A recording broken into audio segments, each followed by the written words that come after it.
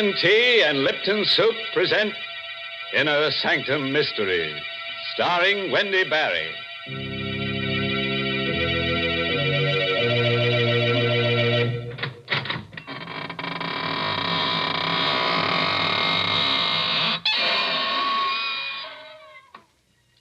Good evening, friends of the Inner Sanctum. This is your host to welcome you through the squeaking door into a gay little world of homicidal maniacs, vampires, ghosts, werewolves, and assorted forms of sudden and gory death. Friends, if you ever walk through a cemetery at midnight and see a girl whose hair is on fire and is carrying her head under her arm, you know what to tell her, don't you? Just say, keep a cool head on your shoulders, Toots. And run like crazy. I suppose you think that kind of advice will help her. Why, of course, Mary. What else could you say to a girl whose hair is on fire? Wait, I know what you'd tell her. You'd say, my dear, why don't you cool off with a glass of Lipton's iced tea? I declare, you sure think of Lipton's at the strangest times. But you know, folks, come to think about it, this is a strange time of year. The days are hot, and yet the nights are apt to be a bit chilly. Yes, this is the time when people keep cool with a refreshing pitcher of Lipton's iced tea while the sun's on the rampage, and then later, after sundown, a hot cup of Lipton seems to taste just right. And do you know the reason why Lipton's, hot or iced, is always so welcome and satisfying? Well, it's because Lipton's has that famous brisk flavor. That word brisk, B-R-I-S-K, means that Lipton tea tastes fresh and full-bodied. It's never flat or wishy-washy. That's right, folks. You just don't know how good tea can be till you've tried Lipton's. And now, friends, get ready to try a new kind of Inner Sanctum story. It's called The Murder Prophet, and it's an original radio play by Milton Lewis, who copied it from a tombstone. Yes, and our star tonight is that glamorous Hollywood movie star, Wendy Barry, who plays the role of Claudia Dale. All right. Clear the floor and give your flesh room to creep. Ready? Now let's hear Claudia tell us the story in her own words.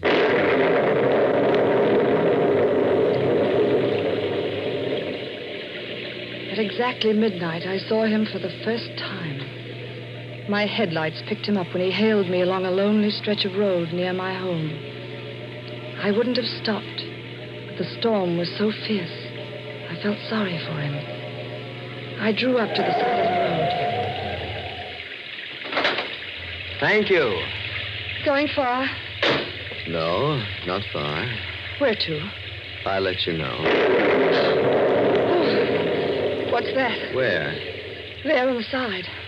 Tombstone. Oh, there's a cemetery where I picked you up. Yes, Birch Lawn. Cigarette? No, thank you. I don't smoke.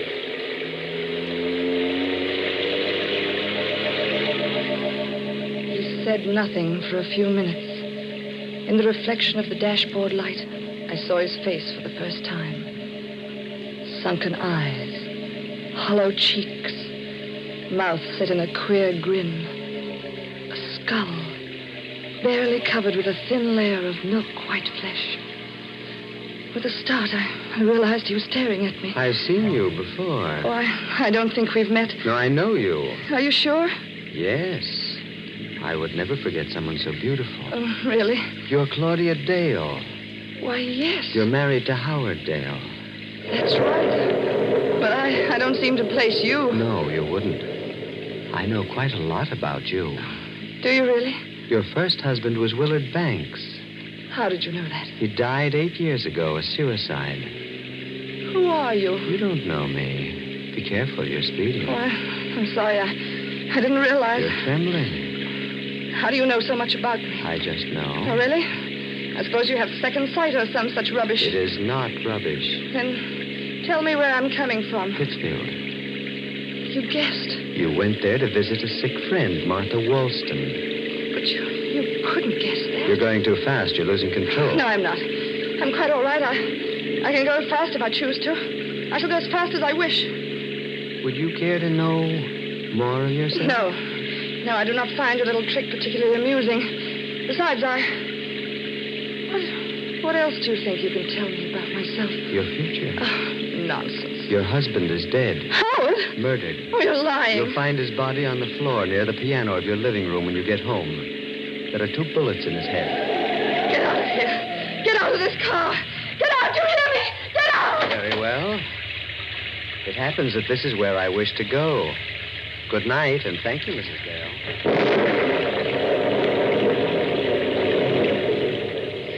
He vanished into the shadows on the side of the road. And then I noticed something white and shining queerly in the spot where he disappeared. I looked closely.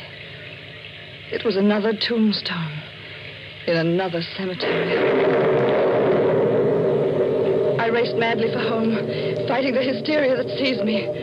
The nightlight was burning in the living room. It couldn't be true.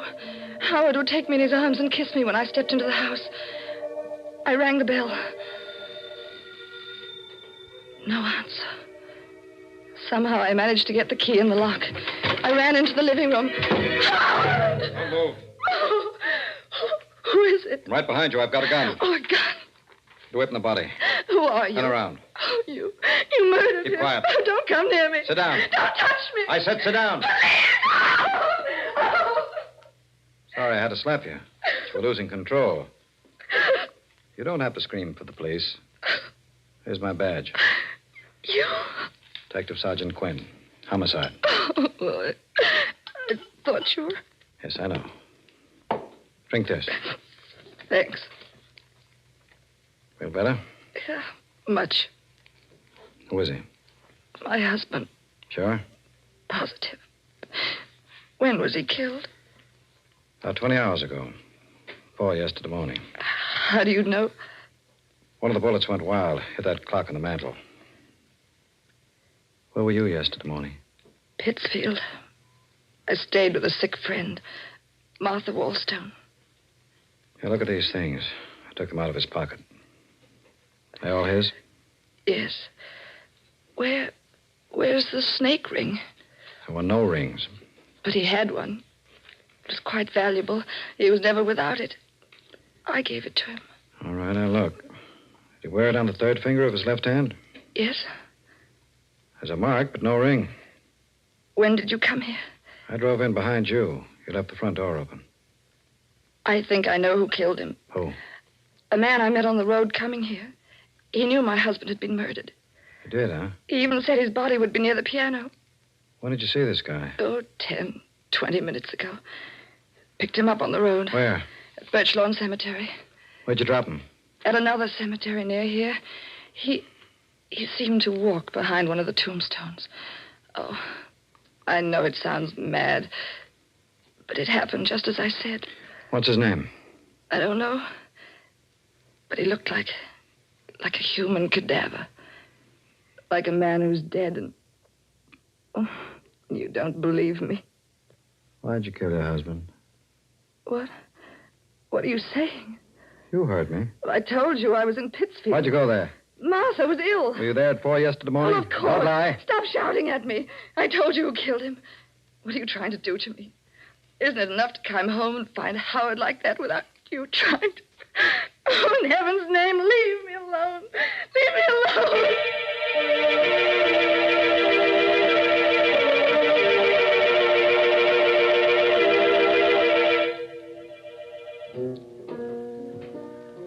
Not a scotch, lady? No, thanks. Here, keep the change. I'm leaving. Sit down, Mrs. Dale. Don't go yet. You. Yes. Won't you please sit down? Yes? Didn't expect to find you here. Nor I you. Are they making it difficult? It's a nightmare. You told them about me? Yes. You shouldn't have. They wouldn't understand. Did you kill him? Would you care for another drink, Mrs. Dale? No. I'll tell you later. Why'd you come here? To talk to you. I knew I'd find you here. Yes, you knew. You're not so skeptical now. No. What did you want to tell me? That you are the most beautiful woman I have ever seen and that I love you. I've loved you since I first saw you 7 years ago, when you came here to live with your husband. Is that why you... Why I killed him? Is that what you meant to say? Yes. I'm not an ordinary man, Mrs. Dale, but I'm not a fool. Now, on this card, you'll find my name, address, and telephone. Do you really believe I'd phone you? Yes. There will come a time when you shall want love. Good night, Mrs. Dale. Good night.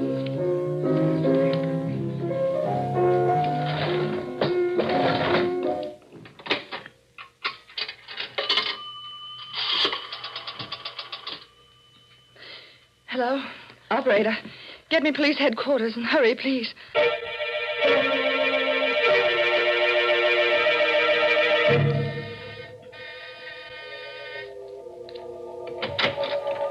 Yes? That's him, Detective Quinn. That's Garth Dragman. Thank you, Mrs. Dale. Do you mind coming down to headquarters, Mr. Dragman? Not at all. Did she tell you that I murdered her husband? Yes.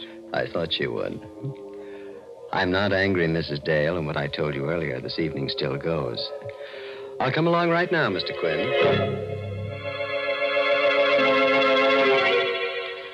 I didn't sleep a wink that night. Twice I got out of bed and drove to police headquarters. The lights were blazing in Quinn's office. I went in the third time. I couldn't bear waiting. Oh, Miss Dale. Well? Glad you stopped by. We checked everything Dragman said. Seemed he was in the same bar and grill where you met him tonight when your husband was killed. You believed him? Naturally. Bartender and several regular customers backed up a story to play poker. Well, what about the things he said to me in the car? How could he know about the murder before you or I? That I don't know. Perhaps he does, if second sight. Odd-looking fellow, isn't he? You can't arrest a man for murder because of that. He's criminally insane, I tell you. I know he is. My dear Mrs. Dale. Oh. What's the use? I loved Howard. I loved him to the point of insanity. Otherwise, there was no accounting for the things I did when I left police headquarters. I was determined to find the man who murdered my husband. It was towards dawn when I made up my mind what to do. I went to Garth Dragman's home. I was about to ring the doorbell when... Don't ring, Mrs. Dale. The door is open. Come in. You were expecting me? Yes, I was expecting you. Do you still think that I killed him? I don't know what to think anymore. Do you want me to find the person who murdered him? Yes, more than anything in the whole world. See, I have strange gifts, Mrs. Dale. And I do believe I understand the mind of a criminal. That mad impulse to crime, that strange, twisted desire to take a living being, a creature of arrogance and power, and make it a corroding, lifeless mass of flesh fit for worms. Oh. You're shocked? Crime is a shocking, evil thing.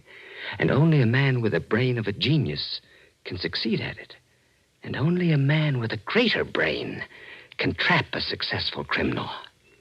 I'll find your murderer for you, Mrs. Dale, on one condition. What's that? That you marry me. I felt my body turn to ice.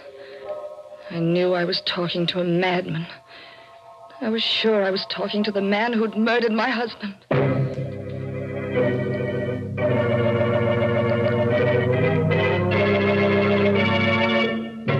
Oh, shucks. It's not so hard to predict a murder. I can do it. It's easy. I predict that there'll be at least one murder every week on Inner Sanctum. Good gracious, yes. You might say it's worth a character's life to appear on this program. Oh, don't feel sorry for them, Mary.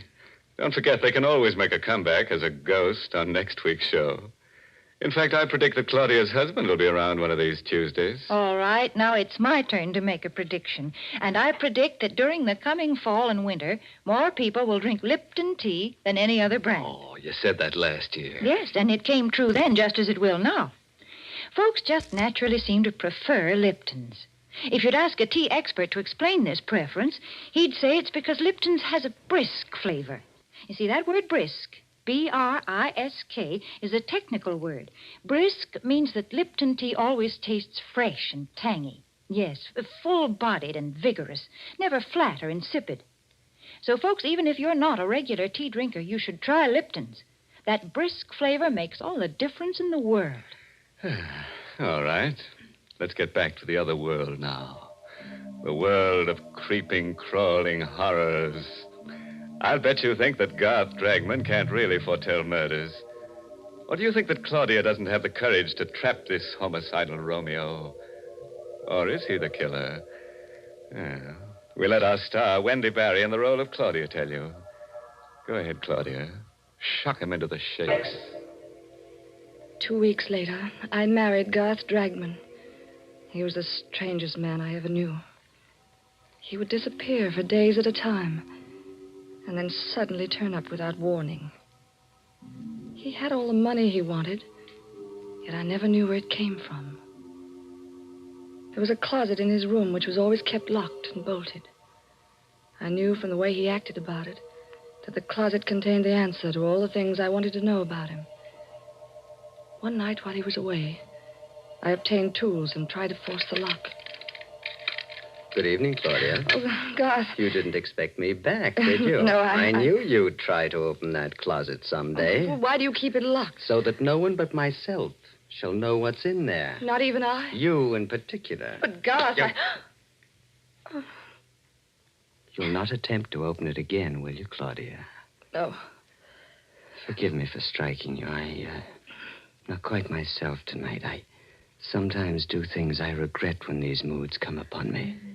He sat down. He seemed terribly exhausted, completely spent. But there was a strange, wild light in his eyes. He seemed like a man intoxicated with some strange drug that few men know the taste of. You do forgive me, don't you, Claudia? Yes, of course. See, it's something that few people know, Claudia, but a person who has extraordinary powers carries an extraordinary burden. You mean your gift of prophecy? Yes, I didn't want to mention it. It seems to upset you so. It doesn't frighten me any longer. Did you read in the newspaper about a woman's body being found in the river? She'd been murdered, garroted. Yes, it was in this evening's paper. They don't know who she is. I can tell you who she is. Josephine Ford. The stupid girl, Claudia. I could have told you that she'd been murdered 3 days ago. How do you know these things? Because I see them. A sort of vision. Now I'm seeing another vision. It's a house, 346 Harbor Street. Near the waterfront. A young woman lies in bed reading. She's very attractive. In an hour, she'll be dead. When the police come, they'll find her body decapitated. The criminal did this to destroy her identity. But who is the criminal? What difference does it make? He'll never be caught. Garth, while you were gone, Martha Wallstone telephoned. She's ill again. Oh. She asked me to come up immediately. Why didn't you go? Well, I was waiting for you to get home before I left. You want to leave immediately? If you don't mind. It's really an emergency. You may go, Claudia. I shall go to sleep. I'm extremely tired.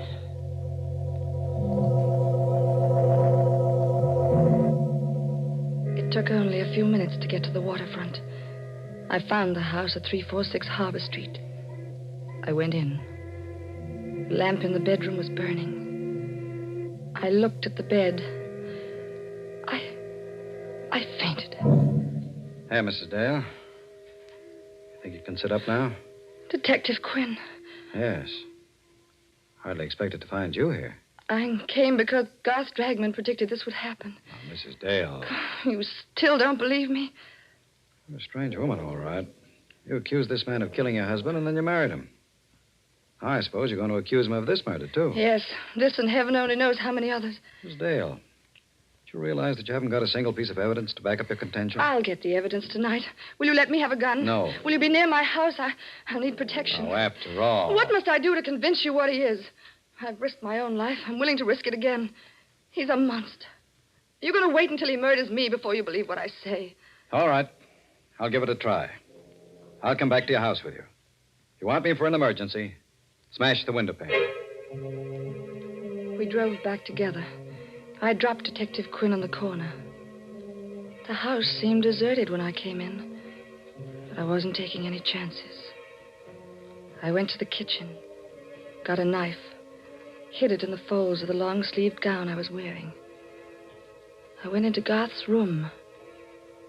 He wasn't there. But the closet door was open. What I saw in there nearly made me ill. Clothes. Garth's clothes. Some of them soaked in blood. I forced myself to examine them. Then I found something that made my heart beat faster. A little jewelry case. I'll take that, Claudia. Oh, Garth. Give me that jewelry case, Oh, no. please. No, don't take it. Thank you. Garth. Get away from that window, Claudia. Go on. Oh, don't shoot, Garth. You were so anxious to see what's in that closet. Well, now you have.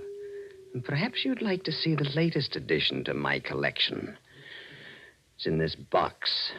That box. Yes, Claudia. A hat box. Garth! Sit down, Claudia. What are you going to do? Tell you who killed your husband. You? No. You. You're insane. I've written out a confession for you to sign. What'll happen if I don't sign it? Well, I credited you with more imagination. Would you like to hear it? Yes. Yes, read it, please. Sit over here, away from that window. Yes. I, Claudia Dale, murdered my first husband, Willard Banks, for his insurance by administering poison. My first husband? Yes, Claudia. See, I mean to make this document strong enough to send you to your death if I wish. I've got all the details here, just how you murdered your first husband, how you killed your second. Shall I go on? No. You know it's all a lie. Will you sign it? Of course not. Just what is your game, anyway? If you want to kill me, why don't you shoot? You've been very successful before. There's no reason you shouldn't succeed again. Go on, shoot. You put me in a very difficult position, Claudia. You see, you have found out certain things about me. Things that could cost me my life. I will not tell you again to get away from that window, Claudia. I should prefer to see you live because I love you. But I shouldn't hesitate to murder you. You love me? Yes. You haven't taken me in your arms once since I know you. The right time had not arrived. What do you consider the right time? When I feel that you understand me. When I feel that you, who murdered two men, understand the deep and strange cravings and desires that race in my blood. You really believe I'm a murderess? Of course. That's why I love you. Then the time is now. The time? To take me in your arms. Claudia. He still held the gun. He wasn't more than 2 inches from me. I turned my lips up to him. I twisted my body to get out of the range of his revolver. When I felt his lips touch mine, I slowly let the knife slip into my hand. Slowly, caressingly, I drew my hand up towards his neck. Then I plunged the blade in. Claudia! Detective Quinn, hurry! I'm coming. What happened? I killed him. And here's the proof that he murdered my husband.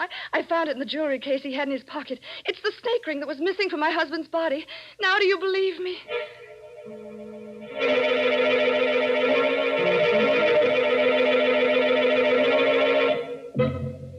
That's the whole story. I realize that you, as the district attorney, must know all the facts. There they are. Thank you. There are a few points in the story that interest me particularly.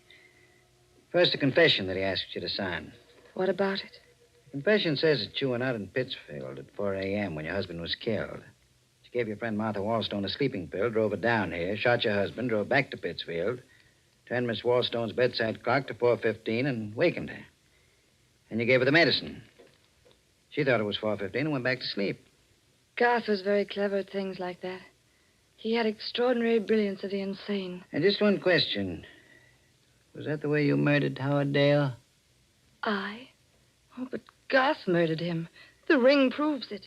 You never had the ring. You put it in the jewelry box. I can't believe what you say. Garth was a homicidal maniac. He predicted the death of the people he murdered. My dear woman, Don't you know yet? Know what? That Dragman was a detective working out of my office. That's how he knew about those deaths. He was put on the case because we suspected you of murdering your first husband as well as your second. A detective? Yes. And you're going to die for killing him.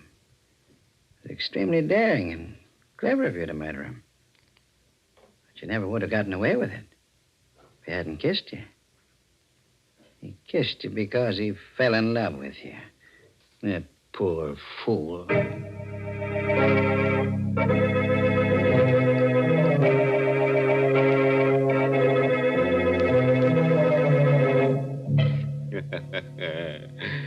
Well, friends, that just goes to prove that you should never pick up hitchhikers who come out of cemeteries at midnight. And I bet you've guessed the moral for our story. It's taken from a famous quotation that Harry the Hangman uttered during a nightmare. Never steal the rings of people you murder on account of that's robbery. My goodness, you call that a moral. That's one of the most immoral things I've ever heard you say. All right, Mary, I'll take it back. Now, here's one you really like. There's many a slip twixt the cup and the Lipton. That's why teaspoons were invented. That's very clever. But I guess the reason they're called teaspoons is because people drink tea so many times during the day. Yes, folks enjoy that brisk Lipton tea not just at mealtime, but between meals as well, such as when friends drop in for a visit. That's why it's a good idea always to keep a good supply on hand. So folks ask for Lipton tea in the larger, more economical size packages. And now here's a cheerful little thought. You can let a man murder you once, but you'd have to be a stiff to let him do it again. Oh, by the way, this month's Inner Sanctum mystery novel is Puzzle for Wantons by Patrick Quentin. Yes, and next week's Inner Sanctum story, directed by Hyman Brown and brought to you by Lipton Tea and Lipton Soup. Next week's story is about a woman with canary yellow eyes, murderous eyes. Everyone she looks at, she wants to kill. And you know what? She keeps a harpoon in her house. Well, well, you never know what's going to harpoon next. And now I'm afraid it's time to close the squeaking door. So, good night. Pleasant dreams.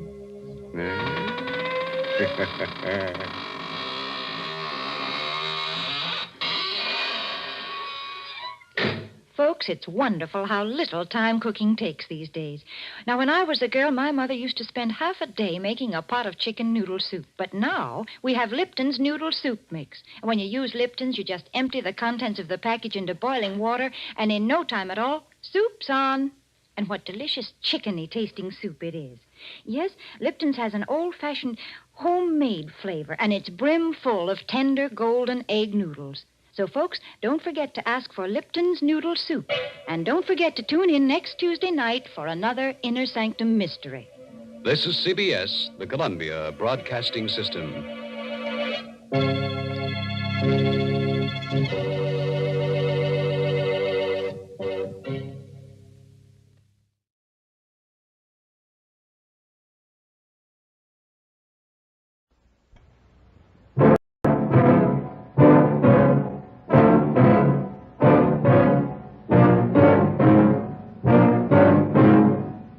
In all my life, I've only seen a dozen real killers. But I've seen 10,000 people who will sit back and let murder happen. Which is the greater evil?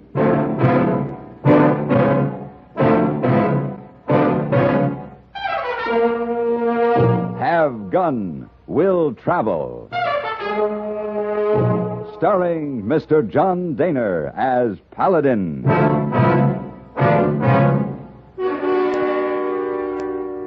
San Francisco, 1875. The Carlton Hotel, headquarters of the man called Paladin.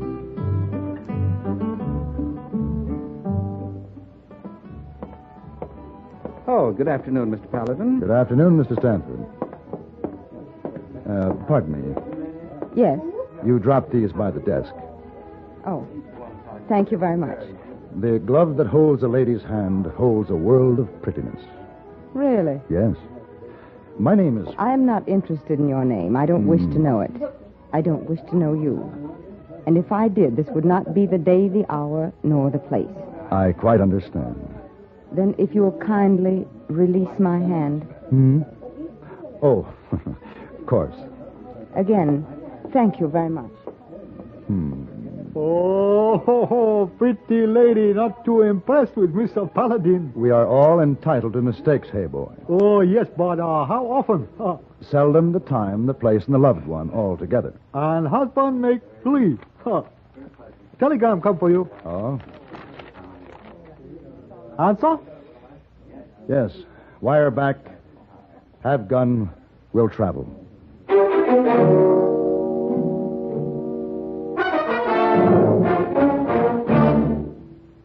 Crime, delinquency, threats of war. These are the subjects that dominate our news headlines these days. Not very pleasant subjects, are they? You may say that somebody ought to do something about cutting down on crime and delinquency and in promoting peace among nations, but that there's nothing you personally can do about it. That's where you're wrong. You can wage your own fight against crime and delinquency in your own family by taking the family to the church or synagogue of your faith this week. The inspiration and guidance you and they will receive from spiritual contact will strengthen moral background and faith. Regular attendance at religious services will help your family to work out its own problems and give them comfort in facing the tensions of our present-day life. Worshipping together brings your family closer together, too, and supporting your own religious institution provides funds to help those individuals and families who, unlike you, are unable to help themselves. Find the strength for your life. Worship together this week.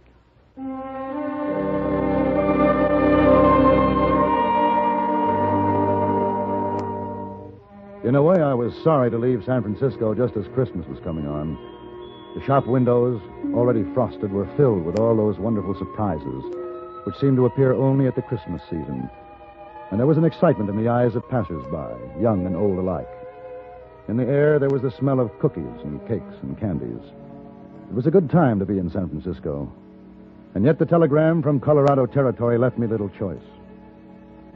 It was a long trip and a cold one. And as I got closer to my destination, I heard more about the man named Beecher, the man who had hired me. And I didn't like what I heard. Matt Beecher was a hard man, and he ran his cattle empire with an iron fist. It was the day before Christmas when I arrived at the Beecher Ranch. You got business here, cowboy? I was told I'd find Matthew Beecher here. You found him. I pay you $25 a month if I like your work. This is my foreman, Tater. He'll sign you on. Howdy. No, I didn't come here to hire on as a hand, Mr. Beecher. No? What did you come for, then? My name is Paladin. You may remember this. Have gun will travel. So? Well, you sent me a wire asking my help, something about your boy. As I understand it, he was carried off during the Sioux War 6 years ago. Well, you're too late, mister. I got him back. Just a few days ago, Mr. Paladin. Oh, well, I'm glad everything worked out. It has. Tater, ride him out to the stage trail. He's going to start back now. And Mr. Beecher, it's a long trip from San Francisco. I'll take travel expenses for my trouble. You'll get nothing. Put him off the ranch, Tater. Mr. Beecher? What? Does the boy speak any English? No, he don't. Why? You speak any Indian dialect? No. Well, don't you want to talk to your son? You speak the Pawnee dialect? Some. All right, Tater. Take him up to the main house. We'll talk about them expenses later. Yes, sir. Come on, Mr. Paladin. Maybe I better set you straight about something. What's that? Well, we ain't too sure the boy is Matt Beecher's son. Well, he seems sure enough. Yeah, well, Matt's sure of everything. He found the boy riding off from a small band of Pawnees 3-4 days ago. Matt just says, "That's my boy," and takes him. Huh. Well, what do you think, Tater? Well, he looks Indian to me. Of course, Robbie was only 2 when the Indians took him. That was when they killed Mrs. Beecher, too. And that nearly finished Matt off when they killed his wife. Tater, is that you? Yep. Mr. Paladin, this here's my wife, Maudie. Maudie? Mr. Paladin? How's the boy today, Maudie? Same as yesterday and the day before. Is he sick? Well, not hardly. It's just we got to keep an eye on him every minute or he'll squirt away. Boy! Hey, boy! There he is, Mr. Paladin. About as wild as any animal that I've ever seen. Poor little thing. Well, what do you think? About 8 years old, I should think. Be about right. He could be white. If some of that grime were scraped off him, it's hard to say. Hard to scrape it off, too. Well, what's he say? I haven't talked to him yet, Mr. Beecher. Well, talk to him. I'm paying you. Kono la teshi. Shishoni, shoni kiburi, kiman. Siwa. Kalate Shishona Kyo. Tegate. His name is Chiwa. His father is Kalate, chief of the Pawnees. You listen to me, boy. I'm your daddy. I'd sell my own soul. I'd give it away before I'd lose you again. He don't understand you, Mr. Beecher. Well, he's got to feel something this strong, lingo or no lingo. Now, boy, you listen to me. Tika. What's the matter with him? He's afraid of you. Miss Beecher? Mr. Beecher? What do you want? It's Indians, Mr. Beecher. Indians. Ponies. Well, what about them? Well, they're setting up camp. Where? They're over on the East Range. So they finally come for the boy. All right, Tater. Yes, sir. Turn the men out. Make sure they all have rifles. Yes, sir. Now, wait a minute. What? Before you start shooting, why don't you find out for sure if this really is your boy? I told you before, I know he's my boy. You want to believe that, but you aren't sure. All right, Paladin, say it out. What are you asking for? Time to talk with those Pawnees. Well, you go talk then, but I'll tell you one thing for sure. No matter what lies they give you, that boy's mine. And if they try to come after him, there'll be the bloodiest massacre you ever seen.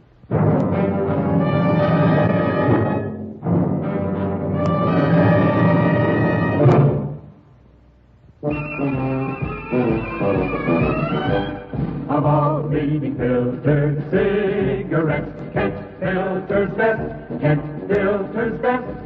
It makes good sense when you smoke Kent. Kent filters best. Of all of the brands of cigarettes, Kent tastes the best. Kent tastes the best. A richer taste than all the rest. Kent filters best.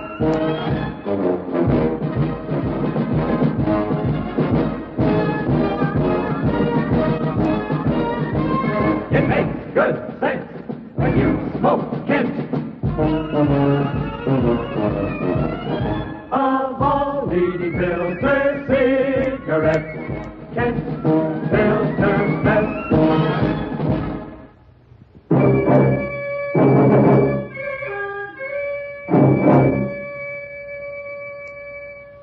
I rode out to the Pawnee camp knowing I had little time and less chance to stop a needless killing. There were squaws, braves, sitting, wandering. There were a hungry people and a lost people.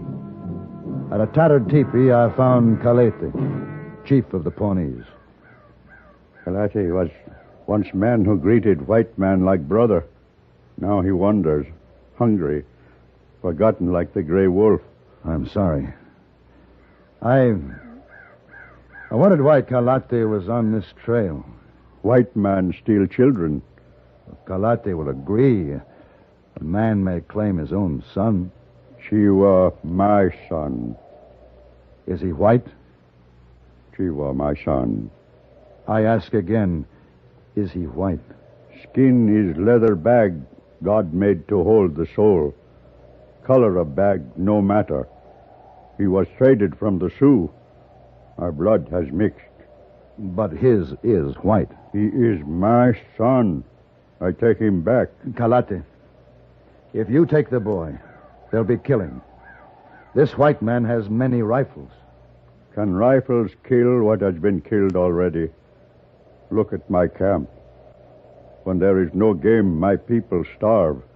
We are driven from land, and winter is here. But we move no more. We stay here. Soon we take my son.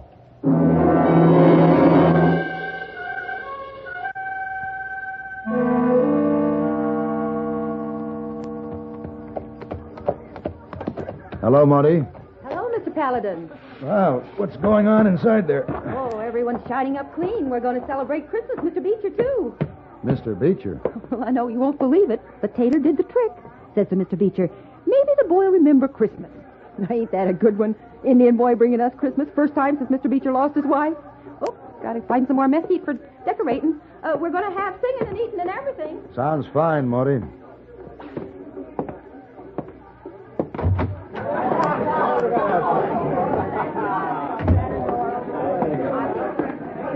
Well, Paladin, you see the chief? I talked to him. What'd he say? He's your son. I told you he was. You tell them Injuns to get their squaws and their tents off my property? No. Why not? You want them all killed? I want you to understand that Chief Kalate feels that the boy is his son, too, and he feels it very strongly. If you talk to him, I'd be glad to act as interpreter. The only way I'll talk to him and his flea-bitten braves is with rifle fire. Listen, Beecher. Chief Kalate is the only father the boy has ever known. You kill him. How are you going to explain that to the boy? You speak Pawnee. You can explain it. You're wrong, Mr. Beecher. Yeah? I couldn't explain that in any language.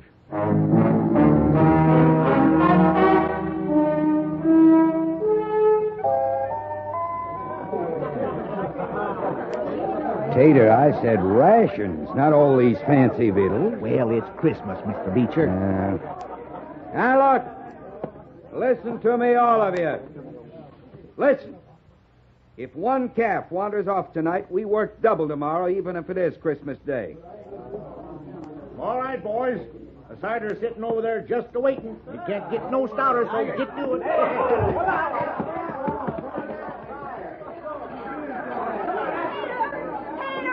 Tater! Morty, what is it? The boy's gone. Gone? They come and took him. Was it the Pawnees took him? Yes, sir. You knew about this, Paladin. I thought they'd try, but not so soon. Get your rifles. Now, just wait a minute. You're always reaching for a rifle. There's no need for rifles. No hurry. The Pawnees aren't going anywhere. They're tired of running. Preaching from a gunslinger. You just been aching to speak a piece. Well, speak it, Paladin. Talk don't mean nothing. Say anything you want. I'll still have the last say. Well, I'm far from being a preacher. But I do know something about killing. Now, these Indians, rightly or wrongly, believe the boy is theirs. And few people love children like the Pawnees. Now, the Chief Kalate might have given up the boy. He knows a wealthy rancher could give the boy more than a starving Indian could, and they're starving. Properly treated, he still might give up the boy. On the other hand, these Pawnees can't run anymore. They're tired. But they would rather die here tonight than give up the child to force. It won't be hard to massacre them. They have no guns. All you have to do is stay out of arrow range. And those you only wound, well, someone will have to press a muzzle against their heads and pull a trigger. Now, this is no Christmas message. I haven't even suggested that to a starving man, food may carry more weight than rifles. As Mr. Beecher can tell you, sentiments like peace, like goodwill, and love, and brotherhood, they're just words, unless you already know what they mean. And if you don't, even if this were a chapel and I were a preacher, such words would do no good. Well, I ain't got much to say. We're going out to kill some Injuns. One Injun in particular. Anybody that wants can stay here and draw his time, if you think you can find another job. And those who ain't going with me, speak up. Right now.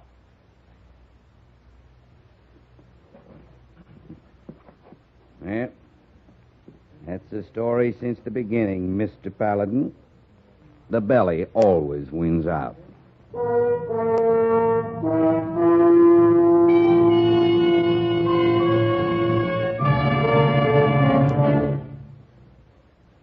My dear Watson, with all due respect to Sherlock Holmes, let us establish one fact clearly. There is nothing elementary about the shrewd deductions Eric Severide makes as he analyzes world affairs on CBS Radio. As chief Washington correspondent for CBS News, Mr. Severide has open to him almost every possible source of information. Experience has sharpened his perspective and given him an extraordinary working knowledge of the forces that make history. It's taught him to view each new development in terms of cause and effect. Each Monday through Friday night, as you'll join Eric Severide on most of these same stations, you'll find his news analysis remarkably free of snap judgments and predetermined conclusions. You'll discover, too, that his carefully considered appraisals of the news not only contain real clues as to what is going on in the world, but also they make the news as exciting as any Arthur Conan Doyle story.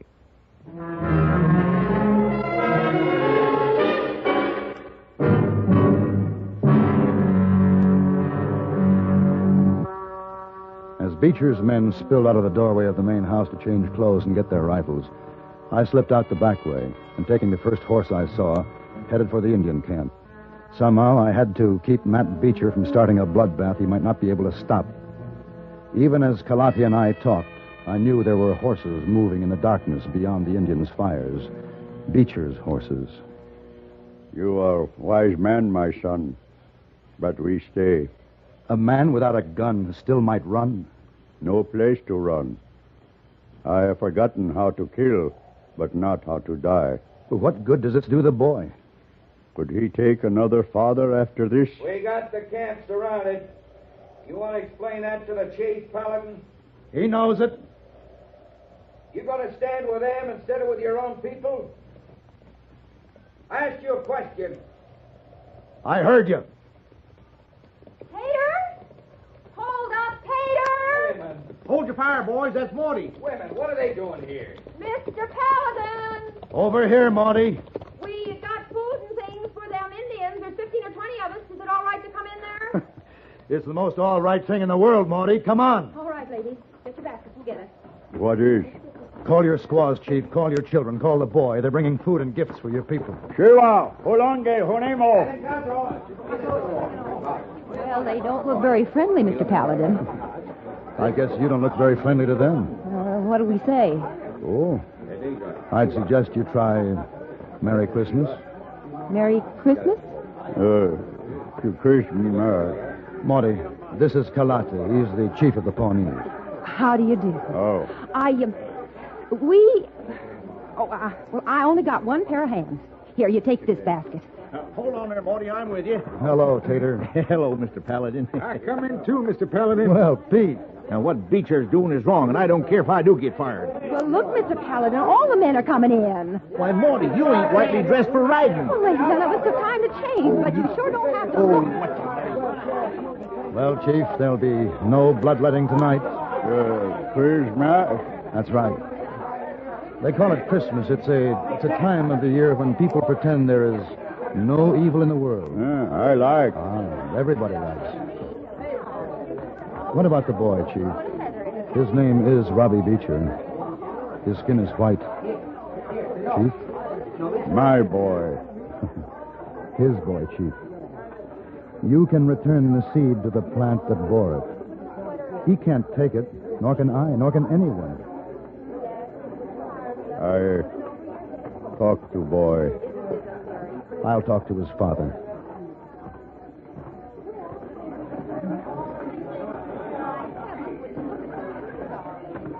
Hold it, Paladin. Right there. He'll give you the boy, Beecher. What? You can take him home tonight. The chief is talking to him now, telling him that you're his father. I'll kill you, Paladin, if this is some kind of way of getting back at me. When do I get my boy? I haven't been paid yet. $1,000 cash. Well, I haven't got it with me. Well, when can you have it? Tomorrow? Then give it to the chief so he can buy some land for himself and his people. I'll do better than that. I'll give him some land. I feel like I should give something. It's a good feeling, isn't it? As a matter of fact, it is. Christmas, Mr. Beecher. Merry Christmas, Mr. Paladin.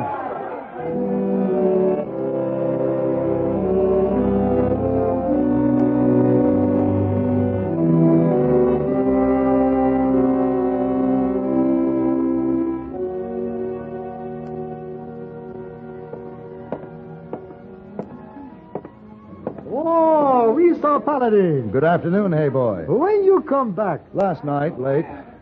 Oh, excuse me. Oh, no. Wait, not her. You met her once, remember? I remember. She's always dropping her glove. Oh, too bad. I trouble. Oh. I beg your pardon. You dropped your glove. Oh, well, please do. My name is Paladin. My name is Eugenie Meyer, Mr. Paladin. Oh. There's a princess named Eugenie. I'd rather hear about that glove that holds a lady's hand. Holds a world of prettiness? Yes. I like that beginning better. Is there more? Oh, there's a great deal more, I assure you. But one question. Why the change of heart? Well, it's more a change of mind. The change of heart can come later. But why? You were very confident in your rejection the last time we met. Well, you were very confident of yourself, Mr. Paladin. Christmas seems to have humbled you. And me. Then we're both very fortunate. Now we can meet. Yes.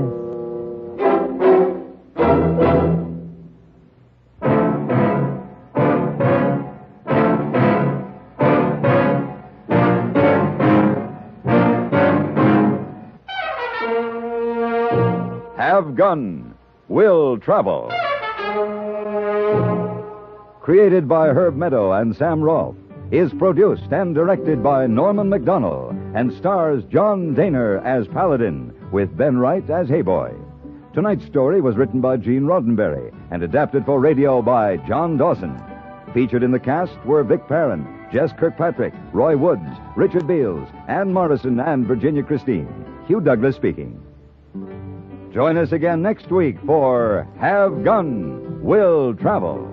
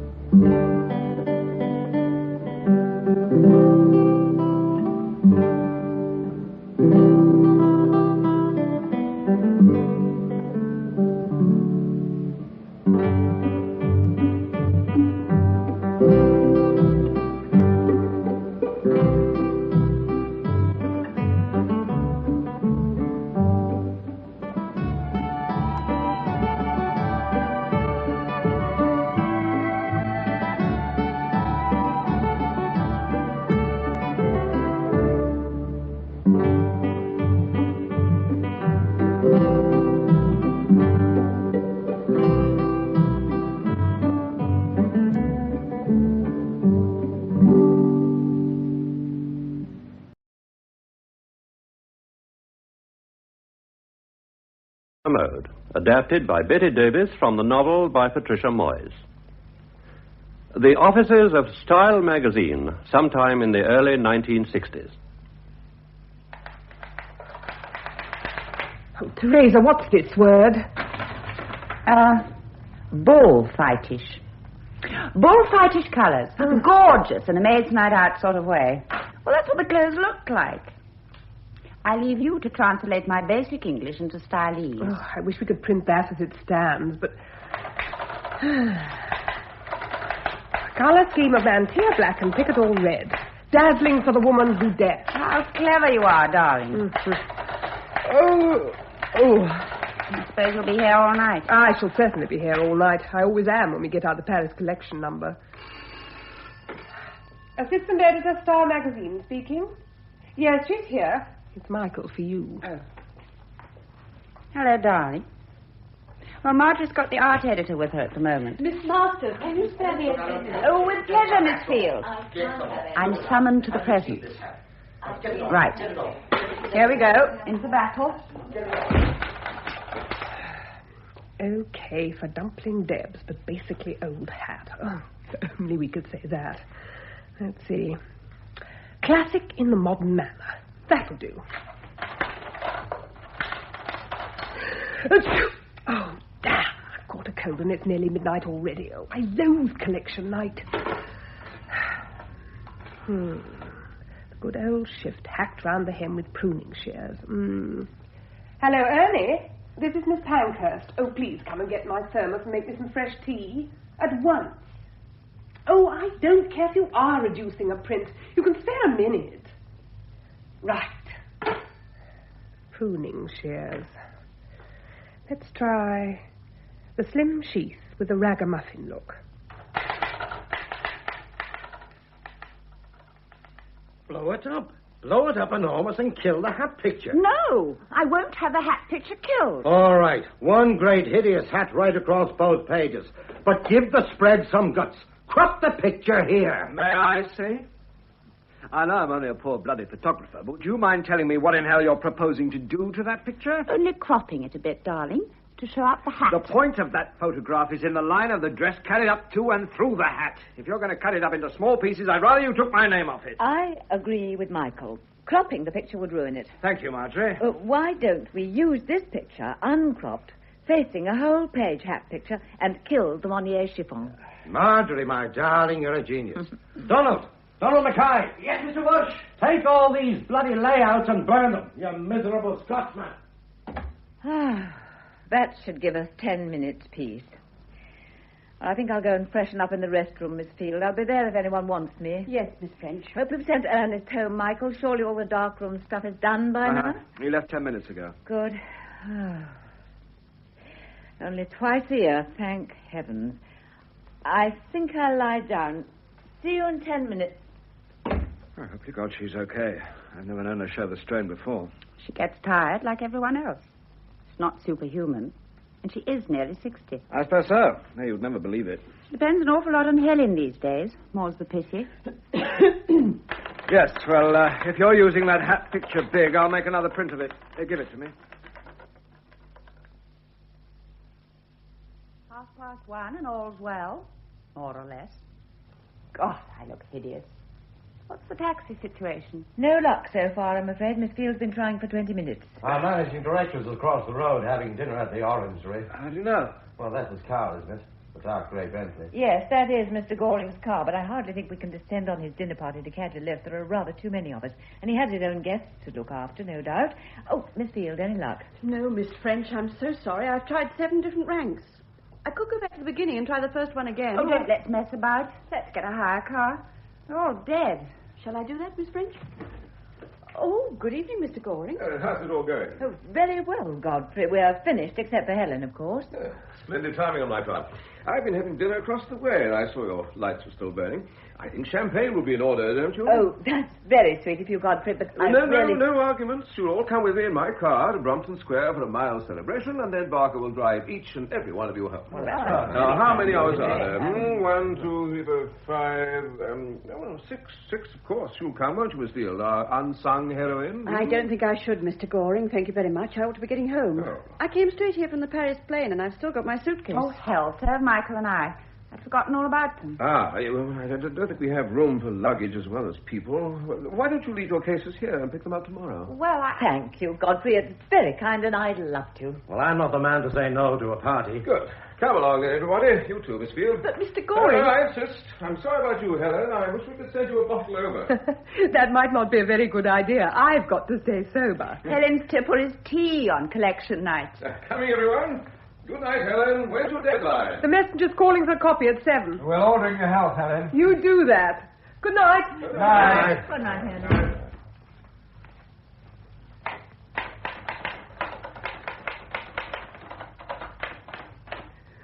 Oh, God. Oh, dear God. I can't stand it.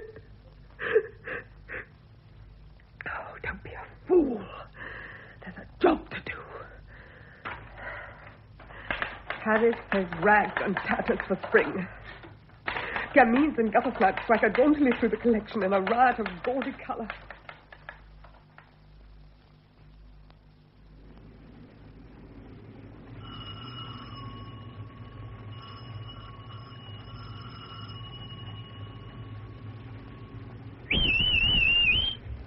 Morning.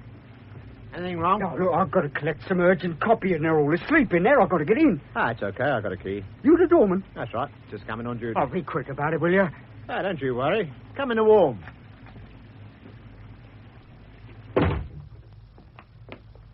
I will soon see what's up. Not like Miss Pankhurst to go to sleep on the job. Not like her at all.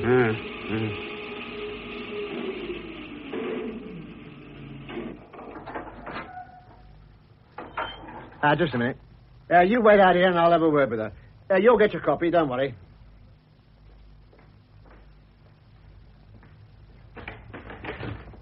Miss Pankhurst? Yeah, what the hell's all this mess? Miss Pankhurst? Yeah, wake up. Wake. Oh, my God. What is it? Hey, what's happening? Quick, get the police. Get a doctor. Here, where's my envelope? Well, with your envelope, she's dead. Cyanide poisoning, sir. No doubt about it. In the thermos flask. I can smell it from here. Have the photographer and fingerprint chaps got all they want, Sergeant? Yes, sir. Good. There's a bit of a mess in here, isn't it? Looks like a hurricane, is it? I can understand the papers, but all them stockings and panties and whatnot all over the place. Somebody's been through that suitcase there in a hell of a hurry. Just picked things up, thrown them out higgledy-piggledy. Face powder everywhere. Bottle of perfume broken. Stinks, don't it? Especially with a fire on. It's just a bit overpowering, yes.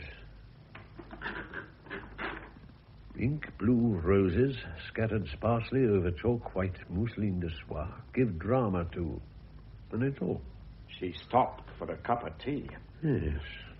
That young man downstairs will have to wait a long time for his coffee. All right, Sergeant, you can have the poor girl taken away, but be very careful nothing else is touched. Right, sir. Oh, by the way, Miss Marjorie French is here, the editor. Oh, I'll talk to her straight away. Ask her to come up. Yes, sir. This is a terrible thing, Inspector Tibbet. Your sergeant didn't give me many details, but the mere fact that the police are here, I take it that Helen's death wasn't natural. No. I'm afraid Miss Pankhurst was murdered. Have you ruled out suicide? Had she a reason? I'm not a gossip. The private lives of my staff are not my business. But I have been very worried about Helen lately. Mm-hmm. You'll understand, Inspector, that in any organization that employs both men and women, there is the possibility of sentimental attachments. I see. And Miss Pankhurst? Helen had been having a somewhat tempestuous love affair with one of our photographers, Michael Healy. Why should that drive her to suicide? Well, things have been going wrong. To be direct, Michael is a philanderer and never intended anything serious. Helen is a passionate, intense girl, woman. How old was she? 34. She'd been going to pieces a bit lately. I think Michael was trying to end it. Actually, between ourselves, I intended to send him to America for a few months. Not that that would have cured the atmosphere in the office. What do you mean by that? He's married to my fashion editor, Teresa Masters. I see. Well, thank you, Miss French. All this is very interesting, but I still think it was murder. How did she die? Someone put cyanide in her tea. Couldn't she have put it in herself? She could. I don't think she did. There was no note, and it was an extraordinary time and place to choose, right in the middle of a working session. And then her office seems to have been rifled, not only her papers, but her personal possessions. Personal possessions? What on earth do you mean? Well, perhaps you'd better have a look next door. Yes, Inspector, I agree with you. Helen was murdered. What made you change your mind? All this, and the fact that she hadn't finished her work. If I'd found a tidy office, all the captions and layouts neatly in their envelopes, and a list of instructions to the printers, I think she'd killed herself. Anything else? Well, the office wasn't rifled. The state of the papers is quite normal. Helen worked surrounded by chaos and tidied up meticulously afterwards. What about this suitcase? It isn't Helen's. It belongs to my secretary, Rachel Field. She flew back from Paris yesterday and came straight from the airport to the office. She must have left her case here because of some idea about the sanctity of my office. Well, why didn't she take it home with her? Because of Mr. Goring, our managing director. Hmm? He looked in and invited us all back to his flat for champagne, but he had no room in his car for luggage, so he suggested it should be left here overnight. The invitation did not include Miss Pankhurst. Of course not. She stayed here to work. So you all went back to Mr. Goring's flat? Yes. Hmm. 2 other friends of his were there. Nicholas Knight, the dress designer, and Horace Barry, the manufacturer. We had a glass or 2 of champagne. Then Mr. Goring's chauffeur drove us home. All of you? Except for Nicholas Knight and Mr. Barry. Mr. Knight used his own car. Oh, and he gave a lift to Miss Field as he was going in her direction. They left a little before the rest of us. Then the chauffeur dropped Teresa and Michael in Chelsea and took me onto Sloane Street. After that, he took Mr. Patrick Walsh, our art editor, to Islington. What time? Just before 3. Thank you. Did Miss Pankhurst have any relatives? I'd like to know something about her background. She had no family that I know of. Her parents were dead. I think there's a married sister in Australia. Huh? She shared a flat with Alwyn Piper, our features editor. Her background. She's been on our staff 10 years, worked her way up to assistant editor from a secretary's post. Where would the murderer get cyanide? Well, there's a supply in the darkroom. It's used for reducing prints. Doesn't that point to someone who worked in the darkroom? No. We're all in and out of there all the time, and we all knew about the cyanide. Isn't it kept locked up? Normally, yes, but I'm afraid on collection night rules go by the board. Michael was making his own prints, and the store cupboard was open. Incidentally, the cupboard's in the room where the tea's made, and we were all popping in and out of there all evening. Except Miss Field, that is, and Helen herself. Well, thank you, Miss French. You've been most helpful. I've put an office at your disposal, Inspector. I presume you want to interview everyone who was here last night. Yes. Would you mind checking my list? Yes, of course. Yourself, Teresa Masters, Michael Healy, and Patrick Walsh. Oh, and your secretary, Miss Field. Anyone else? Donald Mackay, Patrick's assistant. He left before the rest of us. And the darkroom boy, Ernest Jenkins. He was here till midnight. Oh, there was Alwyn, too. Miss Piper? Miss Pankhurst's flatmate? Yes. She was writing her copy after the theatre. Do you know what time she left? I've no idea. I told her to go at 12:30, but heaven knows how long she stayed.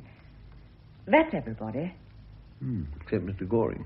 Godfrey, but surely There you was can't... nothing to stop him going into the darkroom before he came to your office. No, but you can't really... I forbid you to go in. Get out of my way, you miserable little man. By God, nobody's going to keep me out of my own office. Chief Patrick's Inspector's given orders that alive. he's not to be disturbed. So I hear. The Chief Inspector... I'd better go and investigate. Who the hell are you? Chief Inspector Tibbet. I presume you're Patrick Walsh. You damn well presume right.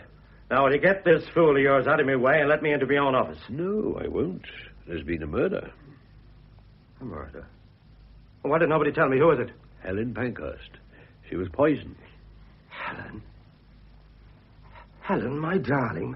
My beautiful. It's not true. It's not true. I'm afraid I'll have to ask you to make a statement, Mr. Walsh. Yes, of course. Now, when did you last see Miss Pankhurst? I didn't clap eyes on her all evening. Last time I saw her was lunchtime. I took her out for a meal. She needed it. Poor kid. Why do you say it like that? I say what I damn well please. And nobody's going to go around slinging mud at the poor girl after she's dead. Who was slinging mud? No one, not a living soul. You liked Helen? I loved her. Do you know of anyone who disliked her? No. You sure? Of course I'm sure. Everybody loved her. Including Michael Healy and Teresa Masters? What filthy lying bastards have been saying things? It's not true, do you hear me? Not a bloody word of it. I have no idea what you're talking You about. know damn well what I'm talking about. I'm not saying another word. You can't make me. Oh, very well, we'll leave it. About the cyanide, I suppose you know where it's kept. I know where the dark room store cupboard is. Oh, will you show me? All right. This way. This is the store cupboard. Everything's kept here. Unlocked. Poison, is it? Yes? I'll have to take it for fingerprinting. Well, since it's empty, I can't see any objection. Whose luggage is that over there? Fraser and Michael. They came back from Paris last night, straight after the last collection was shown. Did you know Miss Pankhurst's thermos flask by sight? Oh, everybody did. Terrible battered old thing. It's never parted from her on collection nights. Did you notice it standing around unattended at any time? Well, it was here by the store cupboard all night. I suppose Ernie made Helen some fresh tea and then forgotten to take it to her. We're all suspect. Any one of us could have slipped cyanide into it. And don't ask me how I know. The poison was in our tea. You as good as told me. Agreed. Now, tell me about the party at Mr. Goring's last night. Oh, damn silly business. Sipping genteel champagne with us simpering fools and vulgar bloody upstarts. Such as? Oh, Nicholas Knight and Horace Barry. Oh, Godfrey may have to be civil to them in the name of the great God advertising, but I don't see why we... Just tell me what happened. Well, we had a glass of champagne and made hideous small talk, avoiding tricky subjects. Then I got fed up and so did Michael. And we began being fairly damn rude to Knight and Barry. Oh, in a subtle way. Subtle? I see. Anyway, they soon had enough and went off. They gave Rachel a lift, and the rest of us went to... Well, what did you mean by tricky subjects? Nothing that would interest you. Oh, most things interest me. Well, I'm damned if I'll tell you, you bloody nosy Parker. Perhaps we'd better have another talk later on, when you're in a more reasonable frame of mind. Reasonable? In all this madhouse, I'm the one reasonable character... Please go away. What? Please go away. Now. Right. I damn well will.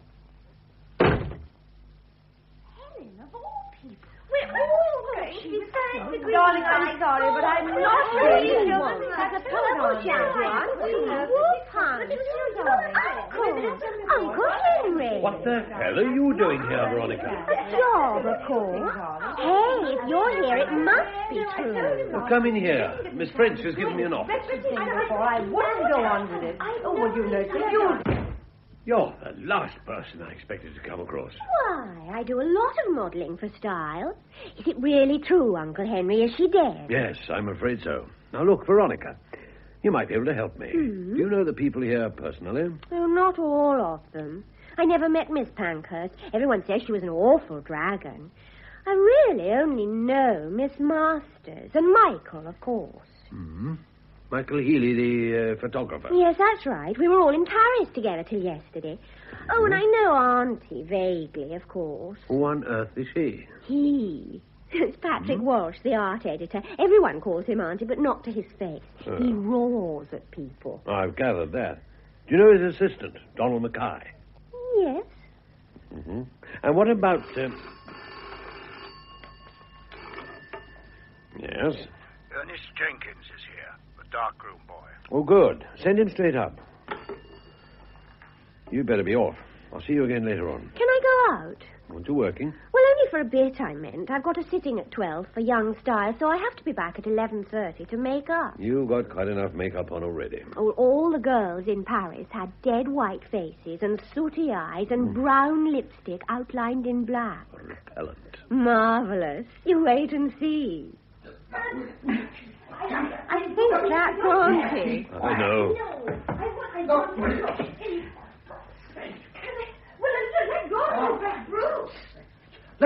Listen to me, you imbecile. I'm going in, now let go. What's all this? Come in, Miss... Piper. Orange Piper. And Mr. Walsh. What is it now? I'm trying to save this lunatic girl from making a fool of herself. The sergeant said the way to come up. Ernest Jenkins. I know he did. I'm sorry, I'll have to see you later.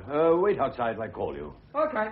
Now, Mr. Walsh, will you please go away? Well, don't say I didn't warn you. Do you want me to go, too? Yes, please. Goodbye. I'm terribly sorry. That's all right. Now, you shared a flat with Helen Pankhurst, didn't you? Yes. Got on well, the two of you? Yes, mostly. Not all the time? Not since Michael. What did you want to tell me? I know about Helen's affair with Michael Healy, you know. You do? How? Never mind. What I don't know is whether it has anything to do with the case. Oh, of course it has. He killed her. What? He was ghastly to her, and she was desperate. That's why she killed herself. She didn't. She was murdered. can't be true.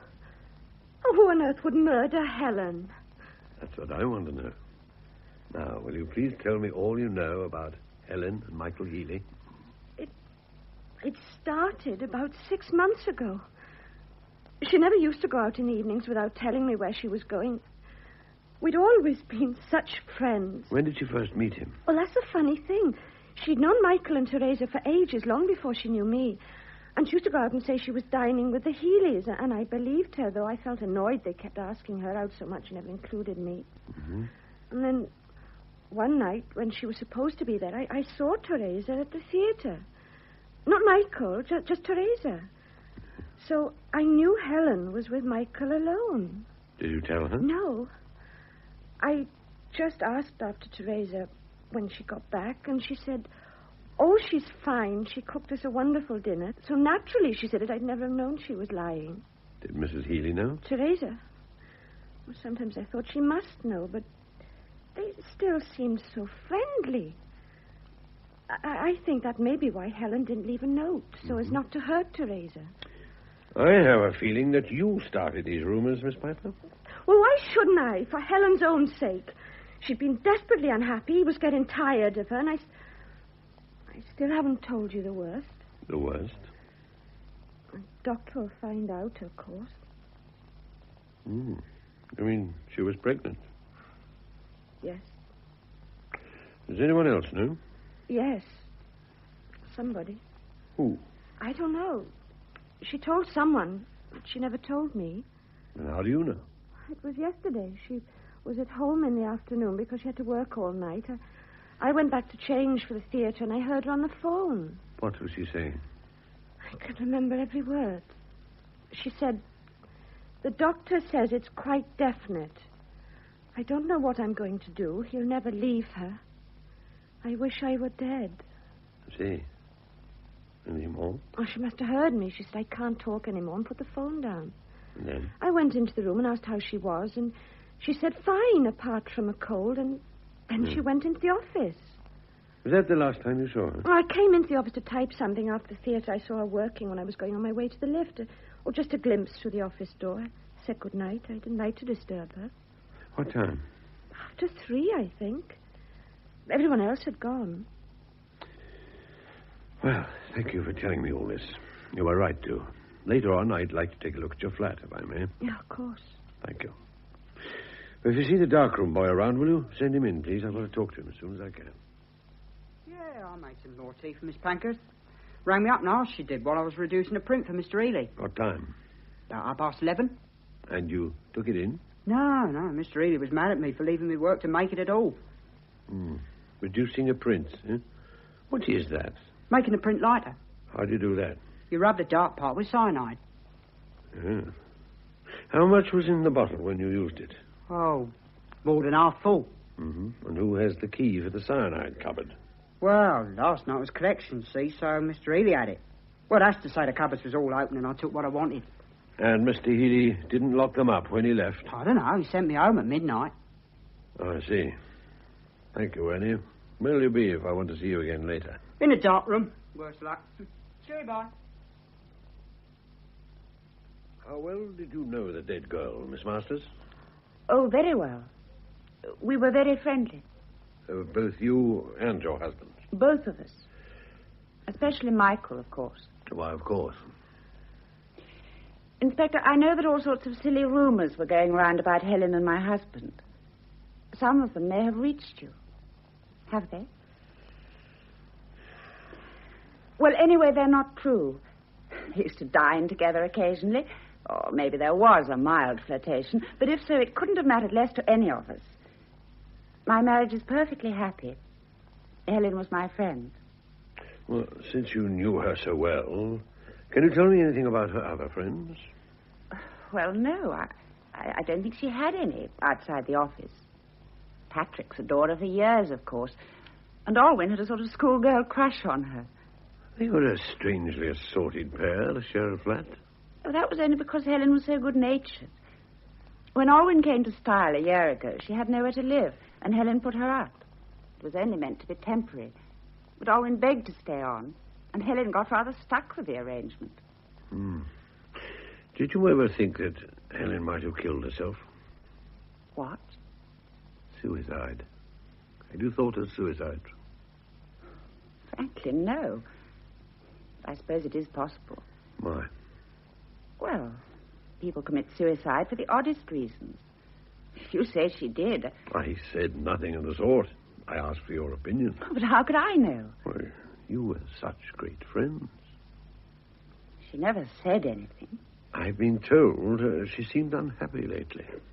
Well, she seemed tired, perhaps. You don't think her friendship with your husband went deeper than you realized? Yes, perhaps it did. But the more I think about it, the more likely it seems. Of course, it wasn't Michael's fault. He probably didn't even guess how she felt about him. But I'm sure that must have been the trouble. Yes, Inspector, I'm sure that's how it happened. You are? Yes. Well, now I think of it that way, it all seems to fit.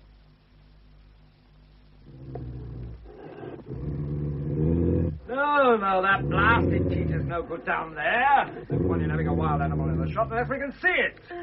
And he makes the bloody thing get up and prowl towards the camera. Oh, I don't like to, Mr. Oh, Ely. Go on, Poppet. Walk easy. Yep, that's marvellous. Hold that. Little smile, Veronica. Head to the left. That's it. Wonderful. Yeah. Now kick the beast again. Oh, I didn't kick him, just sort of prodded gently. Push, push. No, it's no good now. He's gone to sleep. Oh, never mind. Leave it alone for the moment. At least it's quiet and I've got to reload. Ernie, reload. Okay. Ah, there you are, last. For God's sake, do something with this animal of yours. Of mine? For the next reel, I want it standing up. Can it rear on its hind legs? I'm afraid I... Oh, here she is. Here, I've been looking everywhere.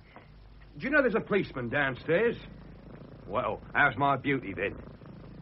Here, I hope she's been a good girl. She's been a bit fractious lately, constipated. Off her food, you know. Oh, she's been as good as gold, haven't you, Poppet? Oh, I wouldn't tickle her ears, miss. Right, let's get on. Veronica, darling, more to the left a bit. Fine.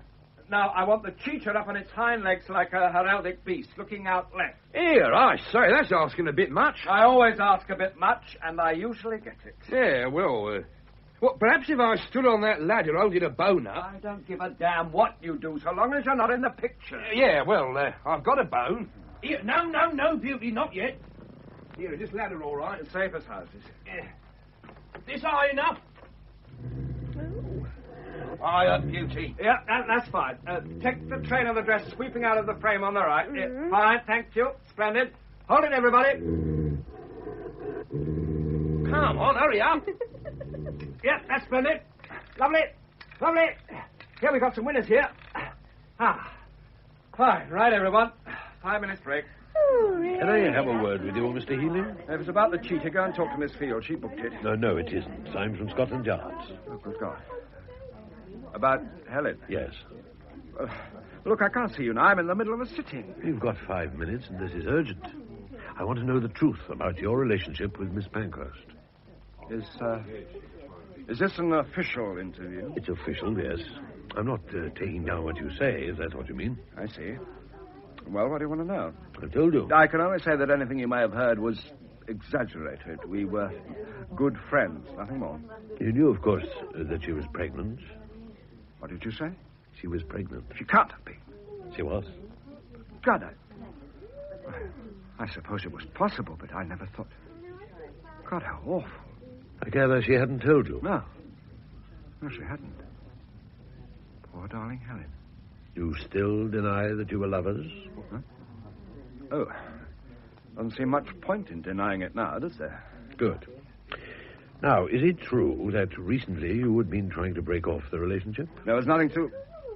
I mean, she must have taken it more seriously than I did. It wasn't important in your life? Well, no. I gather you went home last night, leaving the poison cupboard unlocked. Yes, I suppose I did.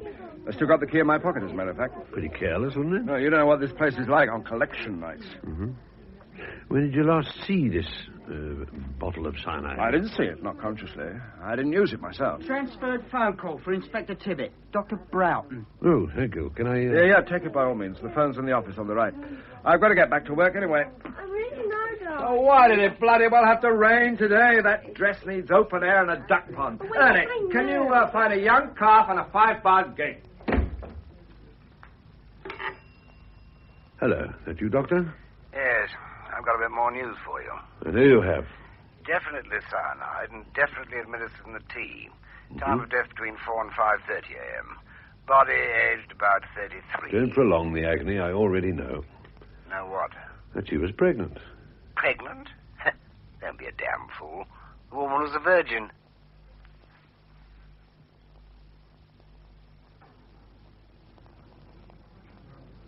It was very kind of you to ask me to lunch, Mr. Goring. My dear Inspector, pleasure. Not a bad burgundy, is it? Excellent. You're being very abstemious. Yes, I usually am, but I trust that won't deter you. Now, you must tell me how I can help you over this shocking business. Tell me about Helen.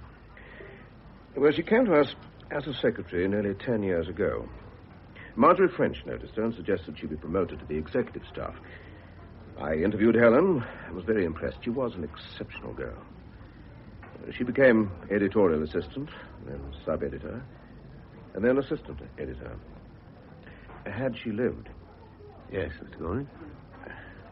Well, this is very much in confidence, Inspector, but had she lived, she might have become editor when Marjorie retired.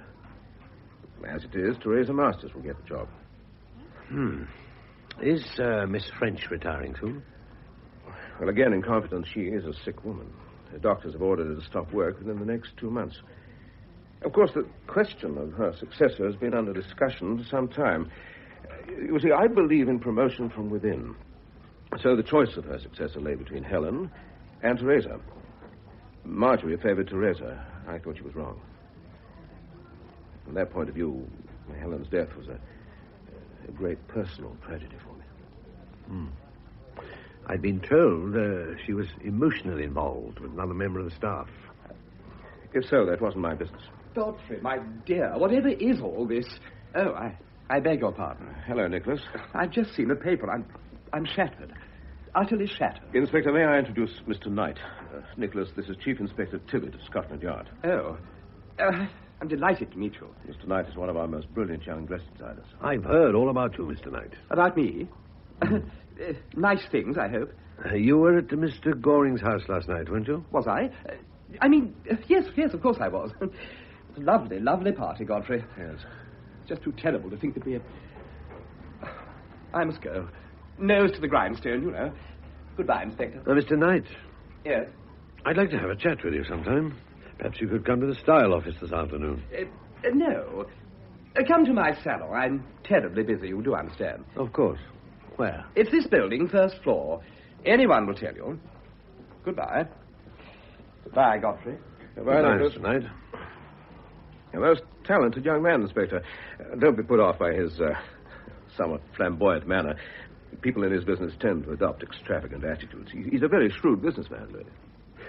Forgive me, but has he been involved in some sort of scandal lately? Certainly not. Oh, well. I must have been confusing him with somebody else. I know very little about the fashion world.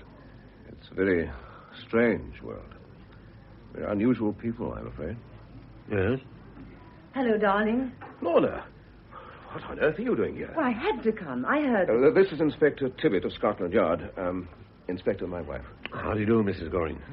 Better sit down. Have you eaten? Of course not. Pierre, I'll have some smoked salmon and chicken supreme with some chablis. You know, the one I like.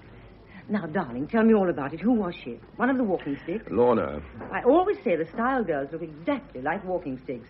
Straight suits, ramrod backbones, and lacquered hair. I can't tell one from the other. Helen Pankhurst is dead. Oh. Is that the dark one with the big nose? Yes. But what happened? The papers Look, said... Inspector Tibbett and I have to get back to work now. Are you staying in town tonight? Well, it seems a sensible thing to do. Very well. I'll see you at home this evening. Well, I'll come and pick you up at the office. No, there's a police investigation going on. Don't be an idiot, darling. I'll tell you all about it later. Inspector, you coming? Goodbye, Mrs. Goring. Goodbye, Inspector. See you later, darling.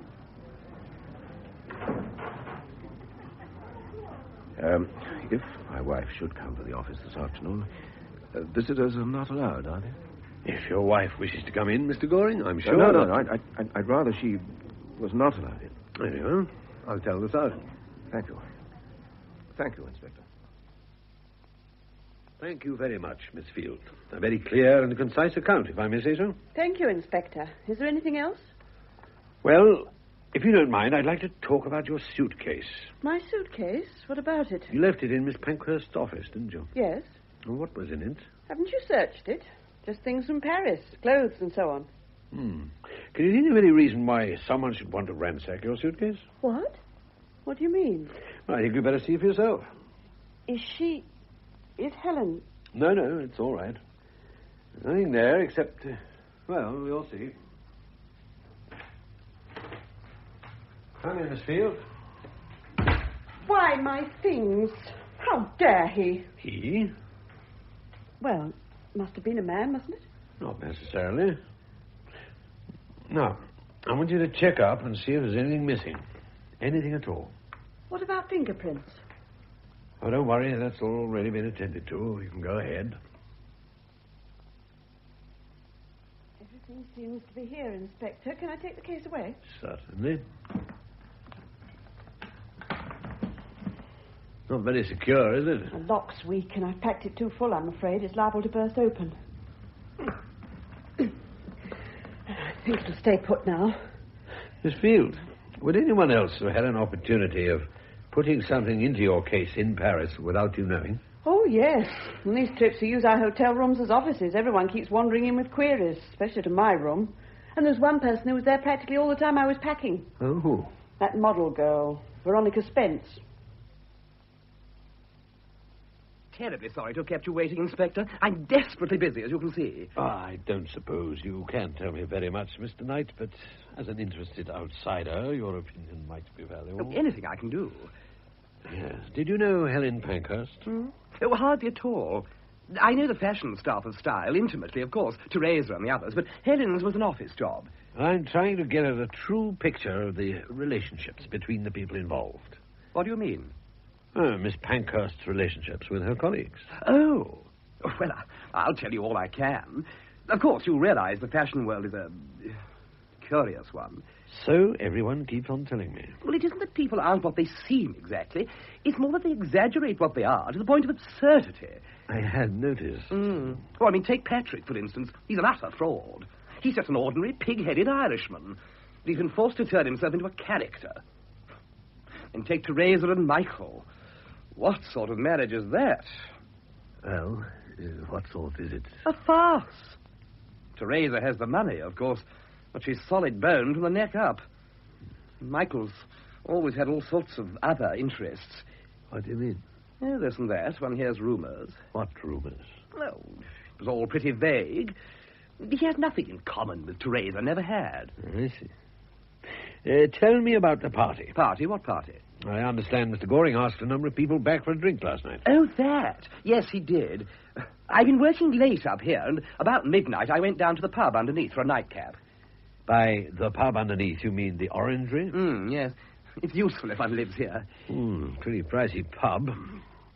Anyway, at the Orangery, you met Mr. Goring. Well, he just finished dinner with Horace Barry. Both in crashingly good form, I regret to say. What does that mean? Oh, Godfrey was doing his hearty one of the boys act. Must be hell on tonic water. I imagine they just clinched a business deal. I was utterly exhausted. I couldn't stand it. Then why did you accept Mr. Goring's invitation? Well, I mean, it wouldn't do for me to be bad friends with Style. You do see that, don't you? Yes, I see it. So, you and Mr. Barry drove on to Brunton Square, while Mr. Goring picked the others up. Was Mrs. Goring there? Lorna? No. She was at their place in the country. There's another clever fellow who married money. Indeed? Yes. The actress. I thought I knew her face. She's a very beautiful woman. The clothes are hell, though, aren't they? Tell me, did any of the Style people strike you as being upset or nervous? Well, Patrick was as rude as ever, thoroughly offensive. Teresa was a bit quiet, and poor Marjorie looked positively ill, I thought. What about Miss Field? Who's she? Miss French's secretary. You gave her a lift home. Oh, Siren of Surbiton. What about her? Well, did she seem to be just as usual? She could hardly have been more usual, poor dear. I don't really know. I never met her before. So, you dropped Miss Field and Mr. Barry and then came back here. Did you notice any comings or goings when you got back? Huh? Anything out of the way happening opposite? Well, there was a girl coming out of the style offices in a terrible orange dress and a white stole. Odd-looking creature in spectacles. Oh, that'd be Miss Piper, huh? The features editor. Anyone else? Well, I caught a glimpse of Helen through the window, typing away. I see. Well, thank you very much. Can you tell me where I could contact Mr. Barry? You know him well, I believe. I work for him. Oh, and I thought... you design on a pretty high level. And he makes mass-produced clothes to sell in Wigan. Oh, you don't understand, Inspector. That's where the money is these days, in the mass market. 5,000 dresses at 10 guineas are worth more than one dress at 100 guineas. The point of my salon here is simply to get my name known. I see. Oh, I was lucky. A friend produced enough money for me to start up here. I really knew I'd arrive when Barry asked me to design his wholesale collection. You see, I have, a flair, if you like, for translating Paris designs for my customers. Barry himself's vulgar and boring, but he knows the business. Where do I find him? 286 Pope Street. Were you in Paris last week, Madame? Certainly not. I never go to Paris. Everyone knows I was here the entire week. There's no need to get so excited. You said you translated some of the designs, so... I have an eye. I look at the photographs and I can see the cut. I can see the seaming. I don't need a toile. Toile? What's a toile? It's the model made and cut exactly as the original, but in cheap cotton. Oh. Manufacturers buy them in Paris, and very dear they are, too. So you make Paris copies without buying toiles? Well, there's no law against it. I work from photographs. That must save you a lot of money. Well, thank you, Mr. Knight. This has been most interesting.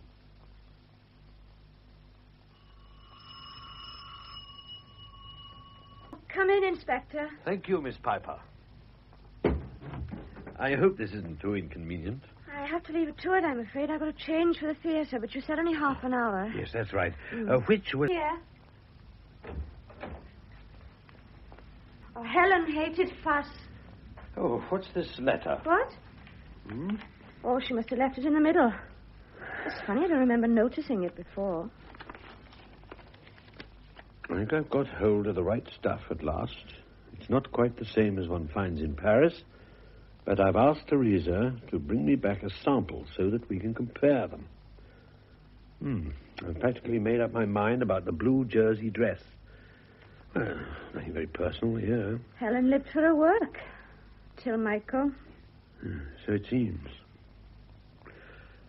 Well, keep this. I haven't got a sample of Miss Pankhurst's handwriting. Did she receive many letters?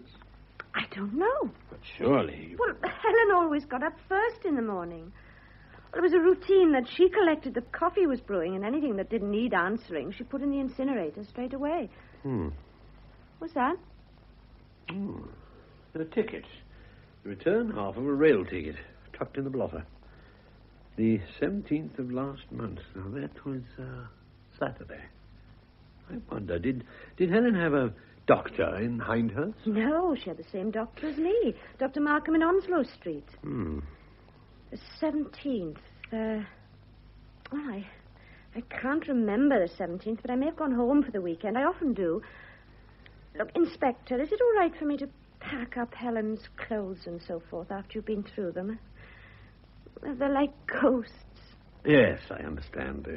I see no objection. Good. Well, forgive me if I leave you to look round on your own now. I must change. Please, Chief Inspector, please sit down. You come about the murdered style, no? Yes, Mr. Barry. I'm sorry to have to trouble you. Oh, no trouble, Inspector. No trouble in the smallest. Oh, obviously you've heard what happened. Well, I've read the papers. Miss Pankhurst was poisoned. Well, I've come to see you because you dined with Mr. Goring on Tuesday evening and went to his house afterwards. I thought you might be able to give me your impression of the people who were there. You know the staff at Style fairly well, I presume? Oh, some of them. Miss French, great lady, great power. She does me honor to come twice a year to my big collections. Miss Masters, too. She knows fashion, but not always do we agree. Your taste is for the readers of style, I tell her. Very good. But me, I have to sell also to those whose taste is otherwise. But wait till she sees my new Nicholas Knight range. Oh. This party on Tuesday night, you all went back with Mr. Goring. What happened then? Now, let me see. There was a lady there I'd not met before, a Miss Field. I felt sorry for her because she's, how you say, out of her ambience. So I speak to her about cats, of which we are both very fond. I see. You enjoyed the party? No, I did not. Such rudeness. Patrick Walsh and Michael Healy. That young man should keep to his camera. With it, he's a genius, but does that give him the right to insult me? Did anyone mention Miss Pankhurst? I don't remember. We didn't stay very long. Why? Because Walsh and Healy, they call me vulgar. I put good money in their pockets. What for they complain? So, I go and speak of cats to poor little Miss Field. You left early, I gather. I did. I was happy when Nicholas suggested and Miss Field. When she go and collect her things, this man Walsh come up and insult Nicholas. How did he insult him? He say, "You think you get the support of style, you little..." He used a very bad word, Inspector. Yes. Then what? He say, "I can tell you, some of us don't like what you do. Me and Helen, we know about you, and we're after you, you and your friend." What was Knight's reaction? Well, poor boy, he was without words. Such untruth. Then Miss Field come back, and we go. I see. How well do you know Mr. Goring? For business. We respect each other. Do you know his wife? The beautiful Lorna. Yeah, I meet her when I spend the weekend at their country house. At Hindhurst? Hindhurst? I don't know. It's at Virginia Water. Oh, stupid of me. Yes, I was mixing him up with someone else. Mrs. Goring is a very striking woman, isn't she? She's a spitfire. Oh, she leads him a dance, but he's crazy for her and he's happy. Perhaps it's good for a man who's a god in his business to be only a puppy dog in his home.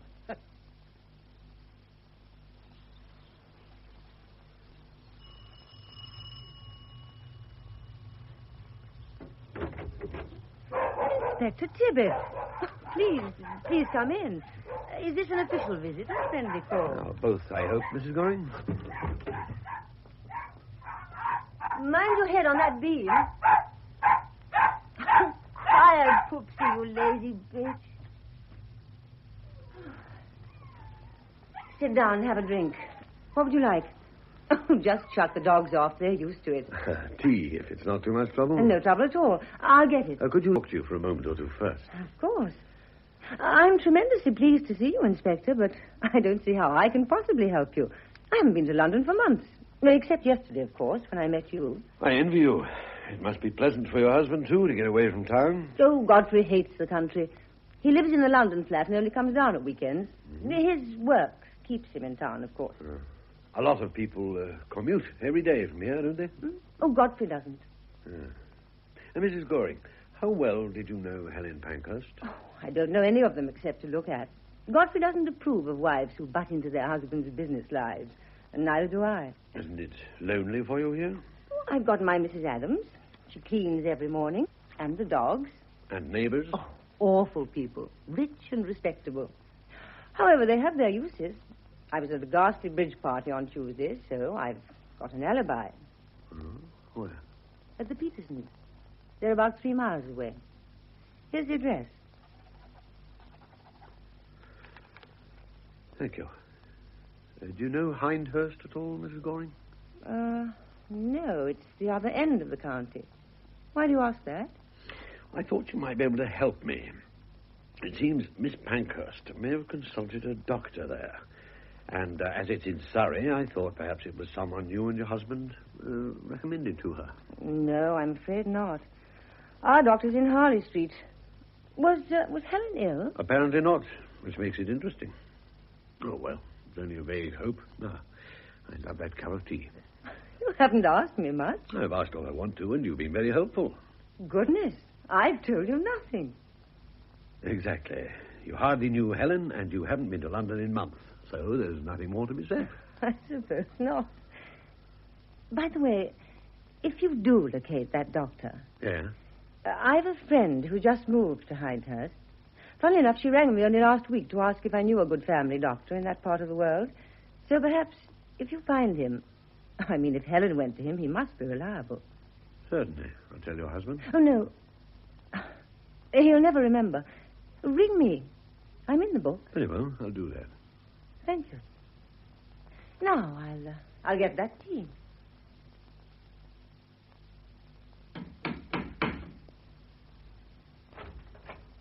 Oh, come in then, me boy. Come on in. It was good of you to see me at this hour of the night, Mr. Walsh. You didn't give me much choice. Well, come on, in here. This is my studio. It's everything, in fact. Not much more to the flat. Well, sit down if you can find a chair. Well, this is a beautiful room. It's a workroom. Have a drink. Thank you. I will. Can't offer you a choice. You can have Irish whiskey and like it. Here you are. Thank you.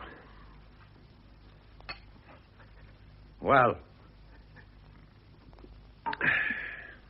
Helen telephoned you the night before she died, didn't she?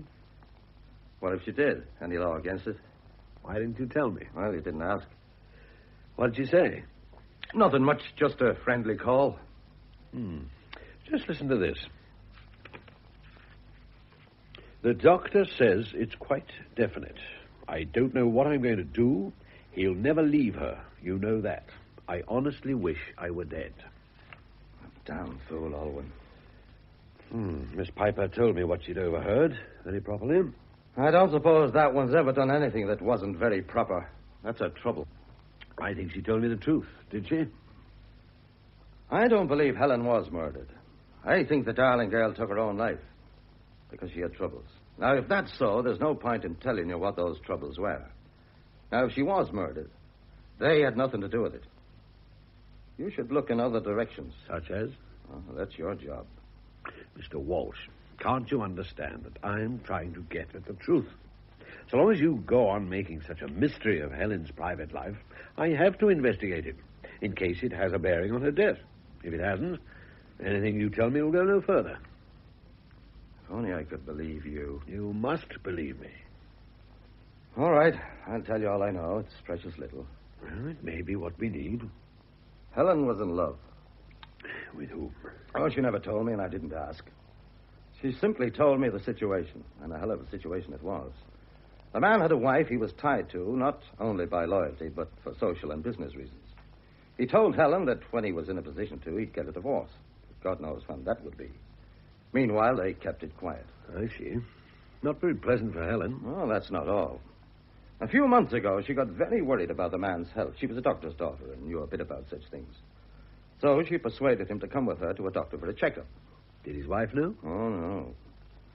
Helen told the doctor the man, well, let's call him X, was our husband. He agreed privately he'd let her know the results of the tests and keep any really bad news from X. Mm-hmm. And the results came through the day she died? Yes, incurable cancer. He has a year to live. I presume he still doesn't know.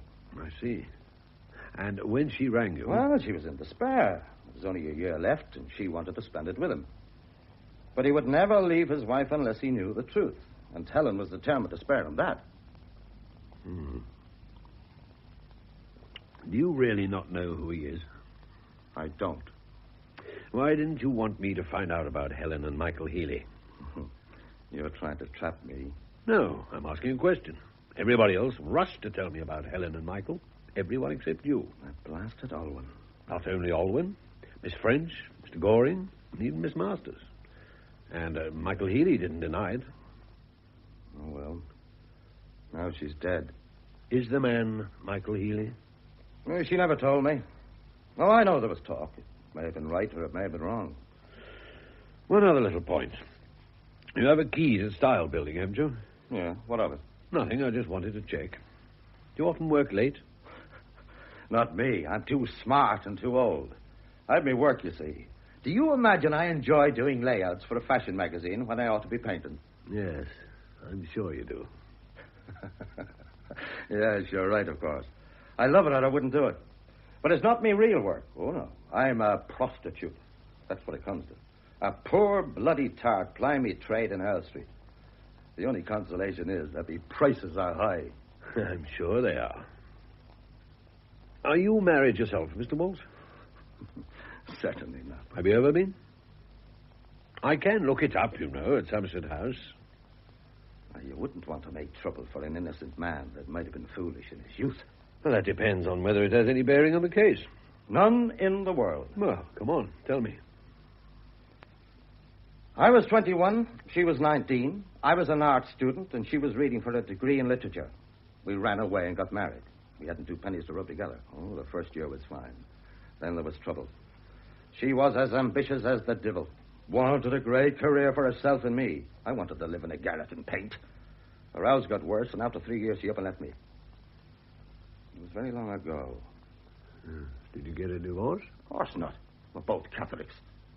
And when did you meet her again? What the hell are you getting? If you'd really lost touch, you'd have made no bones about telling me about the marriage. I think your wife is Marjorie French, the distinguished editor of Style. For God's sake, keep it quiet. Why? You wouldn't understand. Mr. Walsh, how long has your wife been at Style? 35 years. And you? 3 years. She got you the job. Look, if you think Marjorie would employ anyone unless you consider them right person for the job, you're making a... What did you do in those other 32 years? Painted. Successfully? No. You must have been very glad of the job. Get out. Get out and stay out. And keep your bloody mouth shut or I'll break your neck. I'm afraid it's my job to be inquisitive. I don't enjoy it, and I am discreet. Thanks for the whiskey. I'll let myself out. You wanted to see me, Inspector? Yes, Miss French. I want your help again. Anything I can do? I've been told, until I'm tired of hearing it, that Helen was having an affair with Michael Healy. You were the first person to draw my attention to it. Yes. Why? Because I thought it would help you in your inquiries. That's the right phrase, isn't it? I don't think you told me the truth. But why on earth should I lie? I didn't mean that you lied. You kept something back. You didn't tell me that Michael Healy is dying. What?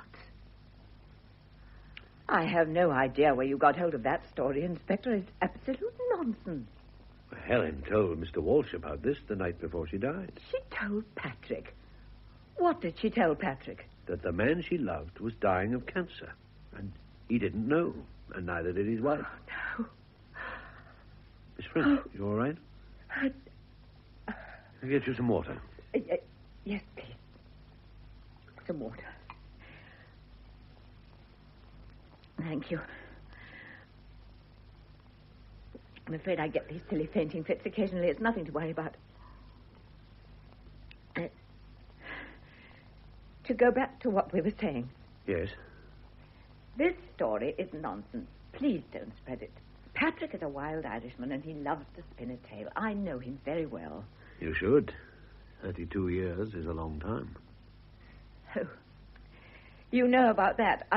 I do hope you'll be discreet, Inspector. I'm always as discreet as I can be. Why do you want it kept secret? Mr. Goring is against employing husbands and wives. It's company policy.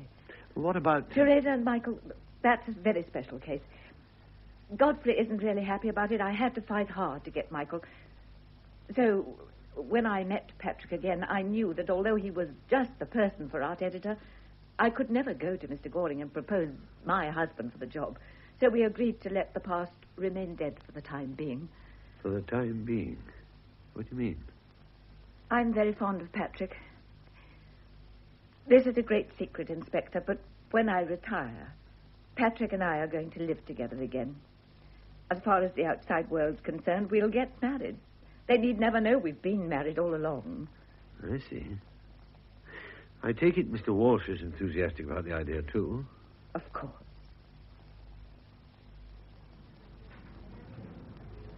But, Nicholas, I am always frank with you. So why are you not frank with me? I haven't the faintest idea what you're talking about. You've been listening to gossip. Well, even Godfrey's been hinting. Gossip? Hinting? No. I just keep my eyes and ears open. Who talked to you? Who told you those wicked lies? Nobody tell me. Read this. Well, that's an American magazine. Nothing to do with London. Now, you just listen to this, my friend. Are Paris designs being pirated? That is the big question raised by persistent rumors that some wholesalers produce accurate copies of Paris models without having bought the toile and before the official release date for photographs. Here, let me see. Yes, but they say it's impossible, so why worry? Because I know it is not impossible. What do you mean? Do you mean I've been pirating? Not so loud, not so loud. That detective over there must not hear you. No, he mustn't. Not that I've got anything to hide. Hello, Uncle Henry. Oh, sorry I'm late. I've been sleuthing for you. Oh, I've had such a hell of a morning with that awful little creature, Nicholas. Veronica. There's something fishy going on, and I'm going to find out what. Veronica, for God's sake, keep your voice down.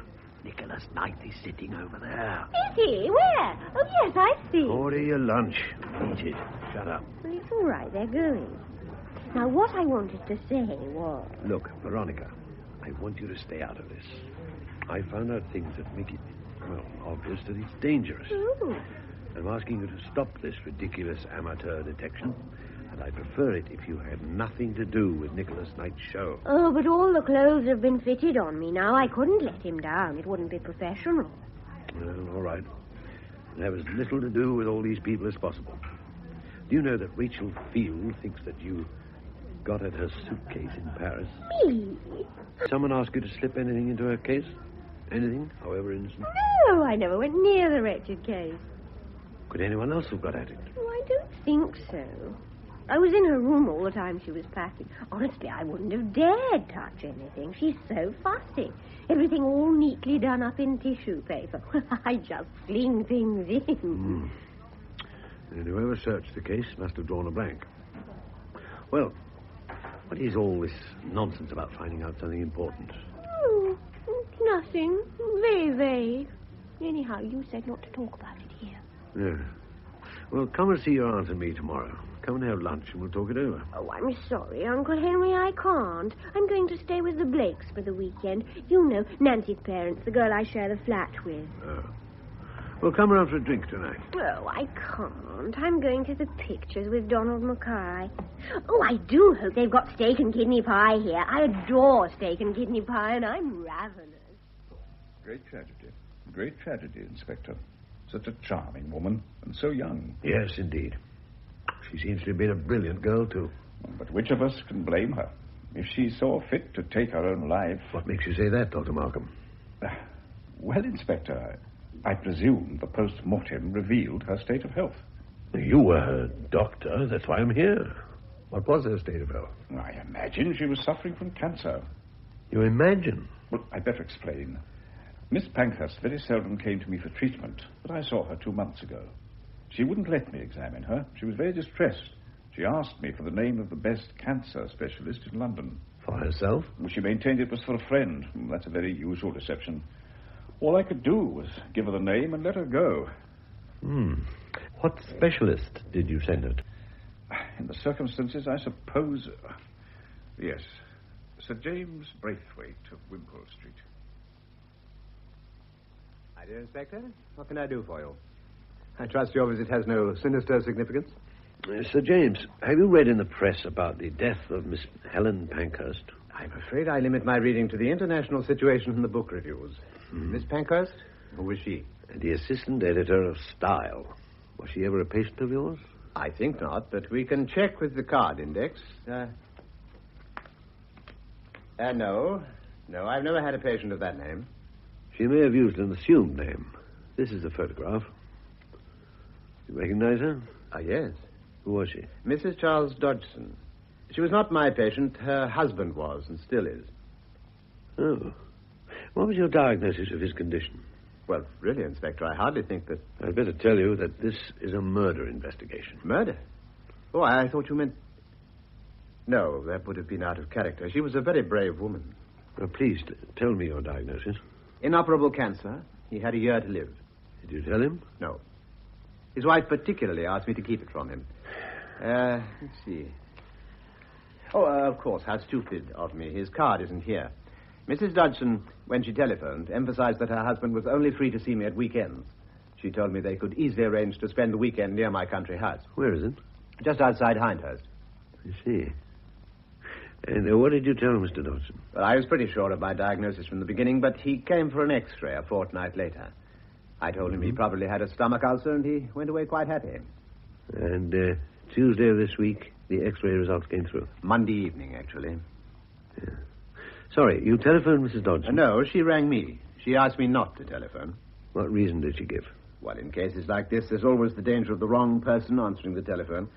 I asked her to come and see me. She did so on the Tuesday, and I told her the facts. She behaved splendidly. Inspector, am I to understand that she was not, in fact, Mrs. Dodgson? You are. Well, then, forgive me, but I'm concerned for my patient. Who will look after him? He has a wife. Whether she will be as brave and sensible as Miss Pankhurst, I can't say. In due course, I'll send her to see you. Good morning, Inspector. You're starting early for a Monday morning. Miss Masters, I have a favor to ask. Could you get me a ticket for Nicholas Knight's show tomorrow?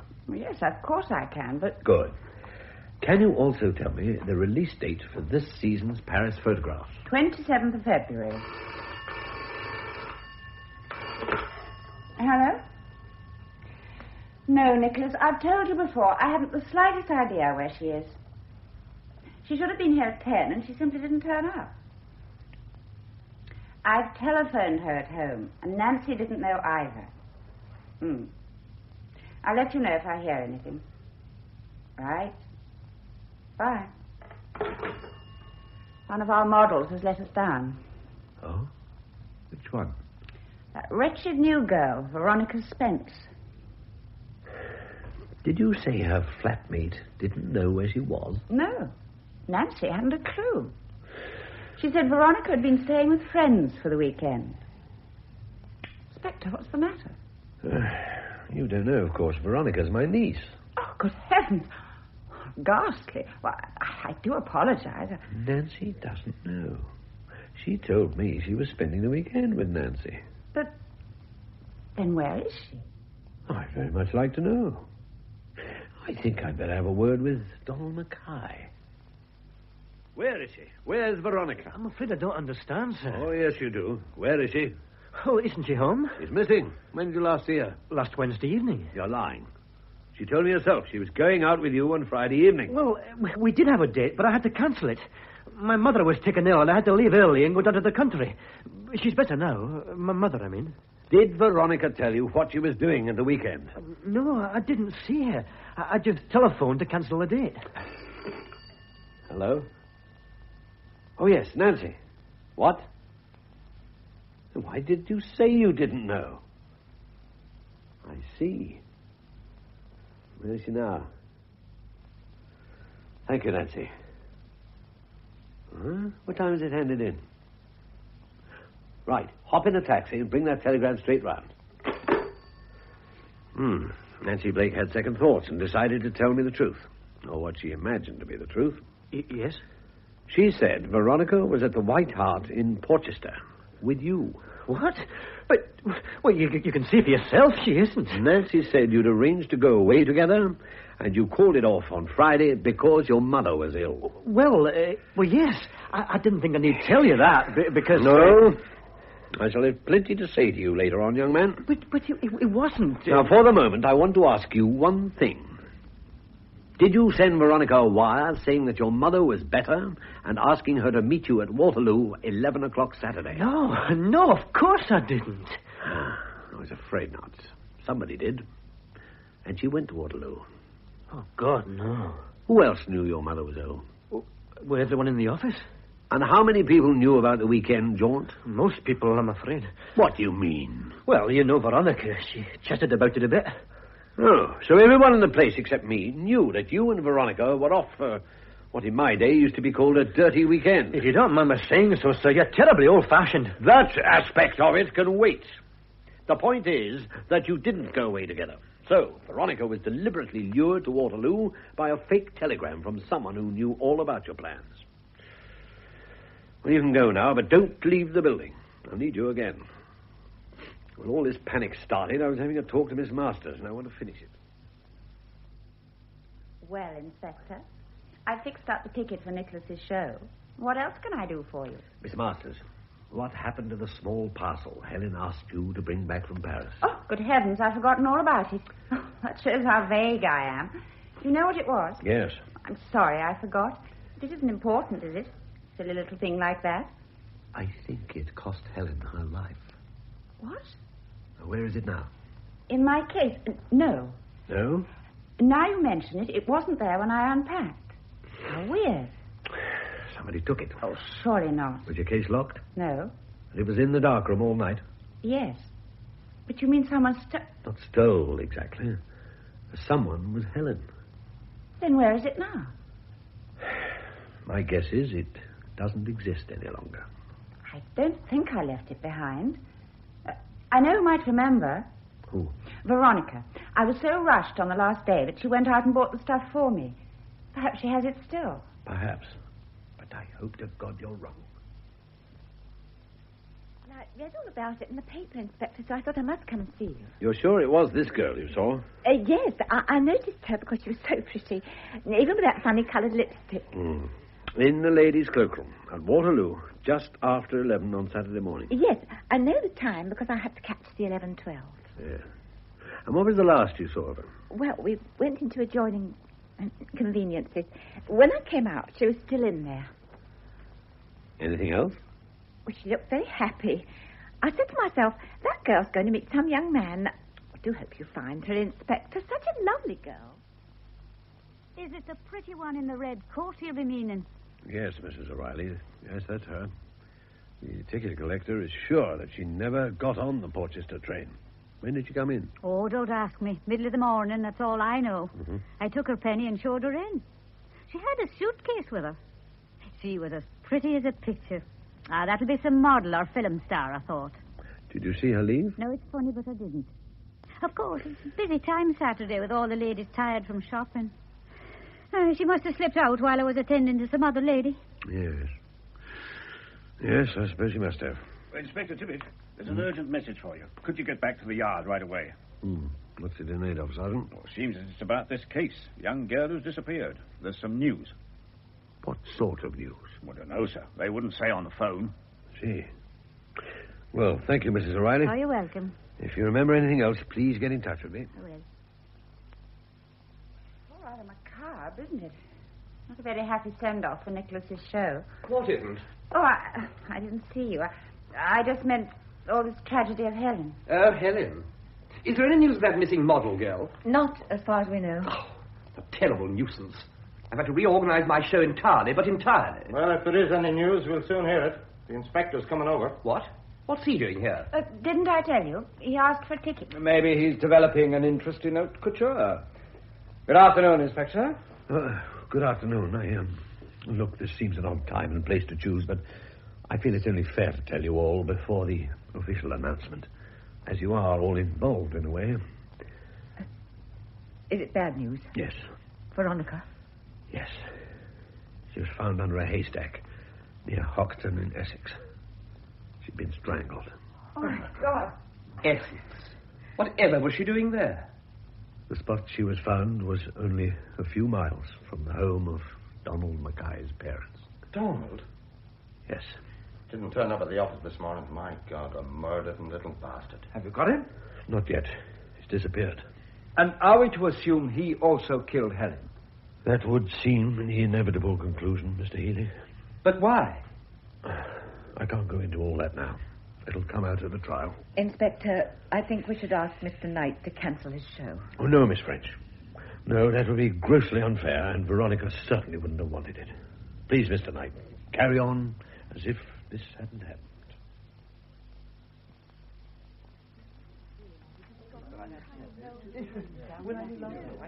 Number 74.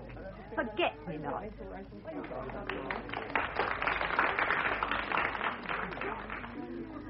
Well, what do you think of the show, Inspector?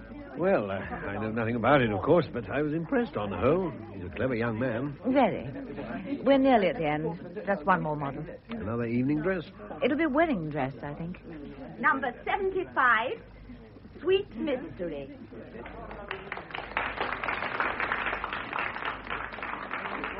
Oh, you are right. Now, this one is beautiful. Will we see the bride's face, or will she stay veiled? I expect there'll be a dramatic gesture when she gets to the end of the catwalk. Veronica! Oh, but she's dead. Don't come near me. She's dead. I came to give you this, Miss Masters. It's what Helen asked you to bring from Paris. Veronica! Of course, Miss Field can tell you all about it. She told me when I helped her to pack. Rachel! You lying, cheating bitch! Inspector, there's your murderess. She killed Helen. Nicky, you fool. It's a trick to catch us. Rachel Field and Nicholas Field, otherwise Nicholas Knight. I arrest you both for the willful murder of Helen Pankhurst. And I must warn you that... Leave Nicky alone. It was me. It was me.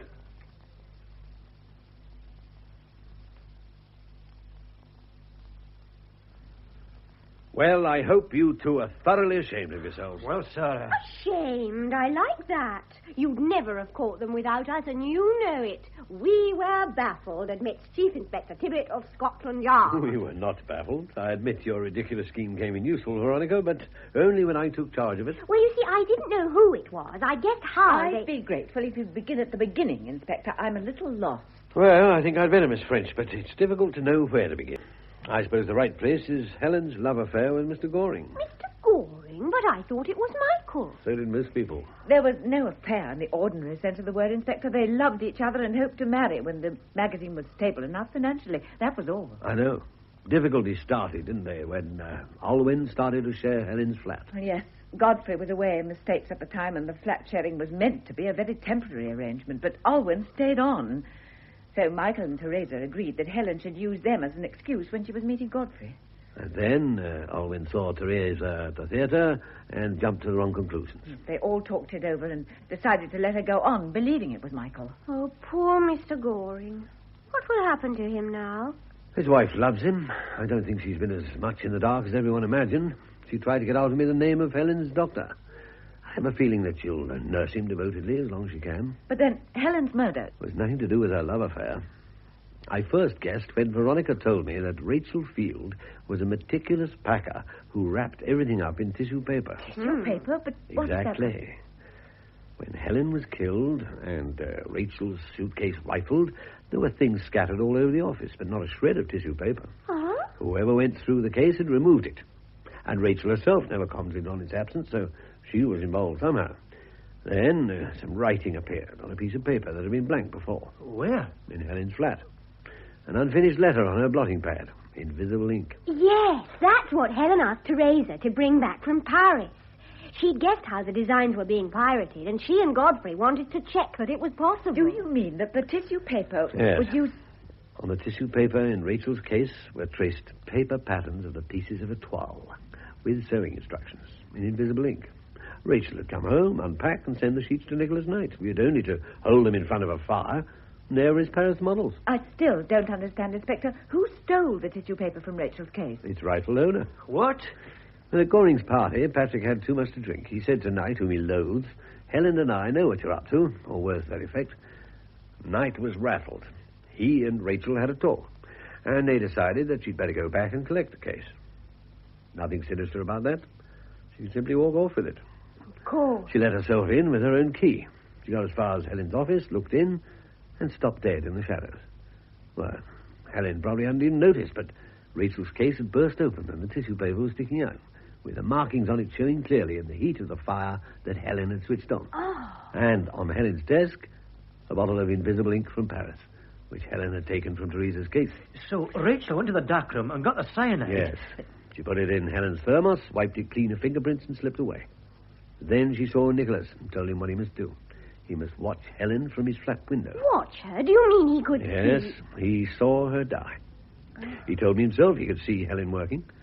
Once she was dead, on Rachel's instructions, he was to go to the office and remove the tissue paper and the invisible ink. He did exactly what he was told, but he was in such a panic, he never thought to leave everything looking normal. If he'd only repacked the case and shut it, he'd never have known. Have they confessed? They've filled in the details. But why them? They're such an unlikely pair to work together. Rachel was Nicholas's sister. What? But they're not a bit alike. Well, there is a resemblance, actually, once you know. Rachel financed him when he set up in business. They kept the brother-sister bit quiet because of Goring's attitude to relationships in business. I checked with Chesterton House yesterday. In fact, I had got most of this when my idiot niece decided to take a hand. Well, it was a very bright idea, I thought. I suspected Nicholas, but I knew he must have an accomplice because he never went to Paris. So I went round saying loudly I knew he was up to something, and then dramatically disappeared. And Donald was to watch Nicholas' place like a hawk until the accomplice turned up. A sillier idea I've seldom heard. Oh, seems to have succeeded in deceiving a lot of people. But how did you do it? Well, we were going to Portchester to disappear, but then Donald's mother got ill, so we thought up a much better plan. He went home on Friday, and I sent myself a telegram so I could show it to Nancy. Oh, I acted so suspiciously. I hope the man at the post office remembered me. I couldn't have done more if I'd stood on my head. Well, anyway, the telegram came, and I showed it to Nancy and went to Waterloo. And when I was safely locked in the loo there, I changed into my old blue suit and took off all my makeup and put on some Woolworth spectacles. Oh, and I let my hair down. Yes, I'd guessed. Why? You left hairpins all over the place, and a face tissue covered with mascara, and that terrible brown lipstick. That plus the fact that everyone knows you're going in and no one knows you're coming out. Yes, I know. I thought I'd been pretty clever. I simply took a tube to Liverpool Street and a train to Hoxton and had a lovely long weekend with Donald's parents, who are sweeties. I stayed down there on Monday. Well, then, you see, Miss French, it was all up because they saw the papers with pictures of me all over them. I had to tell them everything, and then they went and rang Uncle Henry at Scotland Yard, and he wasn't there. I was collecting your hairpins from the ladies' lavatory at Waterloo Station. Oh, good. Anyway, Uncle Henry came back and rang the Mackays and was absolutely furious. I thought the telephone was going to explode. Then a nice policeman from Chelmsford came and smuggled me out. We drove to London like a whirlwind, with me hidden on the floor under a rug and the siren going. It was fabulous. And then I got smuggled into the back of Nicholas Knight's place. Oh, that was rather awful because some people had to know, but not Nicholas. And the girls were dead scared. I had a lot of helpers. Miss French was one. Miss French? Did you know? No, I knew nothing. Your uncle asked me to bring Miss Field to the show. I had no idea why. Oh. Well, I must go, Inspector. I have a lot of work to do and no secretary. Oh, I'm glad it's finished now. Tell me something. Was it necessary? Necessary? What do you mean? Well, how talented was Nicholas Knight? Why, he's brilliant. Nicholas is a very gifted young man. I think your first choice of tense was the right one. So he'd have got there in the end without any of this? Probably. He just wanted a shortcut. A shortcut? How many murders have been just that? Helen is dead, Knight's career finished. And none of it was necessary at all. Greed and folly. They'll always be with us, I suppose. I'd probably be out of a job if they weren't.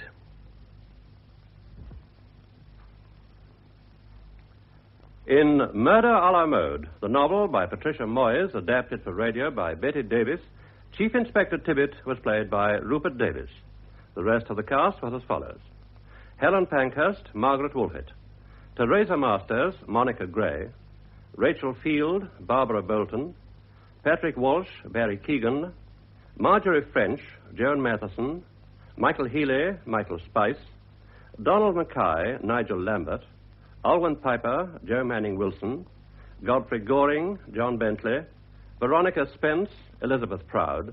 Ernest, Brian Hewlett. Nicholas Knight, John Rye. Lorna Goring, Margot Johns. Horace Barry, John Gabriel. Dr. Markham, Godfrey Kenton. Sir James, Malcolm Hayes. Mrs. O'Reilly, Kathleen Helm. Fashion commentator, Jill Carey. The play was produced by Betty Davis. Don't worry. You'll find it. Here he is. Well? I'm taking the tarpaulin from the boot. You better go on to the station. He was dead, wasn't he? Yes, Mrs. Stacey. The back of his head smashed in.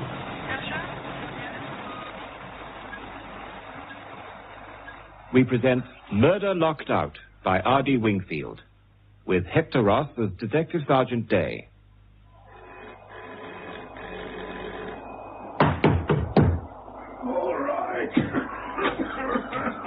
All right, I'm coming.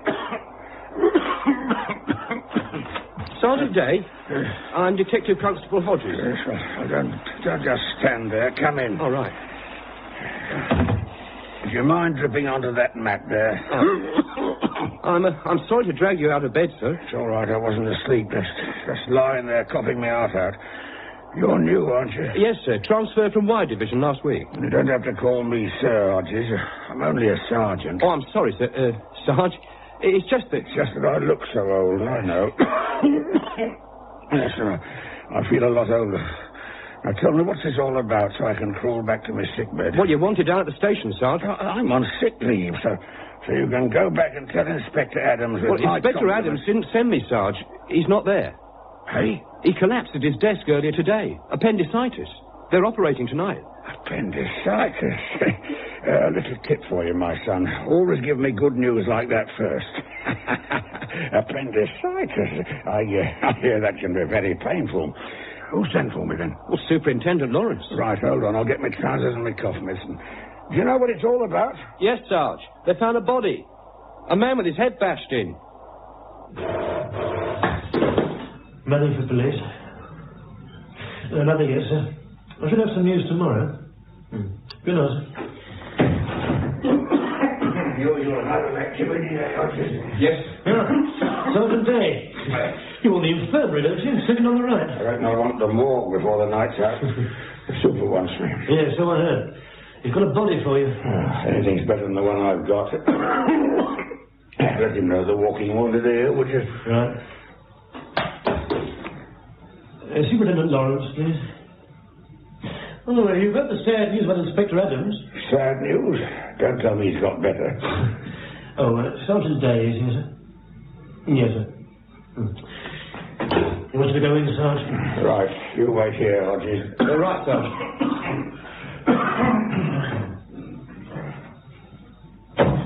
Why doesn't he like Inspector Adams? Let me put it this way, Constable. Inspector Adams can't tolerate slackness, laziness, or inefficiency. And nor, for that matter, can Superintendent Lawrence. Come in, Dave. Thank you, sir. Sit down, sit down.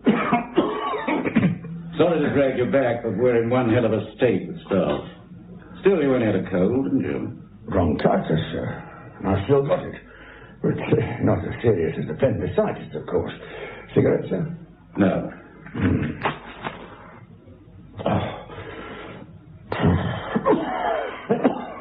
Should you be smoking with that cough? No, sir, but then I shouldn't go out in the pouring rain either. I don't control the weather, Dave. You retire next year, don't you? Yes, sir. I've been looking through your personal file.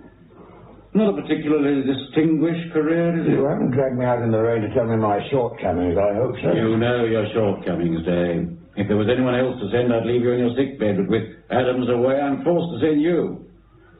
Get over to 17 Priestley Gardens. You'll find Foxtrot Tango 3 waiting for you. They've got a man's body with head injuries. They'll fill you in. Right, sir.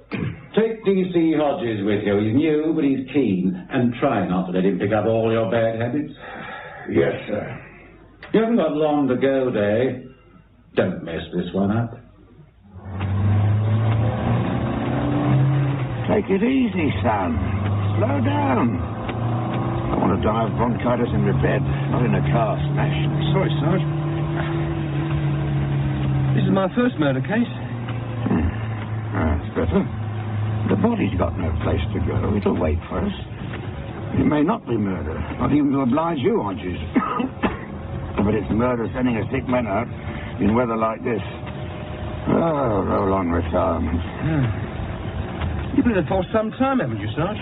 32 years. Can I ask you a personal question? Yes, why haven't I got any higher than a sergeant? Oh, yeah. I'm flattered you need to ask, sir. People are usually surprised that I managed to make sergeant. Actually, I'm not a very good policeman. I'm a nice fellow.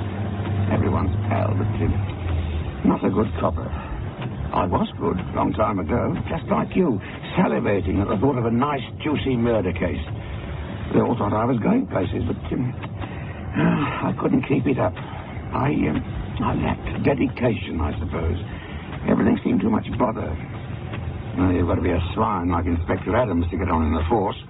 Well, that's not me. Why are you slowing down? Oh, there, Sarge. By that supermarket. Those two men, they're acting suspiciously. Now, don't be greedy. You've got a murder. What more do you want? Drive on. Oh, should we take a look? In the pouring rain? No. Give someone else a chance. Turn left here. That must be it. Over there. Yeah, that's Foxtrot Tango 3. Hold on. He's coming over to us.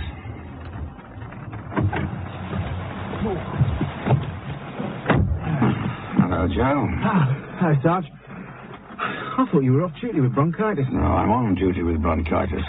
Oh, this is D.C. Hodges. I don't know his first name. John. This is Joe Turner. We're on his patch. Nice to meet you. Hello. Oh, we saw a couple of men acting suspiciously outside that supermarket in the high street. Oh, nice, Sarge. No, he's new. He's keen. They were sheltering from the rain. Now, what's the score? Where's your mate? He's with the body, round the back there. Oh, rather him and me in this weather. Well, what have we got? Dead man is James Edward Lakin, aged about 36, 37. You taking this down, Hodges? Yes, sir. Good. Go on, Joe. Well, he's a research chemist. He works at the Agricultural Research Centre over Timberley. Research Centre? Yeah. What, where that girl was murdered last month? Yeah, that's the place. A woman called... Hold on. Where does he live? Here. 17, Priestley Gardens. What do you mean? He lives in that house? Yes, Sarge. The body was found around the back. And why are we all sitting out here in the cold? Why aren't we in the house where it's dry and where there's more than likely the makings of a cup of tea? Yeah, well, we can't get into the house, Sarge. There's no one in. He lived alone. Well, didn't he have a key on him? Yeah, plenty of keys, but none that fitted the front door. Who found the body? I was telling you. Mrs. Stacy. She lives around that corner, took a shortcut round the back of the houses because it was raining, and nearly fell over him. What time would that be? Just after 10:30. We got a call at 10:37. I said you'd be along to question her. Good. I reckon we ought to get a cup of tea out of her. But I suppose we better take a look at the body first, just to show willing. You'd better hang on here, Joe. The doctor been yet? No, he's on his way. Yes, they don't hide themselves when it's raining, do they? Come on, Hodges. Let's give my cold the shock of its life. Right, Sarge.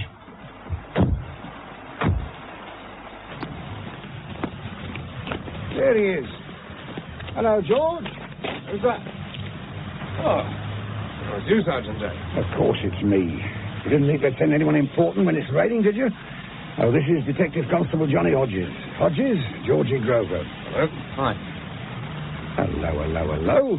Are you hiding something from me, Grover? What have you got concealed under that tarpaulin? The body, Sarge. Well, as we're here, we might as well take a look. Well, there you are, Hodges. You couldn't wait to get here. Was it worth it? Open window up there, George. We had noticed it, Sarge. I'll go through his pockets, Hodges. See if we can find his door key. Okay, sir. It's not there, I've looked. But Hodges is newer and keener than you are. Go on, son, he won't bite you. Did you shift the dustbin, George? No, it's there when we arrived. Someone shifted it. It's been dragged from over there. Look, you can see the marks. Well, I've solved this case, I think. Any luck, son? No. Oh, here's the stuff we found on the body, Sarge. Key ring. None of them fit the front door. Take charge of it, Hodges, would you? Right, Sarge. By the way, sorry to disappoint you, but it's not murder. No? No. Here's the doc. Over here, Doctor. What a shocking night. They reckon we'll have rain before morning.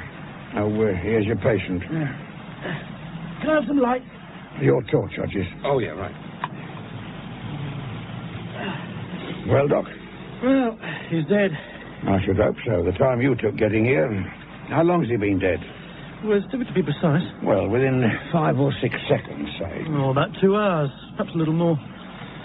That means he died about 9:30, 10 o'clock. If you say so, son, your maths are probably better than mine. Cause of death, Doc? Well, look at his head. Fractured skull. See that open window up there? Yeah. Supposing he was trying to get in and fell. Would that do it? A burglar? No. He lives here. My guess is he forgot his front door key and tried to get in through the window. He drags the dustbin over and climbs onto it to reach the wall. Then he shins up the drain pipe, misses his footing, and comes down a damn sight quicker than he went up. He cracks it on the concrete. Yeah. Yes, it could well have happened that way, Sergeant. Are the forensic boys come to do their stuff? Accidental death, hardly worth coming out in the rain for. Pity it couldn't have been a murder, but just to oblige young Hodges here. I shouldn't have sent you out with a cold like that. It was the only one they had. You should be in bed. Yeah, so should I. Oh, if you get in touch with the coroner first thing, I'll let you have a full report after the PM. Good night. Good night, Doc.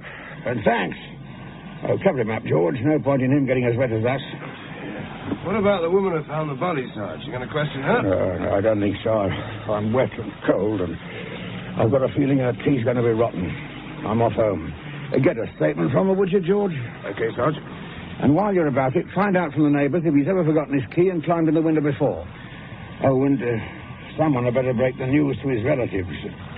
You've got a sympathetic face, George. All right, Sarge.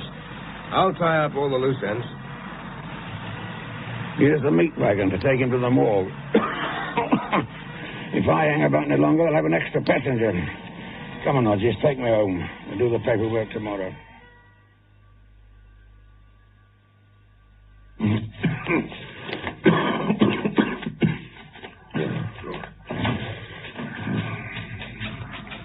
Morning, Gay. Oh, morning, sir. Well, what happened last night? Apart from me getting wet, you mean? It's all wrapped up, sir. Accidental death. He forgot his key, tried to climb in the back window, slipped and fell, smashing his head on the concrete. First class. You done your report? Just about to do it, sir. Make certain there are no loose ends. There's a good chap. I'd like your report as soon as possible. I'll do it right away, sir. You start spreading your cold germs about, and I'll be none too pleased. We've enough men off sick as it is. Oh, good morning, Hodges. Good morning, sir. Ah, Hodges, you're just in time to type my report. I'll put the paper in the machine for you. I'm just going to see if there's any suspicious characters lurking about in the canteen. I thought you'd like to see this, Sarge. What's that? The post-mortem report. Oh, yes, he phoned me about it. Stick it in the file, will you? Well, don't you want to read it? Not before breakfast, thanks. What else have you got? The inventory of what he was wearing. The holding is closed at the morgue. Let's have a look. I heard from Foxtrot Tango 3. Lakin had been known to climb in that window when he forgot his key, so that ties everything up. You watched the master at work last night, my lad. Hello? That must be a mistake. Oh, what's that, Sarge? I've only put one shoe down. Can't the fools count? I checked with the morgue attendant, Sarge. He says there was only one shoe on the body when they brought it in. It must have fallen off in the ambulance. The ambulance med said there was only one shoe, the left one on the body when they picked it up. If they were so observant, why didn't they point it out at the time? Well, they thought we must have already noticed it. Don't they think we've got better things to do than count how many shoes a corpse is wearing? Come to think of it, his right leg was doubled up under him. Sarge? Did you know the supermarket was robbed last night? I've got enough on my own plate to worry about, Hodges. What a damn nuisance. It must have dropped off when he fell from the window. Still, good job I spotted it in time. The super would have wiped the floor with me. A quick cup of tea in the canteen, and then we'd better get back and find it. There's no shoe here, Sarge. Give us a hand to shut the garage door. Right. Right. Now... Well, I looked in there and in his car. It's not there either. The super's going to go to town on this one. He does like his corpses properly shot. I suppose he couldn't have jumped, Sarge. What do you mean? Suicide. I mean, instead of climbing in, he might have jumped out. You wouldn't commit suicide from a first-floor window. It's not high enough. Still, it's a possibility, and we ought to look into it. I reckon he jumped, and we'll find his shoe up in that room. I am but clay in your hands, Hodges. We'll take a look. Well, how do we get in? Shall I climb up to the window? No. History might repeat itself. I'll try one of my special keys.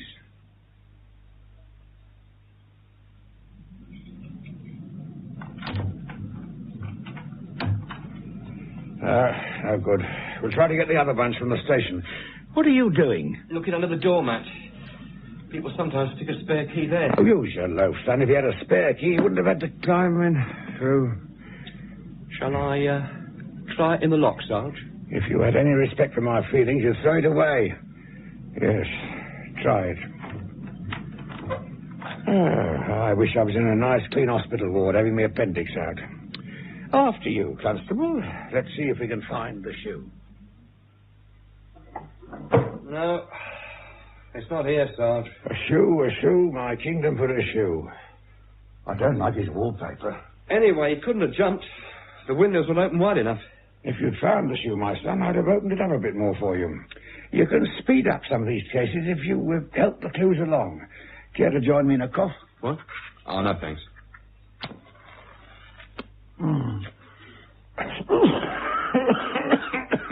One key too many, one shoe too few.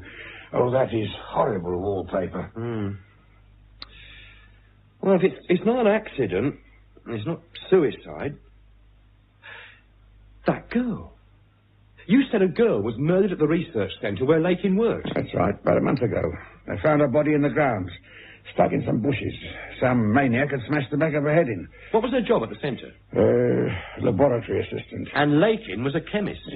Come off it, son. How can you possibly tie these two cases together? Lakin had the back of his head smashed in as well. Because he fell from a window. Wearing only one shoe. So what do you think we ought to do? Well, it wouldn't hurt to pop into the research centre and ask a few questions. Would Dr. Kendrick report to Central Lab, please? Dr. Kendrick. How much longer have we got to wait here, miss? Mr. Smith will see you as soon as he's ready. And who is this Mr. Smith? The research director. He's in charge. We don't particularly want to see him, miss. We just want to wander around and ask a few questions. It's not a question of what you want, Sergeant. It's a question of what Mr. Smith allows you to do. I think she fancies me. Security's strict here, isn't it, Sarge? Guards at the gate, high electric fences. Well, even agriculture has its secrets. There's money in manure, as the farmer said when his horse swallowed his wallet. Do you think Mr. Smith will allow me to smoke? Yes, sir. Right away, Director. Sergeant Day? Yes. The research director will see you now. This way, please.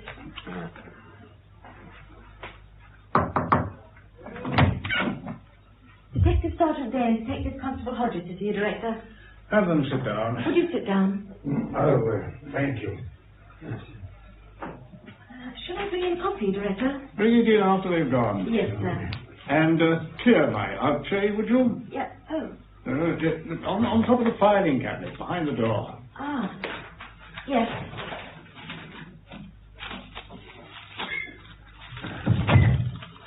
I'm sorry to call on you unexpectedly, Mr. Smith. I'm not ready yet. Oh, sorry, sir.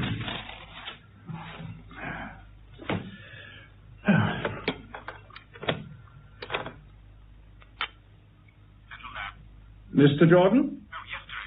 Oh, yes, Director. I'm looking at your test results. Table 3, page 9. Yes, Director? Well, haven't you been a little careless with your decimal points? I'm sorry, sir. The typist... You're supposed to check the typist's work. Please do so. Yes, sir. Right away. Why only a sergeant? I beg your pardon, sir? I usually deal with Inspector Adams. Oh, he's off sick, sir. Appendicitis. I see. All right, then, Sergeant. What do you want? It's about one of your employees, sir, Mr. James Edward Lakin. Do you know him? Of course. He works under Dr. Kendrick in our Advanced Research Department. Now, just a moment. I'll get his personal file. Yes, where? Ah, yes, of course. Do you mind moving your chair so I can get to my filing cabinet, Constable? Oh, yes, sorry. Thank you.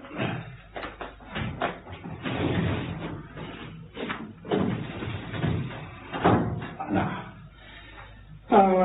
what do you want to know, and why? He's dead, sir. Dead? He was found late last night, lying under the back window of his flat. His skull was fractured. An accident? That's one of our lines of investigation, sir. Most obvious one, I should have thought. Times he forgot his key and had to climb in. I was wondering, sir. Please be quiet, I'm thinking.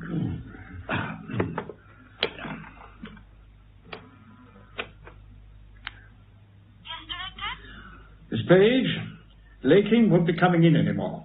We'll do the paperwork later, but in the meantime, get on to H-Lab and tell Davidson to report immediately to Dr. Kendrick and take over Lakin's work. This is a tragedy. We're behind with our schedule as it is. You don't seem concerned at the death of this man, sir? I resent the influence, Constable. I'm very much concerned. Let my secretary know when the funeral will be, and we'll be suitably represented. We have a budget for this sort of thing. The same budget you used when that girl was murdered, sir.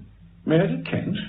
What possible connection could there be between the two deaths? Well, we were hoping you could tell us, sir. Who's conducting this interview, Sergeant? You or your constable? Oh, I am, sir. What work was Mary Kent doing? It's all in your files. It's unfortunate I haven't got them with me, sir. She was a grade A laboratory assistant. Yes, sir. What I actually meant was what precise work was she engaged upon? I can't tell you. But you must know, sir. Of course I know, but I don't intend to tell you. Even sergeants, I'm sure, have heard of the Official Secrets Act. Yes, sir. We often heard our superiors talk about it. What's the Official Secrets Act got to do with an agricultural research centre, Mr. Smith? You do have a lot to say for yourself, don't you, Constable? Now, what on earth is... I'm sorry, Mr. Smith, but it is important. I tried to stop him, It's all right, Miss Page. Thank you. Well, Dr. Kendrick? She told me you were engaged, but this is most urgent. Excuse me, gentlemen. Lakin hasn't turned up this morning. How can I keep the experiments going without Lakin? It's all been taken care of. I've transferred Davidson to you. He should be there now, waiting for you. I don't want Davidson. I want Lakin. I'm afraid that's not possible. There's been an accident. Accident? He's dead. Dead? Lakin dead? Oh, no. I could see it happening. Ever since he bought that yellow sports car, he's been going too fast, much too fast. It wasn't a car accident, Dr. Kendrick. Who are you? They're detectives. They're just going. We think he was murdered. Like that poor girl. Someone doesn't want me to finish my experiments, Mr. Smith. Nonsense. Mary Kent worked for you, Doctor. She was my laboratory assistant. It's not nonsense, Mr. Smith. There was someone watching my flat last night. Where is your flat, sir? The doctor lives over the laboratory. The man watching your flat, Doctor, was Henderson, one of our security guards. Oh, yes, of course. I'm sorry. What time did Mr. Lakin leave yesterday, Doctor? Just after 9 o'clock in the evening. 9 o'clock? That was late, wasn't it? We all work late. There's so much to do. Even Mr. Smith works late. You left with Lakin, didn't you? Me? Yes, I saw you getting into his car. Oh, that's right, sir. He gave me a lift. Where to, sir? Well, as far as the town. He dropped me off at the traffic lights. About what time? 9:15 or thereabouts. Don't you think you ought to be getting back, Doctor? Davidson will be waiting. Oh, yes, of course. Goodbye, gentlemen.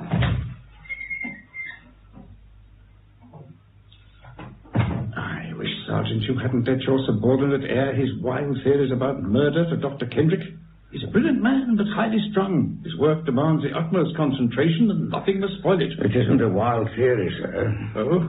Why do you think he was murdered? His right shoe was missing, sir. He wouldn't have walked from his car to the back in the pouring rain and then climbed a wall wearing only one shoe. Well, not such a brilliant policeman as you are, Sergeant, but why couldn't the shoe have fallen off when he hit the ground? Because if it did, sir, it'd still be there.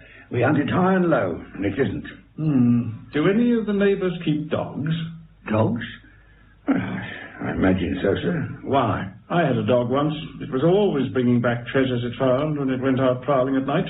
Bones, old toys, old shoes. Why couldn't a dog have taken the shoe? To be quite honest, sir, I never thought of that. To be quite honest with you, Sergeant, I'm not at all surprised. If you could go now, I'd like to have my coffee. So, it's accidental death again, is it, Sarge? It's always been accidental death, Hodges, my son. You're the one who's been coming up with these wild murder and suicide theories. I've let you have your head because you're young and rash, but I've never wavered. A dog took the shoe. Yeah, or a tramp. Could have been anyone. After all, the shoe would have been lying there all night. We didn't go back until the morning. But if it had been there last night, we'd have seen it. Anyway, why should he climb in the back window when the key was under the mat? He forgot. All brilliant men forget. I'm always doing it. An accident, pure and simple. Who wants Inspector Adams when they've got brilliant men like me? Hey, Sarge. Now what? Do you remember what Dr. Kendrick said about Lakin always driving too fast in his yellow sports car? Yes. Oh, you searched his garage. What was in there? A Mini, a blue Mini. That was no yellow sports car. No. But there was one parked in the side road. Oh, a lovely little job. I thought it belonged to one of the neighbours. It must have been his. You see, there's an explanation for everything. Let's take a look at it, Sarge. Just in case. This is the one, Sarge. Well, it's yellow. I grant you that. And it's locked. Well, try the keys from Lakin's pocket. I was going to. Give me some credit.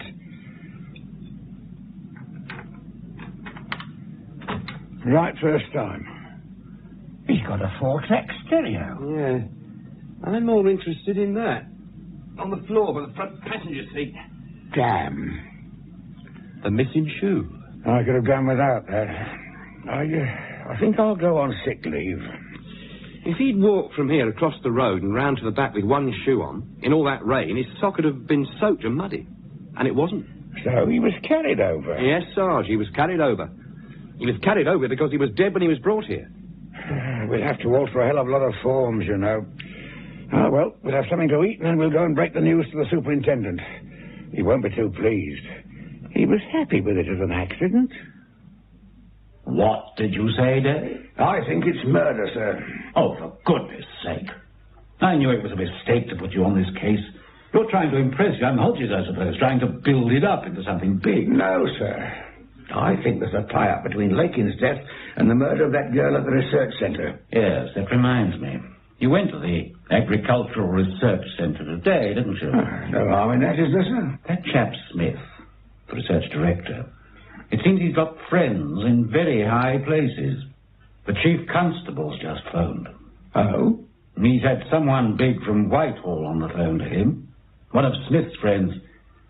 A little bit of pressure has been applied.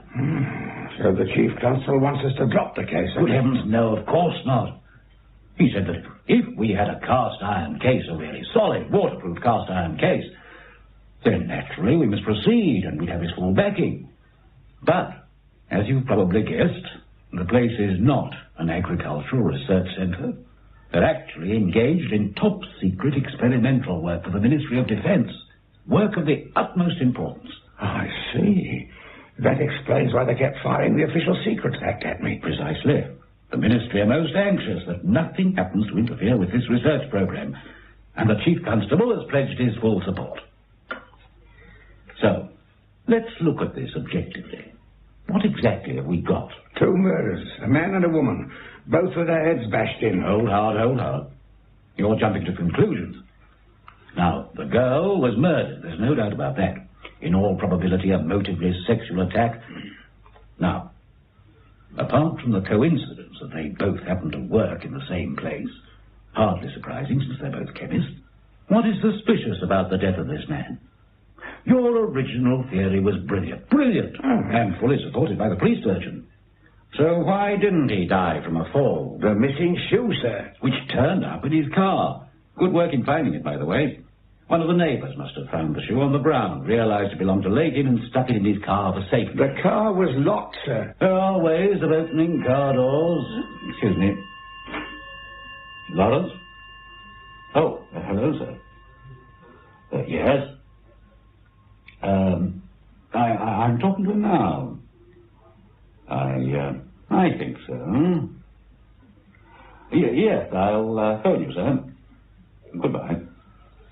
The Chief Constable? Yes, about some other matter. But it reminds me, Dave, you know I had your personal file out the other night. Well, there was a reason for it. I mentioned to the Chief Constable that I'd like to do something about your promotion. Be nice if you could retire as an inspector, after all your years in the force. But that's by the way, of course. You must decide yourself on the line the investigations to take. I don't want to influence you. There'd be a bit of difference in the pension, of course.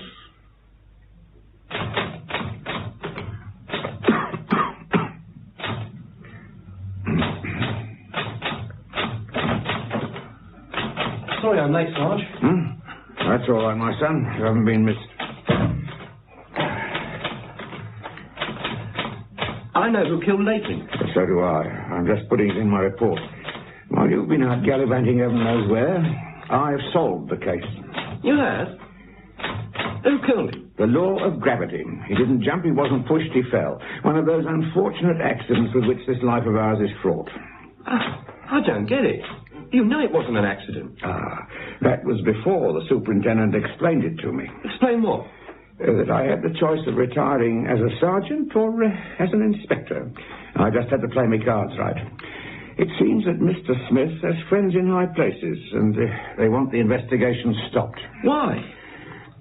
That place is a front for the Ministry of Defence. They're doing top-secret research work. An investigation could mess it up. Well, I couldn't let that happen now, could I? So a double murderer's going to get away with it? But it's not murder. It's an accident. My report says so. It's here in black and white, and I'm not typing that lot out again, even if the murderer comes in here and confesses. Sarge, he could kill again. If you feel so strong about it, go and tell the superintendent. No, he wouldn't listen to me. Then that's the end of it.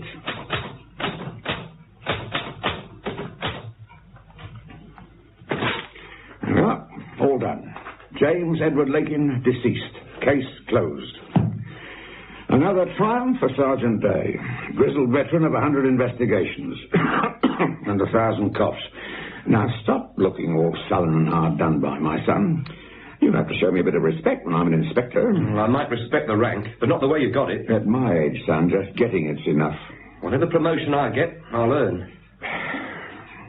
I'm sorry, Sarge. Forget it. I know who killed Lakin. Forget that as well. The case is closed.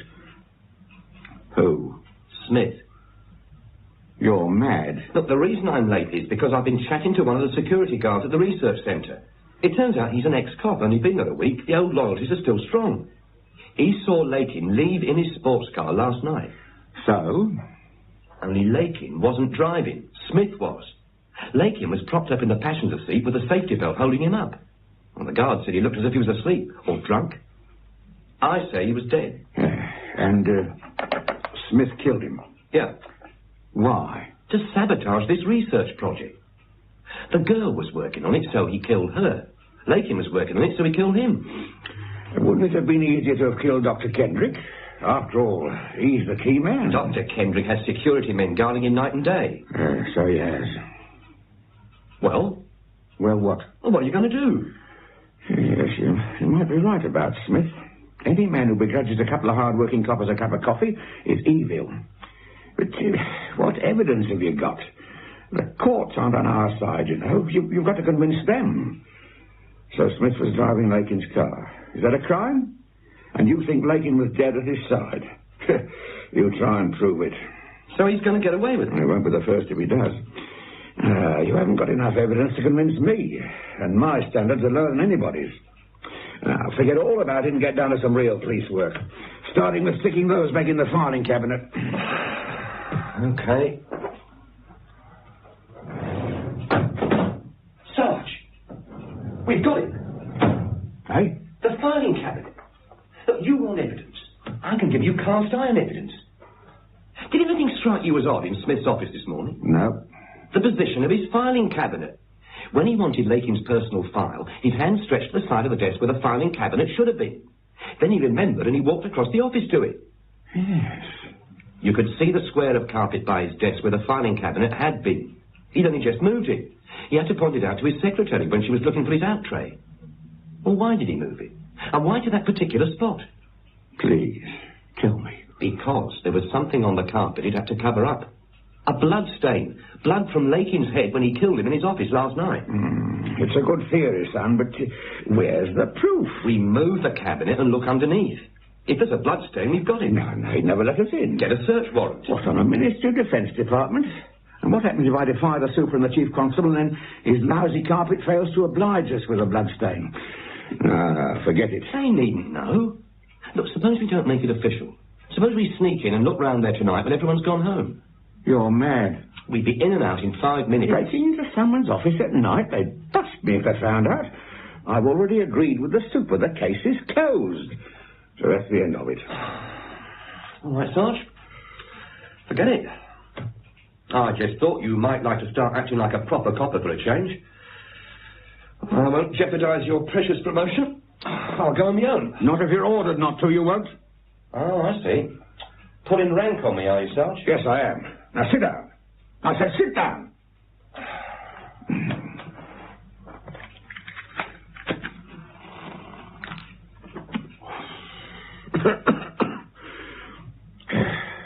How would we get in there, anyway? It's guarded like the Bank of England. Sarge? Yes, I know. It just proves I'm as stupid as everyone makes out. That ex-copper's on tonight. He'd let us through. I'll pick you up about 9:30. Come on, then. In we go. It's locked, Sarge. Well, he didn't know we were coming, did he? Out of the way.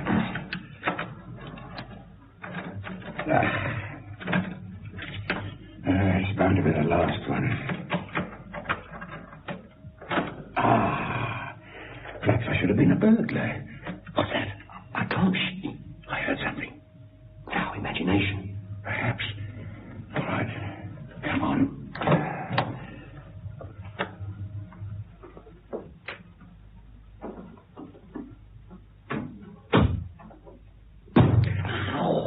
You found the cabinet? My knee has. Over here. Keep your torch down. Yeah. It's like a flaming searchlight. Okay. Right, now give us a hand to shift it. Yeah. Right. That's it. Okay, Hodges, it's your big moment. Shine your torch and see what we've got. Nothing. Never mind, son. I'll be wrong myself sometimes. And you can see why there's nothing, can't you? Look, keep your torch down. Look, he's had it recarpeted. So, yes. He doesn't waste much time, does he? I prefer the old one, I think. Not so much blue in it. Come on, let's get the cabinet back. In a minute. What are you doing? Having a look through his desk. No, he said the filing cabinet, and that's all. We won't get another chance. Not if anyone catches us, we won't. Now, come on. We're not finished. Hey, Sarge, look at this. What is it? A key. It was in his top drawer. It's Lakin's front door key. Put it back. Sarge. Was accused of planting evidence and got no right to be here. Someone's coming. Shut the drawer. Down beyond the desk. Oh, what's the use? It's a chance. Down. No. It's Kendrick. Operator? I want the police. Operator. Why do you want the police, Dr. Kendrick? Who are you? We're police officers. We were here earlier today. Oh, yes, I remember. Oh, thank goodness we're here. The phone seems to be dead. Well, let me try, sir. Yeah, it's probably off at the switchboard. It's my turn. Someone's trying to kill me. Why do you say that, sir? Someone's been following me. Are you sure? Listen. It's him. Switch off the torch, Hodges. Right. Dr. Kendrick, are you there? It's Mr. Smith. Thank goodness. Hodges, open the window. Get the doctor out that way. Make for the car and wait here for help. I'll hold him off. He's dangerous, Sarge. He's a killer. I'm frightened enough, thanks. Now get Kendrick out of here. Just a minute, Doctor. Hurry up. I can't hold it much longer. We're through. Right. Let me go. Oh, no, you don't. Drop that. Drop it. Oh, my arm. Still, it won't hurt. Detective Sergeant Day? Yes, sir. I'd like you to come down to the station with me, if you wouldn't mind. Where's Dr. Kendrick? He's quite safe, sir. Safe, you fool. He's nearly killed his guard tonight. Now, where is he? Nearly killed his guard? He's killed twice before. He can kill again. Where is he? He's gone with Hodges to the car. Oh, I hope for your sake Hodges is all right. Come on, let's find them.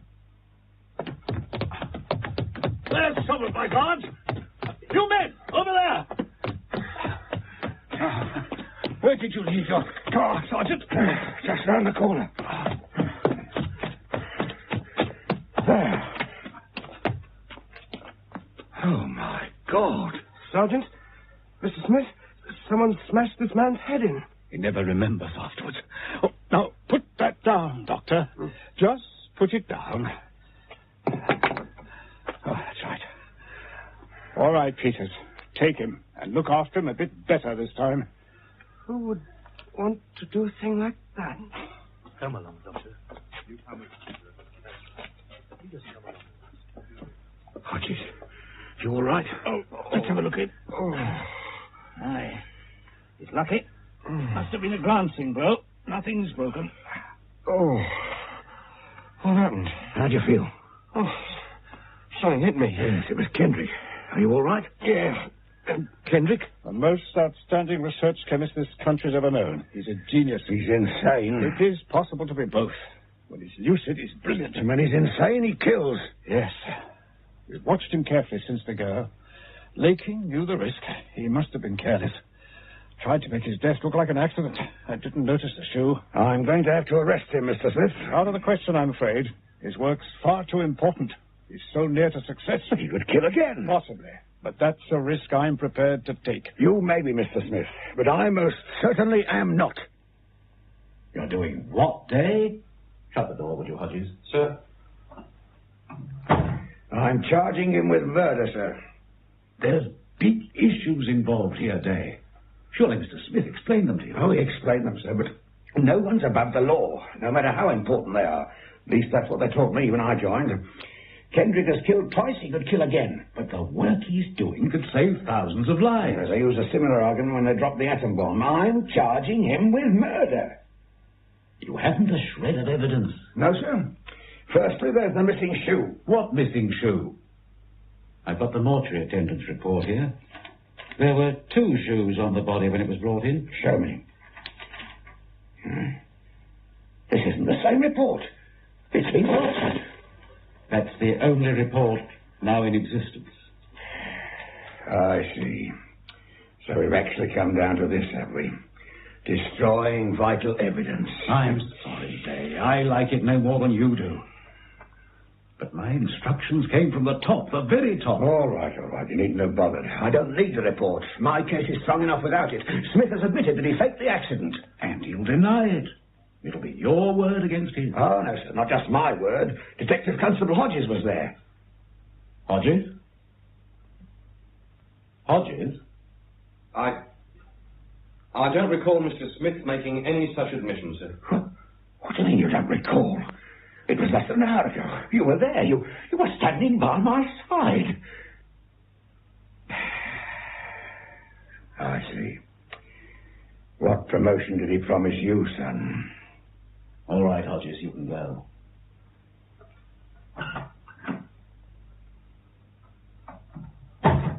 Don't think too badly of him, Day. He took a lot of persuading. And, speaking of promotion, I've got a bit of bad news for you, I'm afraid. Will you have a cigarette?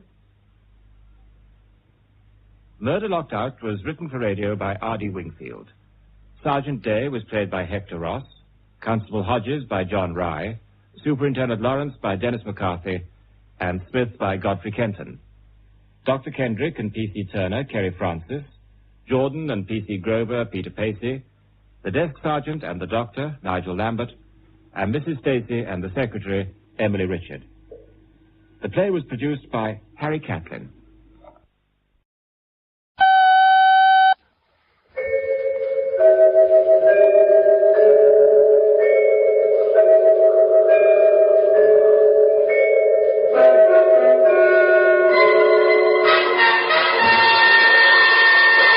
Murder by Experts.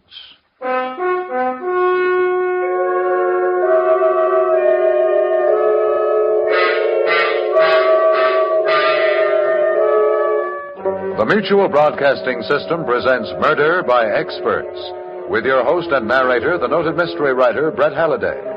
Mr. Halliday is creator of the world-famous detective character Michael Shayne, author of 25 mystery novels, and whose latest work, This Is It, Michael Shayne, has just been published. Good evening. This is Brett Halliday. Each week at this time, Murder by Experts brings you a story of crime and mystery which has been chosen for your approval by one of the world's leading detective story writers. Tonight, our guest expert is the noted mystery novelist Ursula Curtis. From the thousands of thrillers she has read and heard, Miss Curtis has selected a fast-moving, intriguing story of a man seeking to use the elements to cover murder, as written by that master of suspense, Harold Swanton. And now we present Lawson Zerbe in Conspiracy.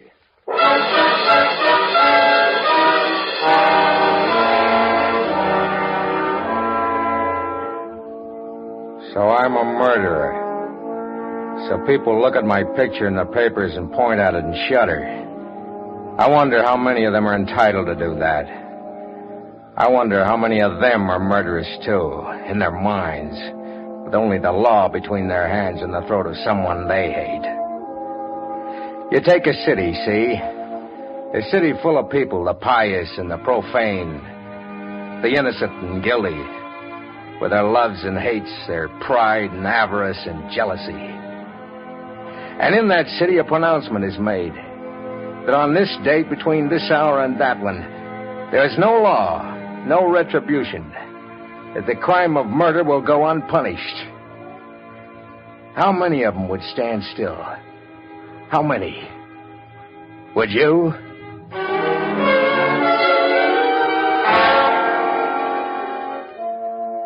It sounds like a philosophical problem, but it happened.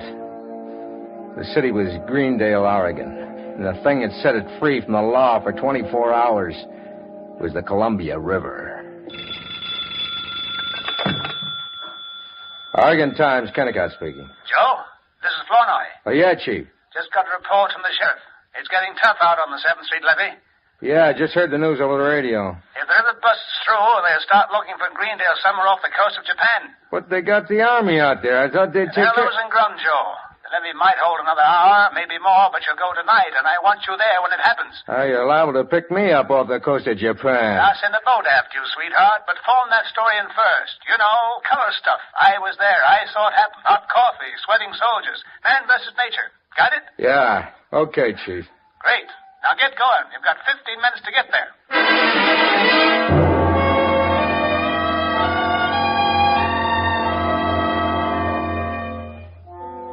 In 10 minutes, I was driving through Greendale, a low, flat, flimsy town with nothing between it and the Columbia River but a levee. Flournoy was right. The levee gave way. Greendale would go down the drain like wet cornflakes. I hit 60 on Willamette Avenue, heading toward the 7th Street levee. That's when I passed Marilyn's apartment. And that's what started me thinking again about Marilyn. She was beautiful. She was a two-timer. And she was the one human being on this earth I wanted to kill. I'd promised myself weeks before that I'd get her out of my mind, that hate was no good for anyone, but she kept coming back. That vicious, heartless laugh of hers, the brittle voice, the way her eyes could smile at you while she drove a French heel into your stomach.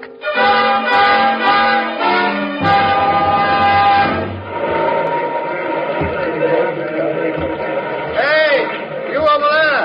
Yeah, Major. What are you doing here? Joe Kennicott, Oregon Times. Reporter, huh? Okay. How's it look? You can see for yourself. Look at that river boil down there. Yeah. Levee's like a hunk of Swiss cheese. Hey, over there, pull the truck around. Oh, no, to the left, man. It was a weird scene. Men, trucks, equipment fighting the river in the glare of those gas lamps. Heaving sandbags, pouring gravel, trying to save a town they all knew was doomed. My eyes took it all in. My pencil was making notes, but my mind was on Marilyn, wondering if she was back in that apartment in Greendale, hoping she was asleep, that somehow she'd get washed out to sea with the rest of the rubbish. Then suddenly, everything stopped still. My pencil stopped writing. My eyes shut out the scene in front of me. It was so simple. I could kill Marilyn. The river would cover for me.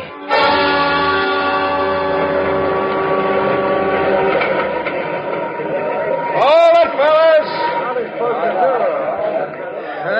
There's no use punching any longer. We're licked. She'll break through any minute. Pull the equipment out. Evacuate. That's an order. And you, Kennicott. Yeah, Major. Take your car and beat it down to Greendale. Tell them they've got 5 minutes to get to high ground. Understand? Yes.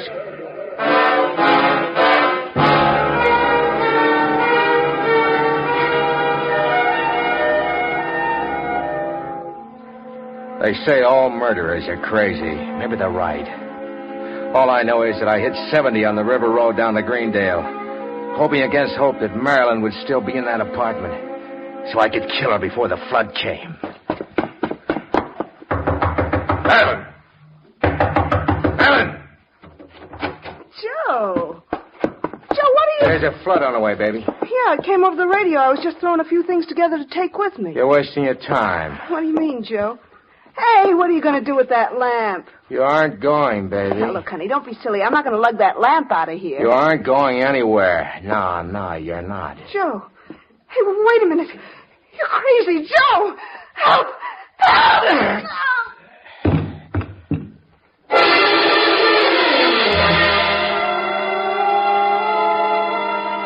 I looked down at her for a minute and set the lamp back on the table. I began to feel dizzy. The floor seemed to be swaying underneath my feet. I wasn't faint, just dizzy. The door was open. Then I watched it close, then open again. I wasn't dizzy at all. The building was swaying. The flood had come. I ran into the hall. Right smack into a guy. A little pasty-faced guy standing right outside the door. Look, mister, let me out of here. No, you don't. You can't stop me. Oh, wait a minute. Let go of me here. Let go. No use yelling for help. Come on. Now, no one's good. Let go of me. Hey. I got him. I got it. I tackled him at the end of the stairs. We went down together to the bottom end over end. I knew he'd seen it. I knew I had to kill him, too. But I was dead right now. The main door was open. Water pouring in. Foot deep in the lobby. Please don't. Let me go. Too late, pal. Let me go. The water. I can't do it. Let me go. No. Let me bad, go. mister. Murder's a solo job. A solo job. Door. Now. Oh. Help. Someone. Help. I hit my head on the door. It was all the chance he needed. He scrambled outside into the flood. Took off down the street with me after him. The water was 2 feet deep now, and the buildings were beginning to move. Help! I was gaining on him. 30 feet. 20. Then the telephone pole went down between us. I saw the broken wire graze him. There was a crackle of flame, and he went down. So I stopped worrying about him. Started thinking about me. The main force of the flood must have hit at that moment. Suddenly, everything was water. I was tossed down like a peanut shell in a typhoon. I remember reaching out for something solid, finding it, and then nothing.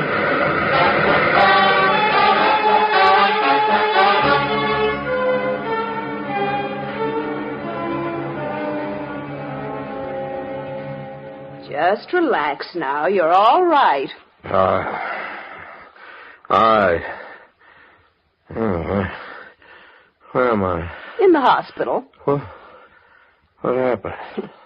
You're a lucky man. They picked you up right in the middle of it.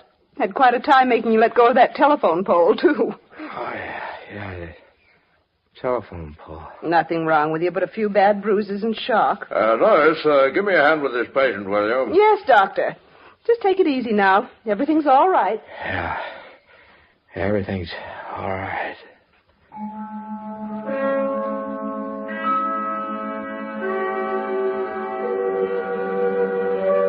I don't know how long I slept. 1 hour, maybe 6, but it was still dark when I suddenly found myself awake in a cold sweat listening. The floor. That's where she was. On the floor. Dead. The flood? Not the flood officer. Murder. It was murder. No. He saw me. Fight. Terrible fight. Tried to kill me. Water all over. The flood. I couldn't breathe. By now, I knew his voice. They must have picked us up together, put us in the same hospital room. 1,000 crazy thoughts hit me all at once. Kill him right there. Jump out the window, run. Anything but face it when he woke up. I started to get out of bed and then stop. There's someone else in the room. What do you make of it, nurse? I don't know, Doctor. Well, the man's had a terrible shock, of course. It's amazing he wasn't killed. Yes, I know. He's been going on like that for an hour. The same thing over and over. Murder. Something about the flood covering it up. Then a fight. Well, maybe you're right. I think we'd better at least pass it on to the police. Still, might be the result of shock, of course. The fact that he repeats it over and over, detail for detail. With death staring you in the face like that, you don't stop to think about consequences. The explanations could come later. I had to get out of that room right now. I fumbled in the dark for my clothes, threw them on, stepped out into the hall. Paul Revere, where do you think you're going, little man? Oh, Flournoy, I get tired of sitting around here. I thought you might need some help. Oh, you thought I might need some help, eh? Nurse, Yes, Mr. Flournoy. your number one patient's about to blow the joint. Oh, look, Chief, Joe, leave it to me, will you? So, you're a hero. So you drive like mad to warn the town and get caught in the flood. You don't have to go overboard. Mr. Flournoy's been pacing the hall like an expectant father. Well, thanks, Chief. I am not going to lose my best reporter because he's too dumb to know when he ought to stay in bed. Because that, sweetheart, is just where you're going. Look, Chief... Hey, don't butt in. You've been through hell tonight. You're lucky you're alive. Now, get in that room and get back to bed. The doctor's ordered hypo to make you sleep. Nurse. Yes, sir. Just to make sure he doesn't get any more wild ideas, give me his clothes. I was licked. And I knew it. They hustled me back to bed. And the nurse poked a needle into my arm. And I let go. I let the dark close in on me. Not caring now. I was tired. So tired.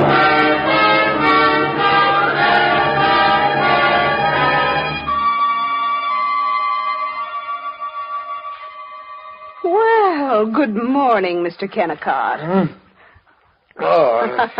About time you woke up. It's almost 10 o'clock. It's 10? How about some breakfast?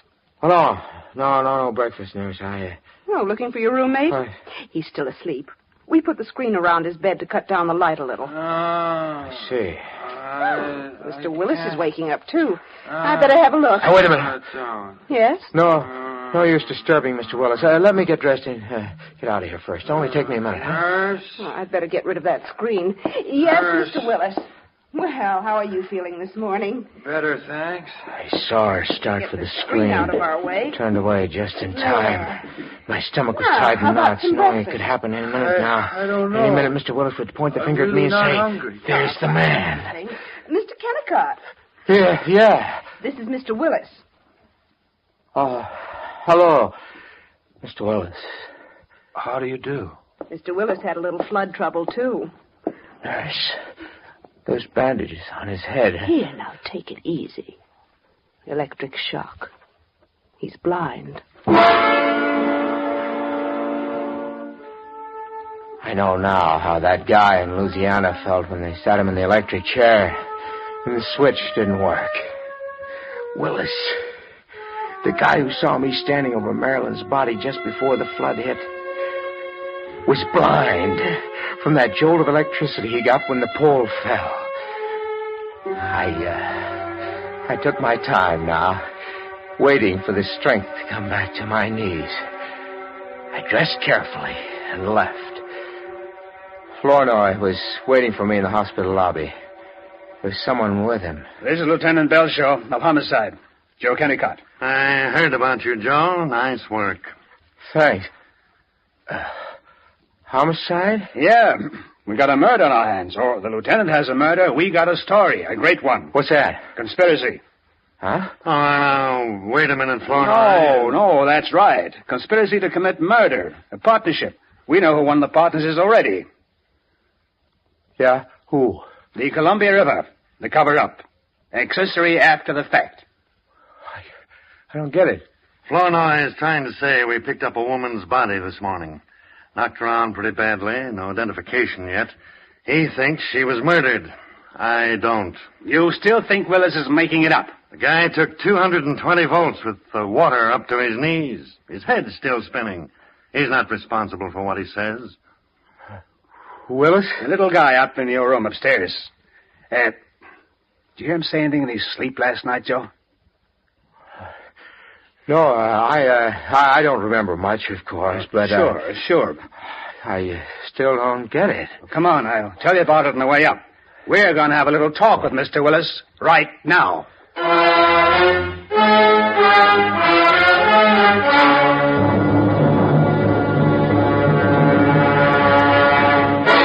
Please, gentlemen, I can't remember now. I don't know what happened. It's all very confusing. You've got to try, Willis. Look, Chief, the guy's sick. I don't know about that. What do you mean, Lieutenant? Willis, you've had a pretty rough ride during the past 18 hours. I know that. I want to make it as easy for you as I can. Well, then please go away, will you? Sure. After you level with us. 10 minutes ago, I was willing to write this thing off as a flood death. Now, I'm not so sure. Listen, Lieutenant, I told you... You've got to understand one thing, Willis. If it's murder, one thing can lick us. Time. We've got to move now. So let's go over it again. Pete's sake, Flournoy. Come here. Describe the series of facts. The guy's off his base. Can't you see that? I don't think so. Well, all you have to do is look. Sure, he's shaken up, but there's something else. He's scared. Murder. You had a fight with someone. Fell down the stairs, almost drowned. I told you I was dreaming. You don't dream the same thing over and over for an hour and 20 minutes without a reason. Now, we picked a woman's body out of the wreckage this morning. She could have been murdered. She could have lived in that apartment on Willamette Avenue. Who was she? We don't know. There's nothing to identify her.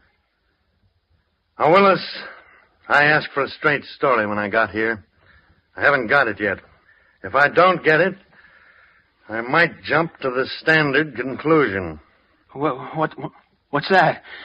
That you murdered her. But that's not it at all. A man did it. I saw him. That's more like it. He tried to kill me, too. He'll try again if he gets the chance. Forget that. Just give us the story. Well, I ran into the building because I thought I heard someone call for help. A woman. The water must have come when I got to the second-floor hallway because the building started to sway, sort of, and the doors flew open. I saw him standing there. She was dead on the floor. Yeah? That's when he came after me. Tried to kill me. We rolled down the stairs to the bottom, and he hit his head on the door. And you broke loose? Yes. I don't remember anything after that. That's all, huh? That's enough. Mr.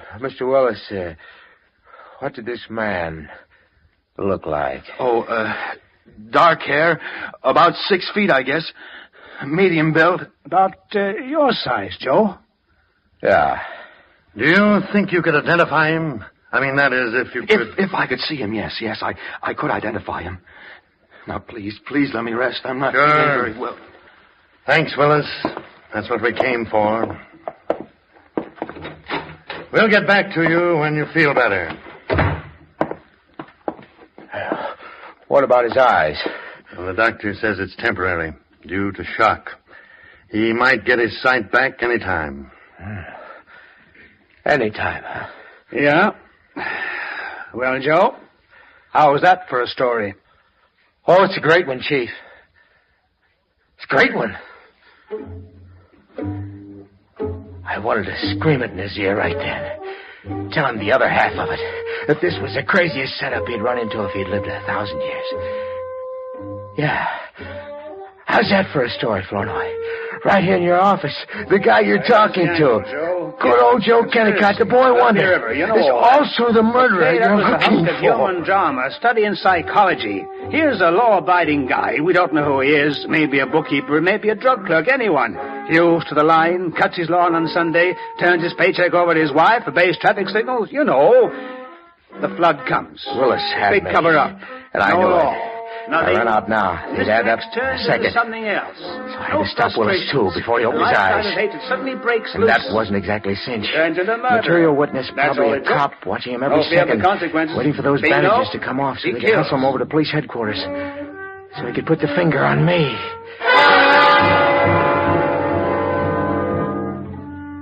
It was 11 that night. Just 23 hours after I killed Marilyn that Flournoy rushed into my office. Joe, get your coat. Huh? We're meeting Belshaw at the hospital. Mr. Willis just came out of it. He can see.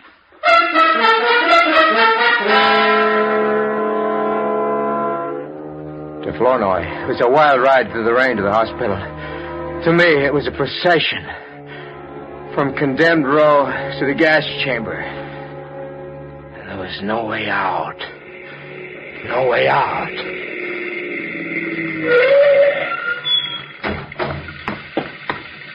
Come on, Joe. Lieutenant. Flournoy, Kennicott. You got here in a hurry. Let's go up. You better wait here. They're bringing him down. Gonna take him over to headquarters. Oh, there he comes now. Just got out of the elevator.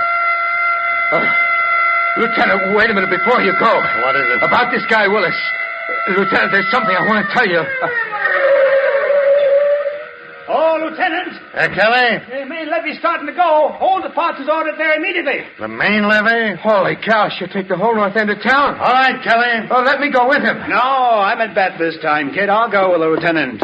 You take care of Mr. Willis. Yeah.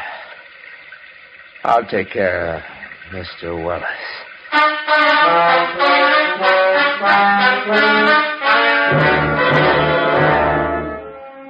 I turned the collar of my overcoat up. Kept my face away from him as I bundled him into the car, the back seat, of course. Hoping he wouldn't spot me until I got him away from there. Alone. Just stay on North 2nd Street a ways, Mr. Kennicott. Yeah, Mr. Kennicott. I guess it's best you take me home, under the circumstances. You, live in the North End? Yes. Good.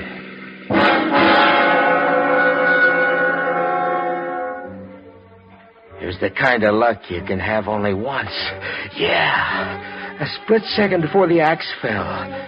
Just as I was about to lay it in the lieutenant's lap, the river saved me. And it would save me again. He lived in the North End, right where the second flood would hit when the main levee went.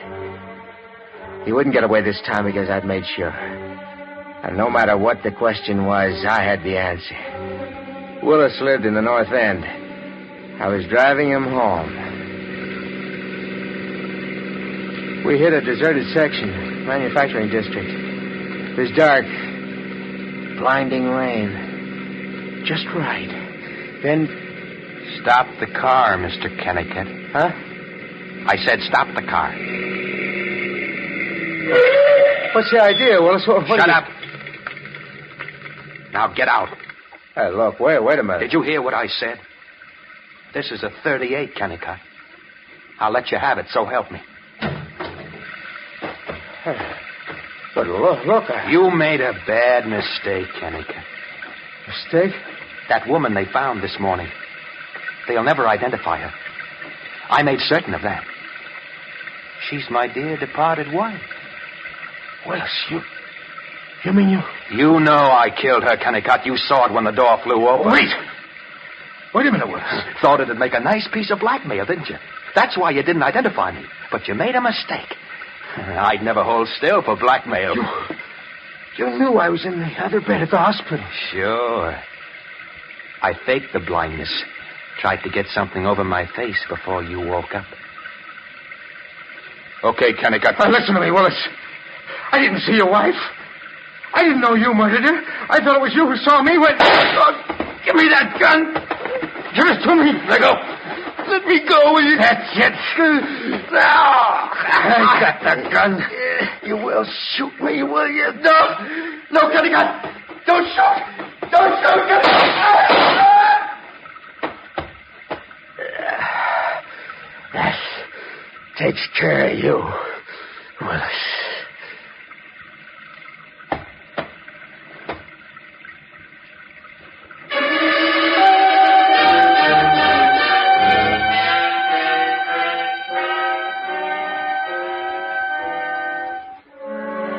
Yeah. We all learned something, Flournoy. A lot of us could kill. Something like the Columbia River washed the law away.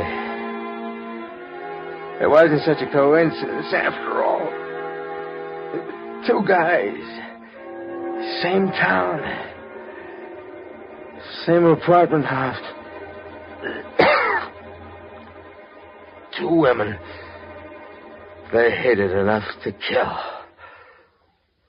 I'm sorry for you, Joe. Skip the sympathy, Chief. I know I'm gonna die.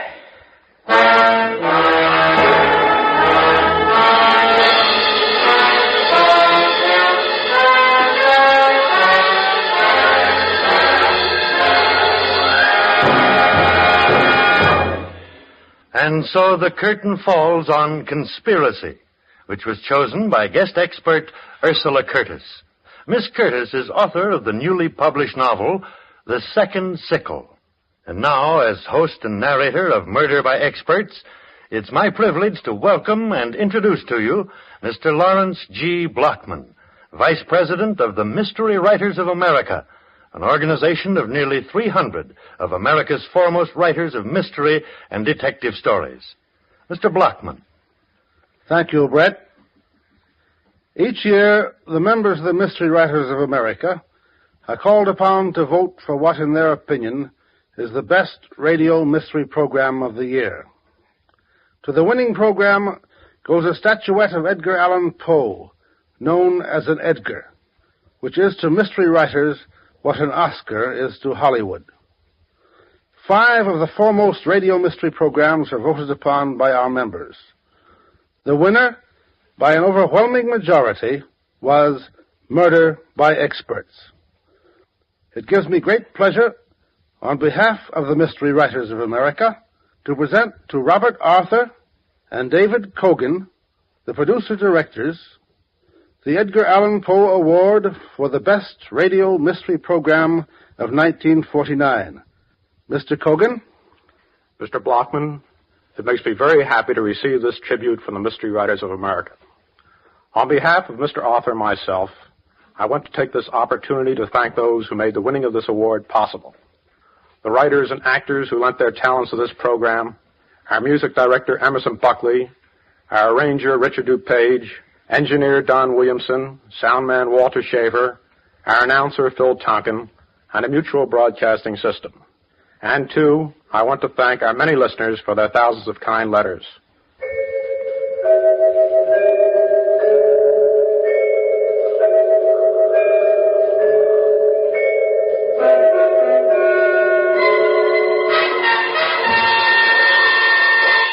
Tonight's play, Conspiracy, was written by Harold Swanton.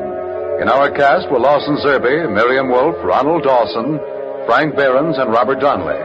All characters in our story were fictitious, and any resemblance to the names of actual persons was purely coincidental. Phil Tonkin speaking. This is the Mutual Broadcasting System.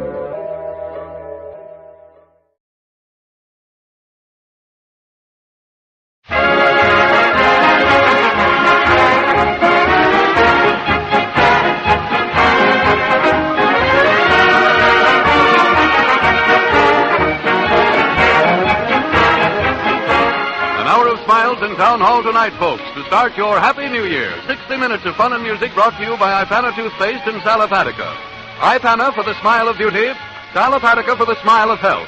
Fun with our star comedian Fred Allen and his mighty Allen Art Players. Music with Peter Van Steeden, the Ipana Troubadours, and the Town Hall Quartet. And another group of anxious and eager amateurs. New voices, new music, new fun. It's Town Hall tonight.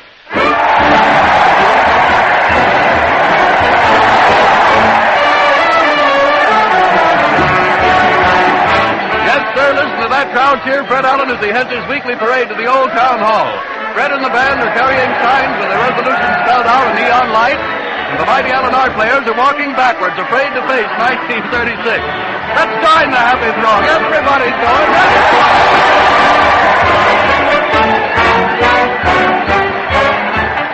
Here they come. Unhappy husband. You say you're leaving, Minnie? Breaking up our home? If you're too cheap to fix the radio, I'm going back to Mother. Town Hall tonight. Motorist. Hey, boy, give me 10 gallons of gas and 2 quarts of oil. Sorry, lady, this filling station's closed for an hour. It's Town Hall tonight. Mind readers. And what does the future hold in store for me, Gypsy? You will stop to enjoy life in 2 more minutes, madam. It's Town Hall tonight.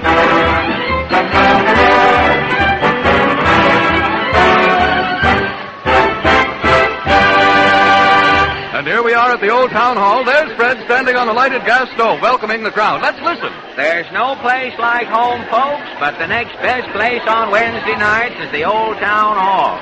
Father, mother, sister, brother, you're all welcome, so kindly go right in. Happy New Year, Mr. Allen. Same to you, Mrs. Lucas.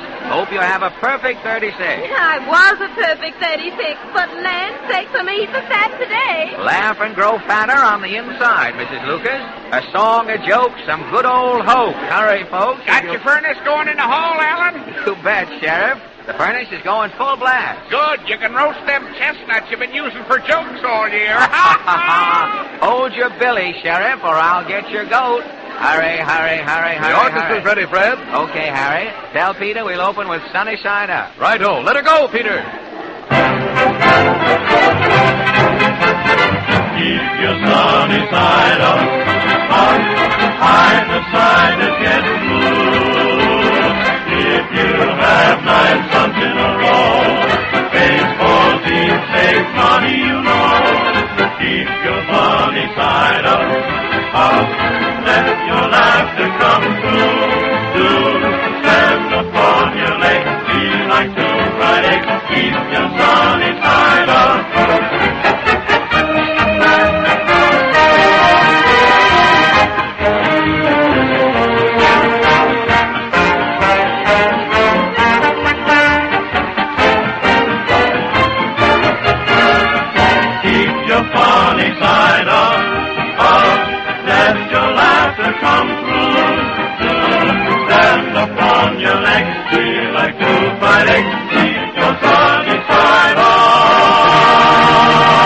Presenting that Herculean harlequin of hilarious hodgepodge and Homeric huzzah, Fred Allen in person.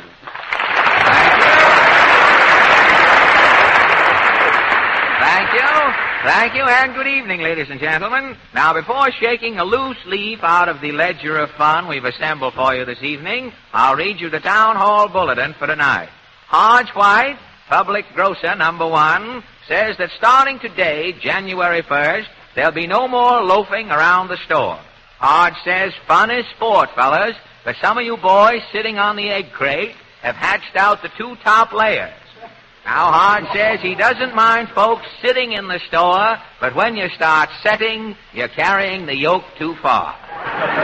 And now for the Town Hall news. Say, Harry. Yes, Fred. Present? Yes, sir. Shall I mark you present? Well, partly. It isn't liquor, but if you take 1 drop, you'll see things. What is it? It's the picture sheet, Fred. I'll drop it right now. Thank you.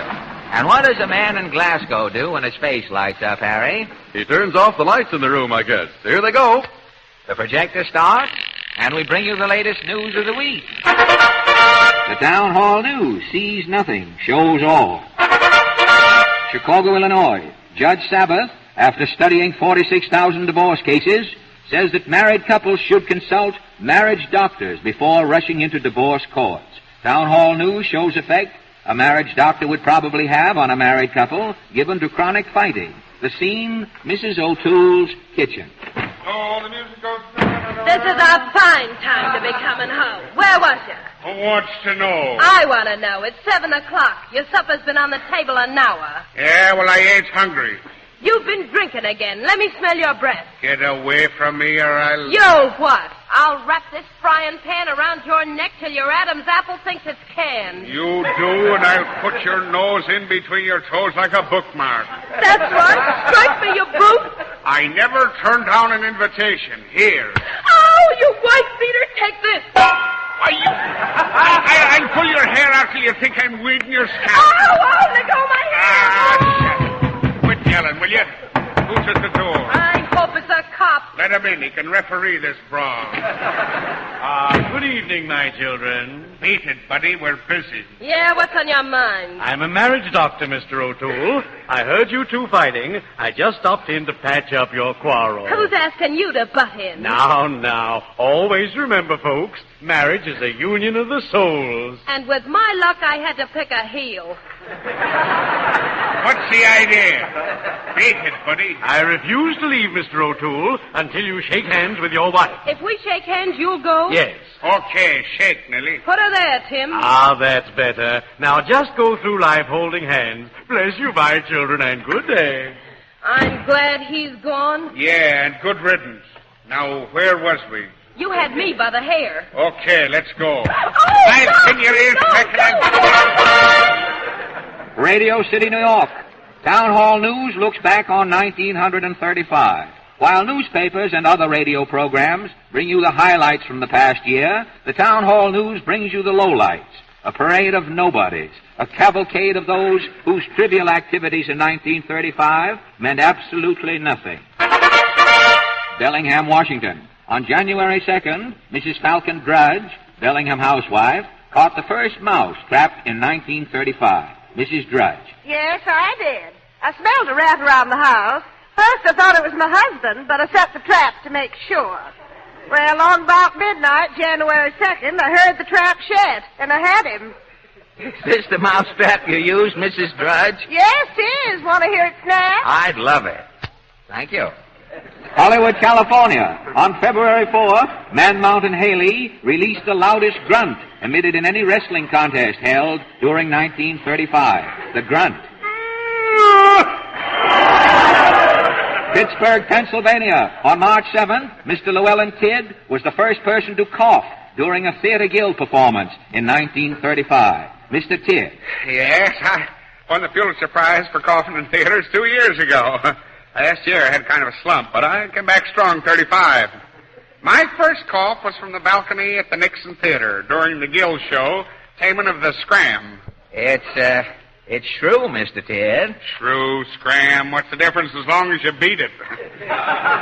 And now, will you show us the cough that made theatrical history in 1935? Yeah, I'll be glad to. Watch out for the spray. Thank you. New York City, New York. On April 21st, Mrs. Ima Pest proved herself to be the most annoying autograph hunter unearthed in 1935. The scene, the sideshow at Barnum and Bailey Circus. It's closing time. Oh, Freak! Mr. Freak to you, lady. Could I get your autograph? I'm the armless man, lady. I know, but you write with your toes, don't you? Yes, but I'm all dressed, ready to go home. Oh, I just got to have your autograph. I'm sorry, lady. I'm through freaking for the day. Maybe, but I'm not taking no for an answer. I'm simply going to get your autograph. Okay, lady. Take off my shoes and let's go. Radio City, New York. On May 9th, Ronald Twigg, local hillbilly, local number 7, was the first amateur to get the gong in 1935. How did it happen, Mr. Twigg? Well, I was a-singing, She'll Be Coming Round the Mountain. Well, sir, I just had to start it downhill when, bang, the major let me have it. Can you show us how it happened? Okay. She'll be coming around the mountain. Thank you. Old Orchard Beach, Maine.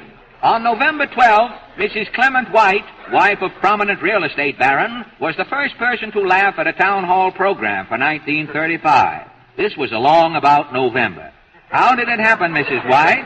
Oh, gosh, I don't know. I was just sitting near the radio listening, and all of a sudden I busted out. I ain't sure yet it was a program. It might have been something I ate. Can you show us how loud you laughed, Mrs. White? Yes, about like this. And once again, the Town Hall News brings you the outstanding sound of the week. From coast to coast, on January 1st, millions of Americans tear the last month of 1935 from their calendars. The tear.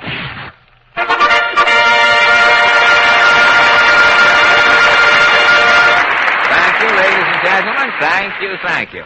And the overwhelming heartiness of my manner is due almost entirely to a happy remembrance of New Year's dinner. Turkey, yum, potatoes, whipped to a frothy frenzy, creamed onions, pumpkin pie. Wait just a minute, Fred. Do you realize what you've been eating? Why, of course I realize what I've been eating. Mashed potatoes, creamed onions, pumpkin Fred, pie. but now wait. Do you realize that those are all soft foods?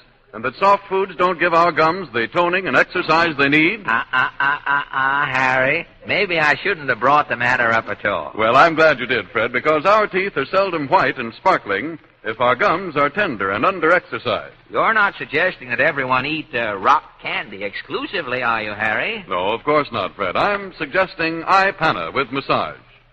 Because iPana is the toothpaste made especially to tone and stimulate your gums, and to clean and polish your teeth at the same time. This widely used, pleasant-tasting toothpaste in the red and yellow striped tube has long been a safeguard against pink toothbrush, that warning sign of soft, tender gums, and an assurance of whiter, more sparkling teeth. So always remember iPana for the smile of beauty.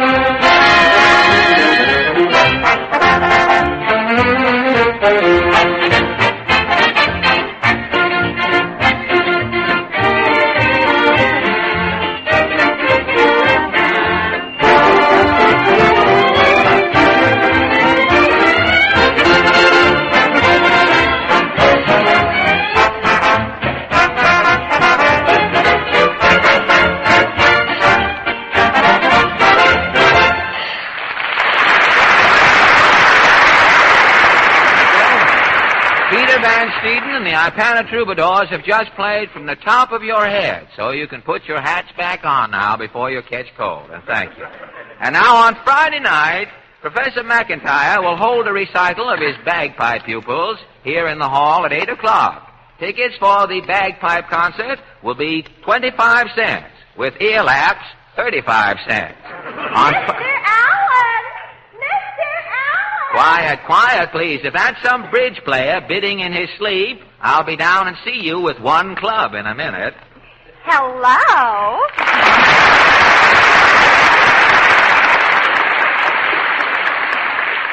Well, sir, as I live and try not to talk like a cowboy with these shaps on my lips, if it isn't Portland. Yes, Mama's Bridge Club is meeting at our house tonight, so I thought... So what are you doing out? Are they playing with the dummy wild?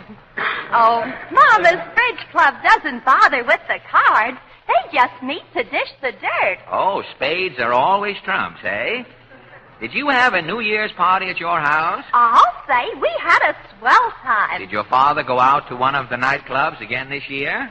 No, Papa just hit himself on the head with a bottle and rolled under a table. Well, that's one way of saving the cover charge. I'll say, Mama kept her eye on Papa this New Year's. She only let him drink cider. Well, cider isn't bad. He'll probably wake up thinking he's an apple and go looking for William Tell's head so he can sit down for a while.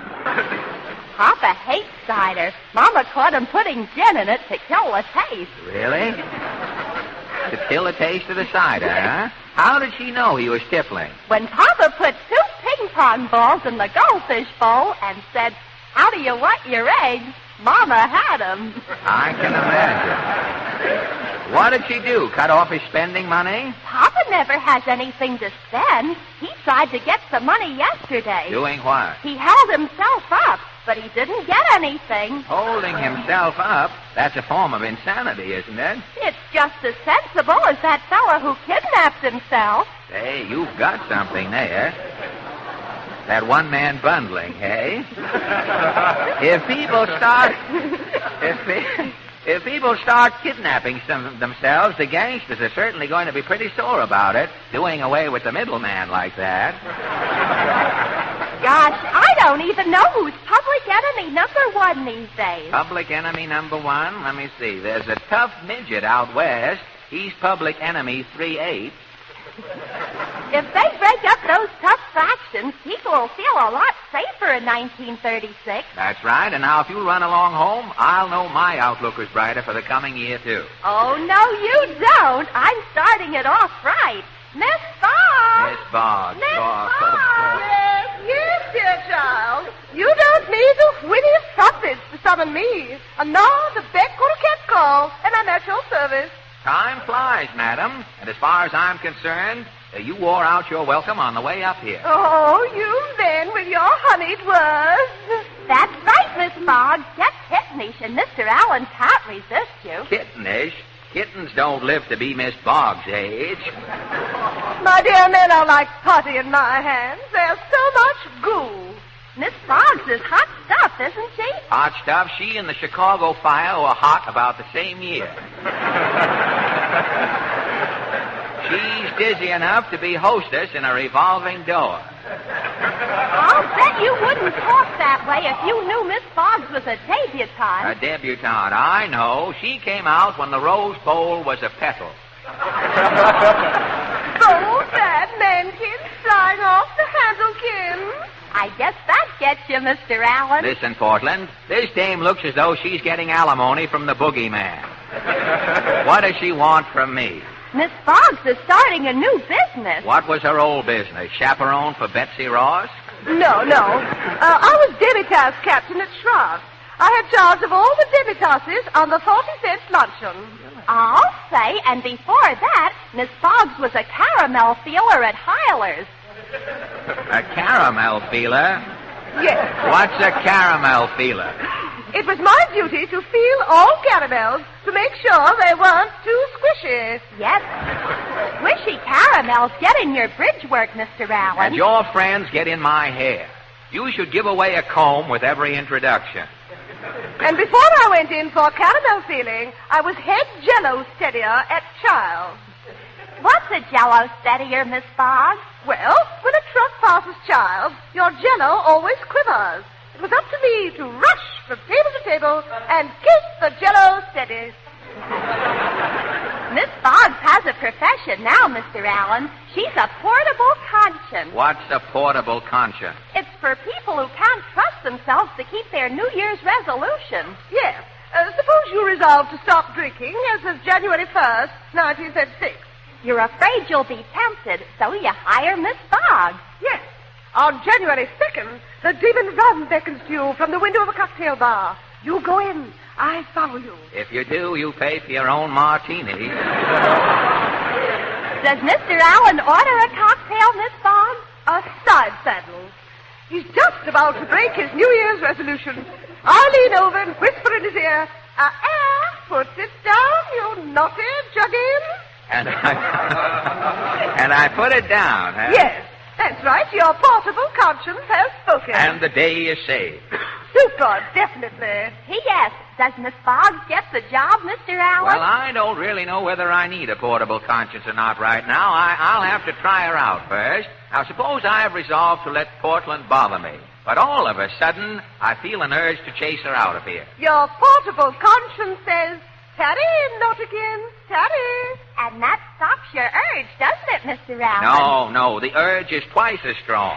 Now I'm chasing you both out of here. Really? Oh, well, in that case, I must sneak in. Me too, Miss Boggs. So long, Kins Portland. Tally Hawkins.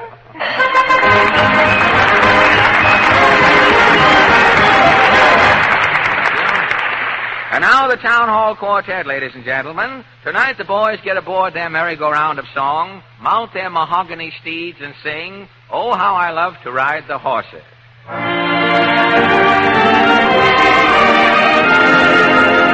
Gibbs, sir? To the races, sir? Oh, yes, sir. Step right in, sir.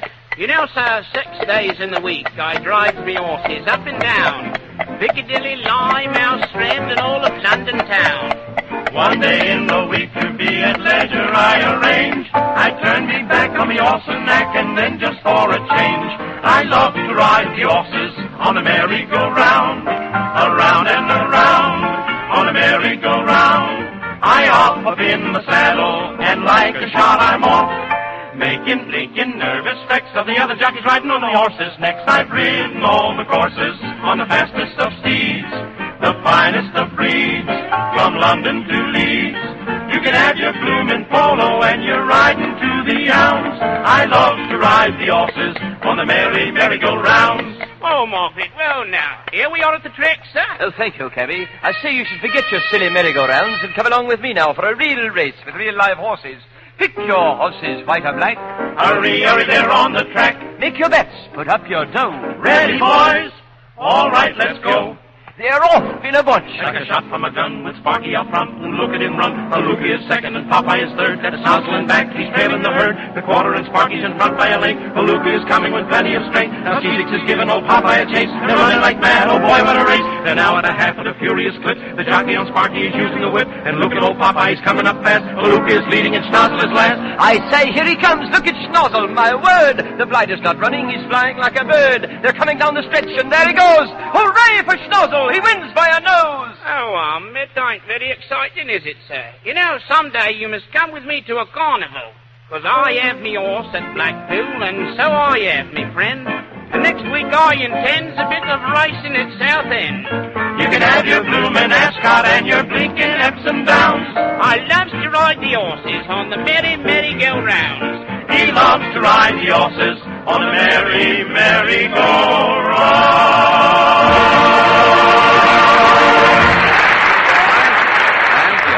Those brass rings, Brack boys. Say, Harry. Yes, Fred? There's a gentleman here with something for you. Oh, that's swell. What is it? Well, it's a witness chair. A what? Now, you just climb up there and find out. The case is yours, Mr. D.A. Thank you, Mr. Allen. Now then, Mr. Bunzel, do you swear that what you're about to say is the truth, the whole truth, and nothing but the truth? Well, yes, but I... Good. Now, I understand that you've been recommending Sal Hepatica to people for colds. Is that true? Yes, that's true, because you'll find... Please don't interrupt me now. You've been saying that when a person has a cold, there are usually two things wrong with them. Poisonous wastes in the body and too much acid in the system. Exactly, if you please, Mr. Bunzel. So, you've been saying take Sal Hepatica at the very beginning of a cold, because Sal Hepatica is the mineral salt laxative that does not just one, but two things. It both rids the body of waste and it combats acidity.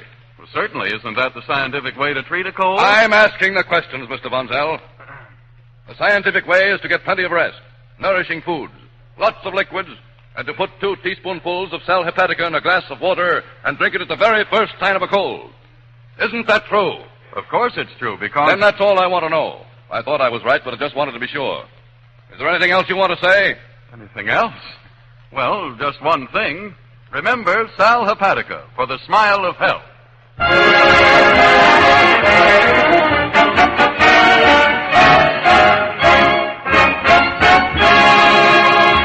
And now, ladies and gentlemen, we've come to the mighty Allen art players, the first actors ever to perform in a livery stable to save the wear and tear on the carriage trade. Tonight, these histrionic marvels, with the accent on the his, present a mystery melodrama entitled Murder at the Microphone. Or, if you're listening in, it's probably Murder at the Loudspeaker, too. The play opens in a radio studio. Overture, Peter.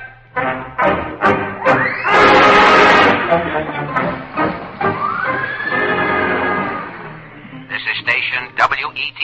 If you have the correct time, congratulations. And now, attention all. Captain Benny's rowboat is on the air.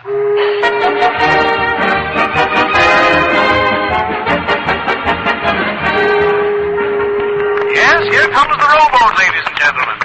Tonight she was supposed to dock at Biddle's Wharf, but the river got wind of it and dried up during the night, so we've got the rowboat anchored in a puddle right here on Main Street. There goes the gangplank, and here's Captain Benny in person. Thank you, Tiny. Well, folks, thank you, folks. Folks, you're just folks to me, folks. Oh, folks, I'm shot, folks. Fire, please! Ladies and gentlemen of the radio audience, Captain Benny has just been shot at the microphone. The rowboat radio program will not be heard at this time. Thank you. Station WET, signing off. Here, you page boys. Carry Captain Benny into the control room. Get a doctor. Yes, sir. Now, quiet. Quiet, everybody. Quiet, please. You people in the audience, keep your seats.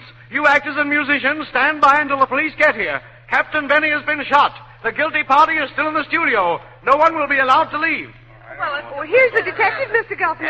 Yes, I'm Inspector Bungle. What's happened, a felony? No, Captain Benny's been shot, Inspector. Who did it, you? Come clean. You're fooling with the law.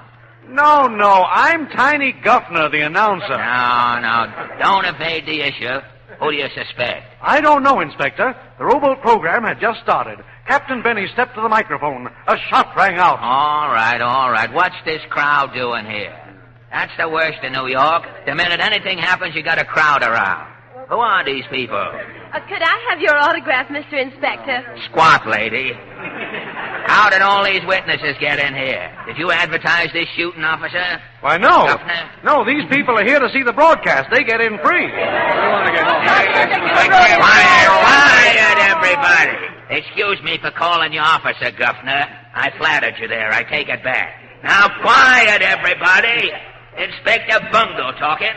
You're all under arrest till I solve this mystery.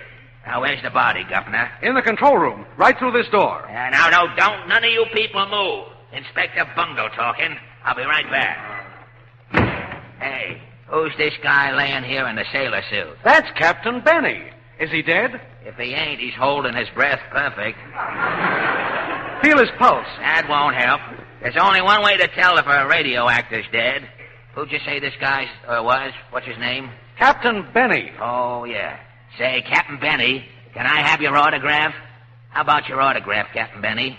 Is he signing it? No, I guess he's dead, all right. Now, drill them people back in the studio.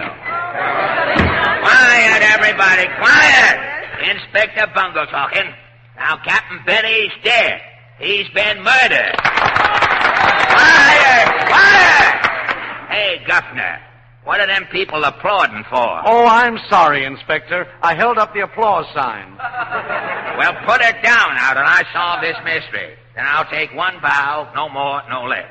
Yes, Inspector. Now, where was Captain Benny standing when the shot was fired? Right here, directly in front of the microphone. Which way did he fall? Over on his side. He kind of slumped over. I see. Then the shot was either fired from back where the musicians and actors are, or somebody in the audience did it. Well, I don't know. I just heard the shot, and then I saw him fall. Yes, I saw him fall, too. I'm Mary Blue. Where were you standing, Miss Blue? I was back here humming my song. I'm poor little buttercup. Lucky you didn't get to sing it. They might have got you, too. Did you see who fired the shot? Oh, no, sir. The trombone player blew a note in my ear, so I didn't even hear the shot. An accomplice, eh? Here, you with the trombone. Yeah, Inspector. Let me hear that note. Yeah, I play it. Yes, that was the very note, Inspector. That's no note. Sounds like an opinion to me. You're not getting personal, are you? No, no. I'll answer it, Inspector. No, don't touch that phone, anybody. Hand it to me, Governor. This might be a clue. Hello? Hello. The program is coming in fine, Major. I want to vote for Hector Pincus, the Erster opener. This is Inspector Bungle talking. Hello. One vote for Hector Pincus, the Erster opener. Lady, there's nobody opening Ersters around here. There's been a murder committed. Captain Benny's been shot. Don't change the subject, Major. One vote for Hector Pincus. Make a note of that name. Hector Pincus, Erster opener. He's after Fry for this. Now, who else was back here when them shots was fired? We was. Yeah, who are you two guys? Corn syrup in February. We's the rowboat comedians. Yes, sir. Where were you when Captain Benny was shot? We was standing right here. I was saying to February, who was that lady I seen you with last night? And I said, there was no lady. Boy, you need glasses. We didn't kill Captain Benny, sir. You won't kill anybody with them kind of jokes. Look here, Inspector. Inspector, we're not getting any place. I'm the detective here, Governor. On the rowboat would shoot Uncle Benny. We all love the old boy. Why don't somebody tell me these things? If that's the case, I'll grill the audience. Tell that woman in the second row to come up here. Yes, Inspector. Madam, you, madam, please. Me, I'm Mrs. Goldberg. I'm on Yachty. morning. Where was you sitting when Captain Benny was shot? In the wrong studio. I got 2 tickets for Uncle Don, but in the excitement, people is pushing me in here. So I'm coming in here accidentally. But believe me, I'm going out on purpose. Here, you can't leave the studio until the inspector solves this mystery. Inspector, please. By me, he couldn't inspect our gas meter. Quiet. Where were you sitting? Answer yes or no. In the second row. Did you hear a bullet pass you when Captain Benny was shot? No, but I heard 2 shots in my vicinity, but I didn't feel the breeze from the bullet. That's all. Thank you. That's all I wanted to know, Governor. Good work, Inspector. Who shot Captain Benny? That's all I want to know. Them shots was fired by someone sitting in the first row. Uncanny. How do you know? Mrs. Goldberg sat in the second row, didn't she? She heard the shot, but didn't hear the bullet pass her. Uncanny deduction, Inspector. Oh, but there are 10 people in the first row. Yes, and none of them knew Captain Benny. Well, how do you know that? Did you hear any hissing when the captain came to the microphone? No. Then nobody knew him. Uncanny! Right. So the motive couldn't have been personal. Must have been something he said. Well, what are you going to do? We'll start the show over again, Governor. I'll read Captain Benny's part myself. Where's his script? Right here. I'll make the announcement.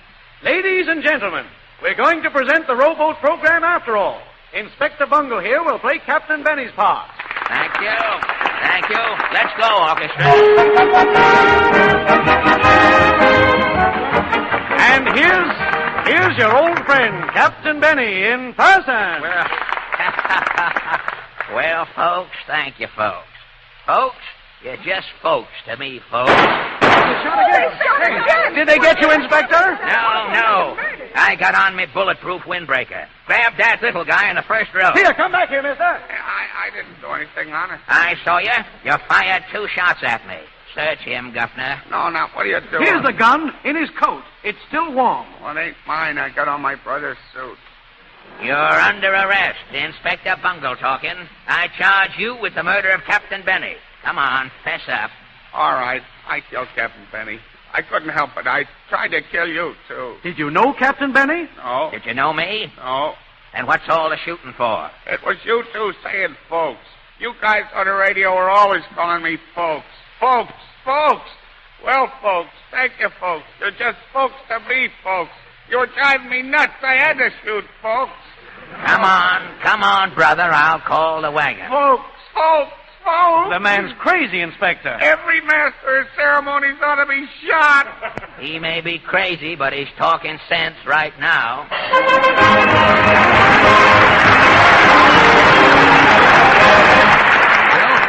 And now, ladies and gentlemen, we bring you for the first time on the air that still small voice that's never as still as you'd like it to be. The voice of conscience.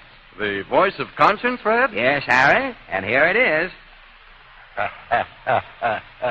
You did it again, didn't you? You ate too much, and now look at you. You've got a nasty grouch and a headache that would fit an elephant. Well, Happy New Year, and it serves you right. Maybe you'll know better next time, but I doubt it very much. Very much. Well, now, ladies and gentlemen, if that still small voice is accusing you of holiday overindulgence, you can always drown it out. Just put 2 teaspoonfuls of salopatica in a glass of water and drink it any time on an empty stomach. For when you wake up feeling dull and logy, there are usually only 2 things wrong with you. 1, poisonous waste in your body. Right. And 2, too much acid in your system. Right again. And we suggest Sal Hepatica because it's the mineral salt laxative that both rid your body of those poisonous wastes and combat your acidity.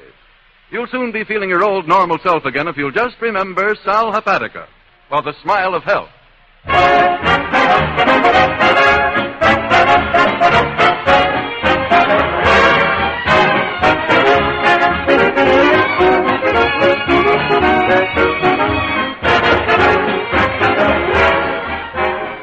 Ladies and gentlemen, Town Hall continues immediately after your station announcement.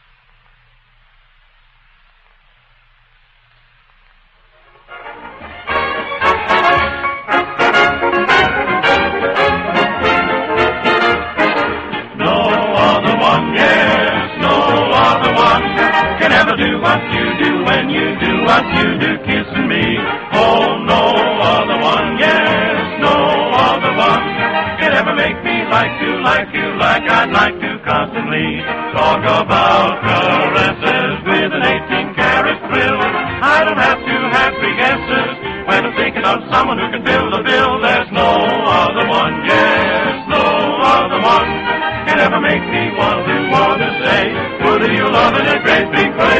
No other one.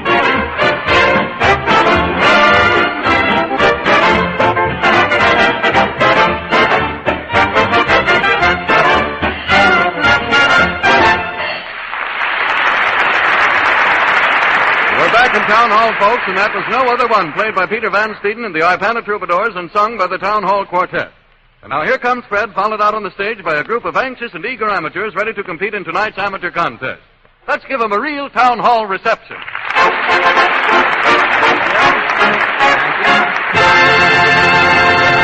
Yes, ladies and gentlemen, and Uncle Jim Hawkins, our amateur chaperone, assures me that tonight we greet another group of aspiring Tibbets, Gallikerchis, and Rubenovs, here to compete for our first prize of $50 and a week's engagement at the Roxy Theater in New York City, and a second prize of $25 in cash. The winners will be chosen by you folks here in the Town Hall. Your applause will be recorded on the Johns Manville applause meter here on the stage, and the three acts receiving the highest ratings will be called back later so that you may give the matter serious thought and select your final winners. Now, tonight, it is my pleasure to welcome first on our program Master Eddie Samuelson. Is that right? Is that the correct pronunciation? Sal Manson. Sal Manson, huh? Well, as long as all of the letters are in there, Eddie, we may as well pronounce them. There's no need of throwing those letters away there. Well, a happy New Year to you to sort of start things off.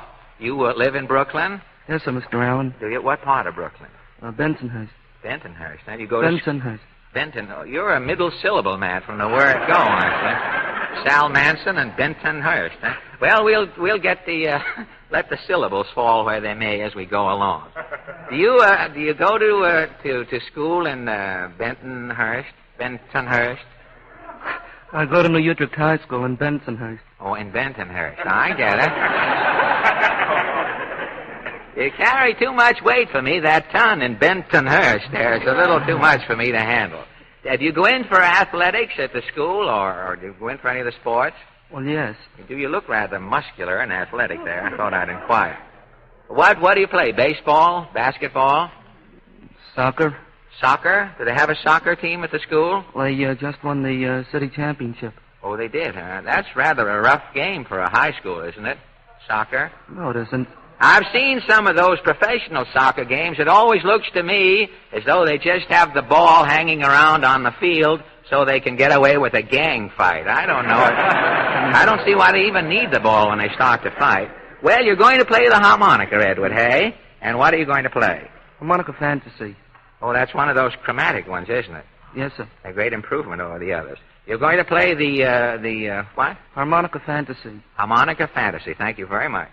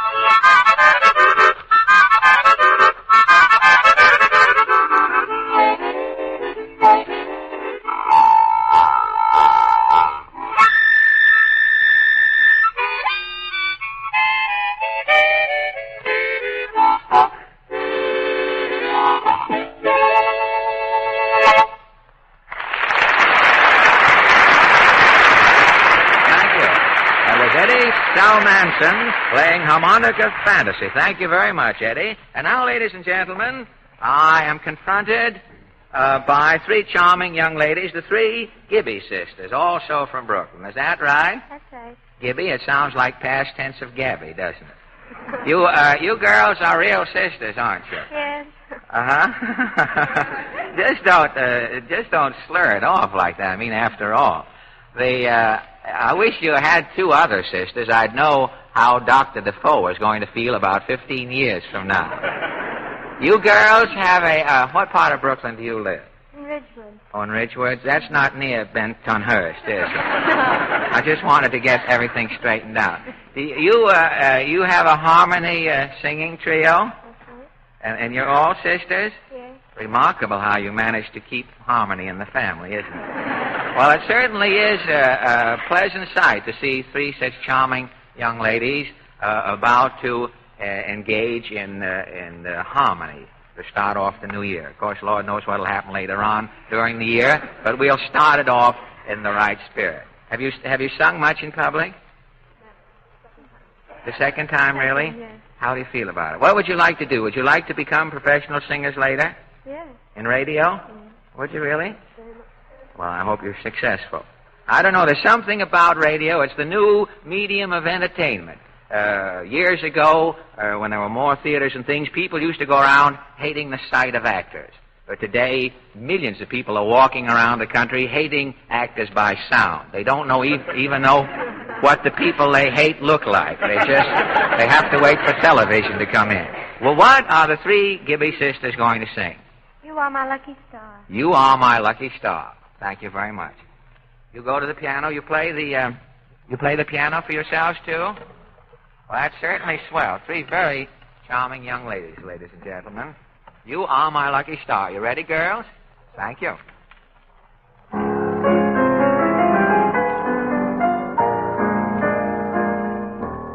Oh, beats my heart for you are my lucky star. I saw you from afar. Two lovely eyes of me that were gleaming, gleaming. I was awestruck. Oh, my lucky charm. I'm lucky in your arms. You've opened heaven's portal. Here on earth for this poor mortal. You are my lucky star.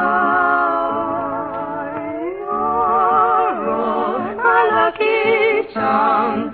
I'm unlucky in your arms. You've opened heaven's portal. Here on earth for this poor mortal. You're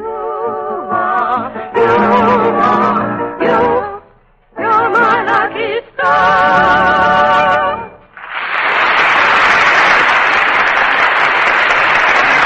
Those were the three Gibby sisters. Thank you very much. And now, ladies and gentlemen, coming to the microphone is William Reed, a gentleman dressed in rather an oriental get-up here with a large coat and a turban. Mr. Reed, you are a baritone? Yes, sir. And you don't mind if I ask you why you're wearing the turban, do you? Well, I'm a fortune teller. Oh, This is my outfit that I wear in my profession. Oh, is it? The outfit you wear when you're telling fortunes, Right, huh? I'm fortune. Don't you have the crystal that goes along with it? Well, I have my crystal gaze with me tonight, but I have one. Well, this is very interesting. I didn't realize. When I saw the turban, I just thought, well, there's a lumpy beret, that got...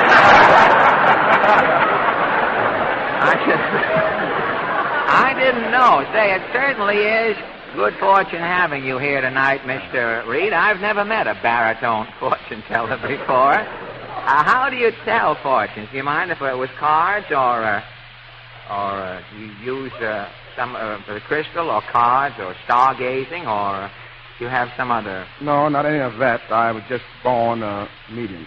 And I can read you by looking at you and know what month you're born and stars, what sign you're under, and I just tell you... Well, that's very interesting, and I'm very happy to have you here tonight. Now, apart from the singing, do you think if I crossed your palm that you could just give me a sort of a little reading here on the side before we get going with the song? What is your fee for a reading as a rule? Well, I don't like silver much. I take green. Oh, you do? Well, I don't know. If you want to, I'll just ask you how much for about 3 questions. 3 questions? 3 for $1. Do you think you could make it? Well, that's pretty reasonable. I don't want to have the occult union after you. I mean, if there's going to get you in any trouble, well, I'll pay you $1 down if you don't mind, and I'll just ask you 3 questions. You don't mind, do you? Absolutely not. Now, do you think I'm going to be successful in radio during the coming year? Well, what month were you born? Oh, I forgot. I beg your pardon. I was born in May, Gemini, twin. I mean, there's only one of me, but according to the stars, I showed up one short. Well, you are born on a very lucky sign, being serious. 3 great men were born in your month. That was Ellen Hubbard. And Gene Tooney and John McCormick. All born? 3 bright men. Oh, well, 4 bright men. I mean, after... Well, including you. Oh, 4. And one man about to be kindled here. All right. Is that the whole reading now? Could I... Well, what do you see about the presidential election next year? Have you got any... does that come in Gemini, do you think? Why, no, not exactly. But our president that we have now... Theodore Delano Roosevelt will be our next president. You can bet on that. Well, that's fine. I'm glad to hear. And I don't have to ask you, of course, who's going to be the next heavyweight champion. Well, now, I wouldn't be too fussy about that. Oh, yes, we know. That's no secret. Well, thank you. Oh, pardon me. I'll say, though, that I'm quite sure that Joe Louis. And I... Well, that doesn't really count. I don't think you need the crystal to see that. Well, Mr. Reed, I want to thank you very much for your hearty cooperation. And now, what would you like to sing as your baritone solo? Well, I'd like to sing a song that really touches me when I sing it. I feel it within. That's why Dockers were born. All right, thank you very much.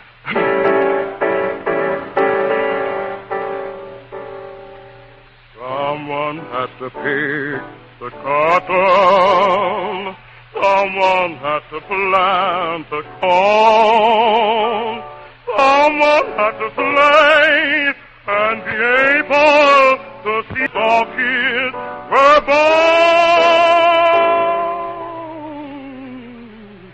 Someone had to laugh at trouble, though he was hard and worn.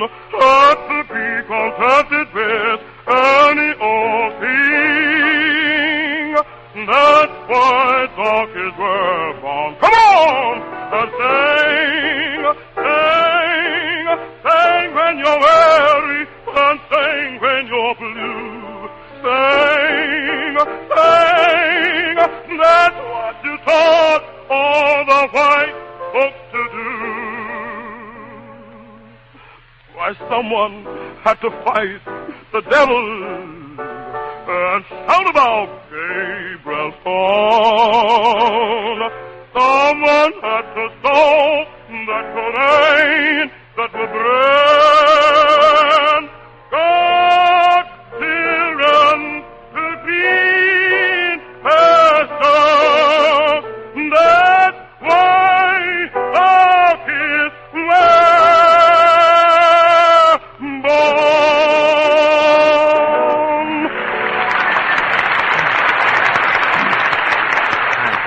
That was William Reed, the baritone fortune teller. Thank you very much, Mr. Reed. And now, ladies and gentlemen, I would like to have you meet Richard Wade.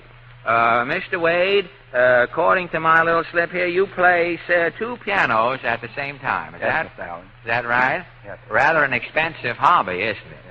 Yes. You have to keep 2 pianos around the house all of the time? Yes. How did you first discover that you had this ability? Did you just cultivate it? I went to an operetta one night, and they were using 2 pianos. At least there were 2 piano players. And after the operetta was over, I went up and started to play one of the pianos, and then I put my hand on the other piano, and everyone thought it was grand, so I started to play in 2 pianos. Well, that's fine. It just came to you out of the blue, as it were. Well, what are you going to play for us tonight? The Rosary. The Rosary on 2 pianos. Thank you very much. While Mr. Wade goes to his 2 pianos here, you're all set up over there with the mic and everything, aren't you? You all right? Thank you.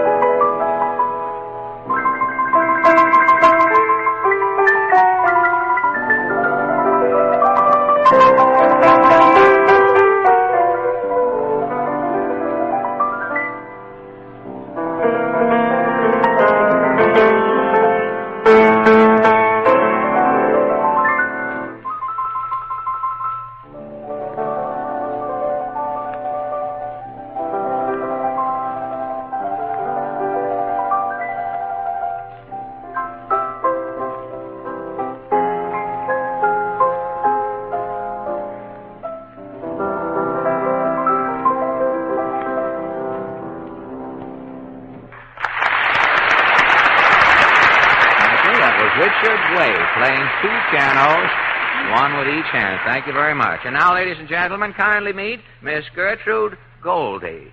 Miss Gertrude Goldie from Patterson, New Jersey. Is that right, Miss Goldie? That's right, Mr. Allen. And you are a blues singer? Mm-hmm. How old are you? I'm 16. 16 years old and singing the blues already, huh? What would you like to sing? Well, I'd like to sing that new song, The Music Goes Round and Round. The music goes round and round. Well, we're very fortunate. I think it looks as though you've won before you even start. Maybe we can stop the whole thing now. Thank you very much. The music goes round and round. You put it in there and it comes out like this. Now you blow through here. The music goes down and around, whoa, and it comes out here. Now you push the first valve down. The music goes down and around, whoa, and it comes out here. Oh, I push the middle valve down. The music goes down and around, below, diddly-ho-ho. Listen to that jazz come out. Then I push the other valve down. The music goes down and around, whoa, and it comes up here. Oh, I push the middle valve down. The music goes down and around, below, diddly-ho-ho. Listen to that jazz come out. Then I push the other valve down. The music goes down and around, whoa, and it comes out here. Where? Here. Yeah. That was Miss Gertrude Goldie of Patterson. And that concludes tonight's contest, ladies and gentlemen. And now, while I look into the expressive face of the applause machine, I'm going to ask Harry to give us a New Year's greeting. Harry. To all our friends of Town Hall, both old and new, the Bristol-Myers Company, makers of Ipana toothpaste for the smile of beauty, and Sal Hepatica for the smile of health, sends a sincere greeting. May you begin and end this new year in health. Now, while Fred is still trying to get the ratings from that applause machine, let's see what we can get from Peter Van Steeden and the Ipana Troubadours. Give, Peter.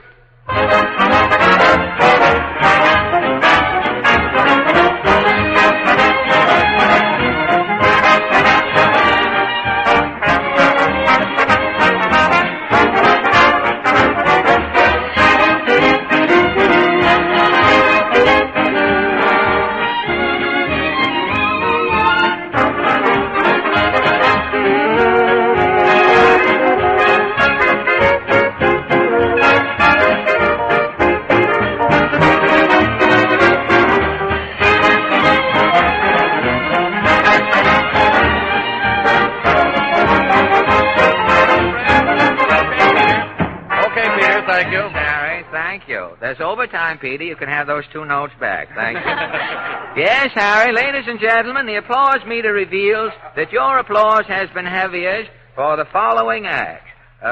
Richard Wade, the 3 Gibby sisters, and Miss Gertrude Goldie. Now, I'm going to ask Harry to hold his fine Italian molten hand over the heads of these boys and girls and ask you to applaud once again for your winners. Are you ready, Harry? All ready, Fred. Now, first, the boy from Harlem. Fancy at my age. The boy from Harlem who played so well on the 2 pianos, played the rosary so well, 1 piano with each hand, Richard Wade.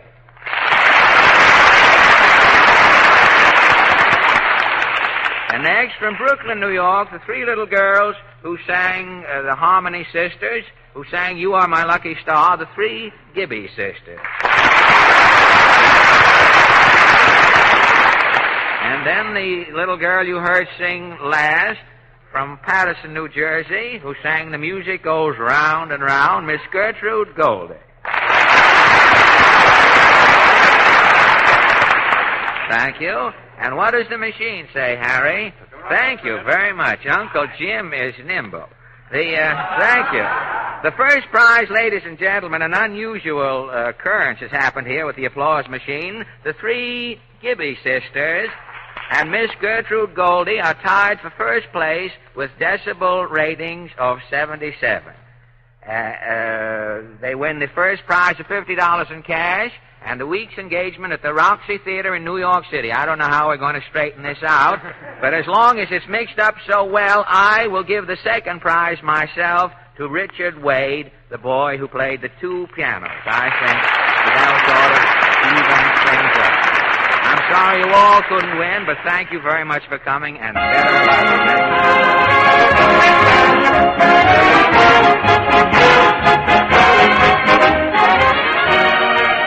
Thank you. This is Fred Allen saying good night, ladies and gentlemen. And don't forget that the town hall doors will be open wide to greet you next Wednesday evening with another hour of smiles. Next week, a big anniversary program, bringing back a group of amateurs introduced on this program during the past year who have made good in professional circles. Until next Wednesday, then, this is Fred, spelled Ipana, Allen, spelled Sal Hepatica, saying, see you Wednesday. Good night. This is the National Broadcasting Company.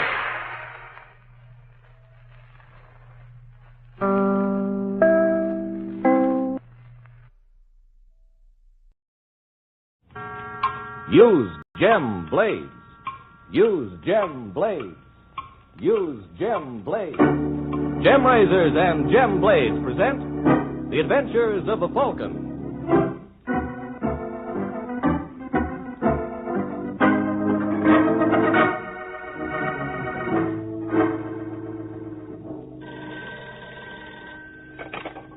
Hello?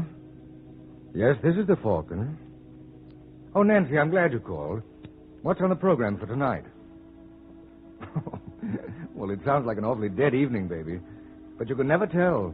Tomorrow there may be morning.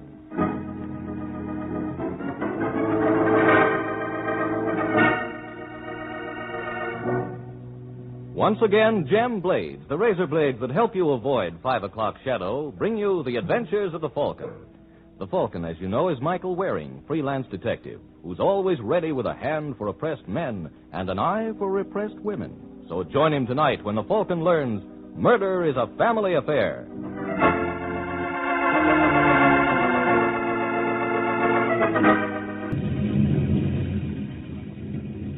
It's a rainy Tuesday evening in New York, and the city streets are deserted, save for a dark red convertible which is parked at the curb. And at the wheel sits Brenda Sinclair, fondling her pet Pekingese, Wang Pu. Baby, don't be impatient. Daddy's going to meet us shortly. Then you and Mama are going to go far, far away where nasty men can't find us. Hello, Brenda. Oh, Kenny, darling. Have you been waiting long? It seemed like years. That's just the way I felt in that hallway. Ray. Oh, hello, Sinclair. Fancy meeting you. And you to stay away from my wife. Brenda doesn't care about you. She hasn't for years. Ray, I'm leaving you. Really? Kenny and I are going away on a little trip. Maybe Kenny is, Brenda, but not you. Ray, put away that gun. What's the idea, Sinclair? I warned you to stay away from my wife, Kenny, but you wouldn't listen. Ray! Maybe this is the only language you can understand. Ray, don't!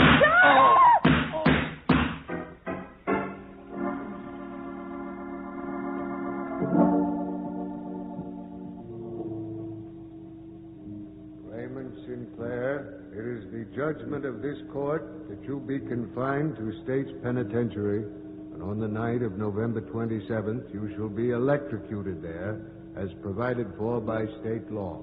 And may God have mercy on your soul.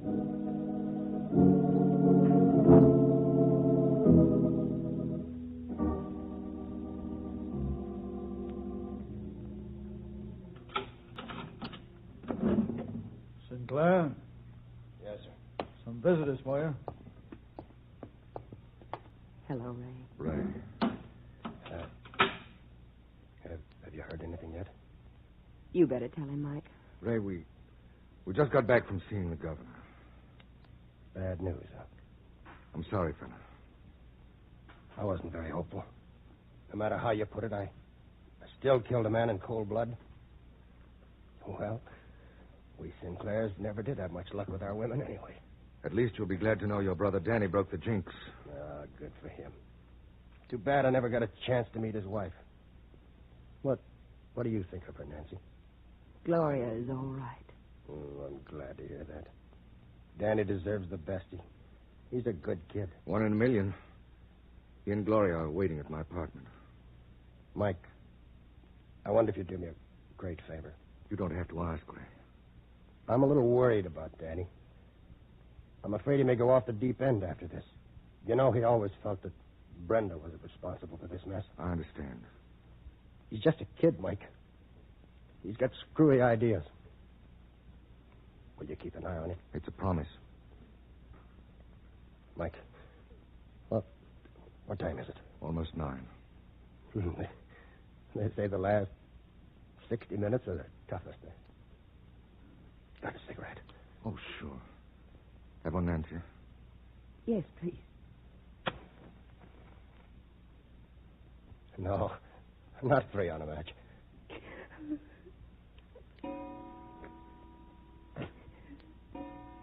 Mike, you're going to stick around for the... I'd like you to.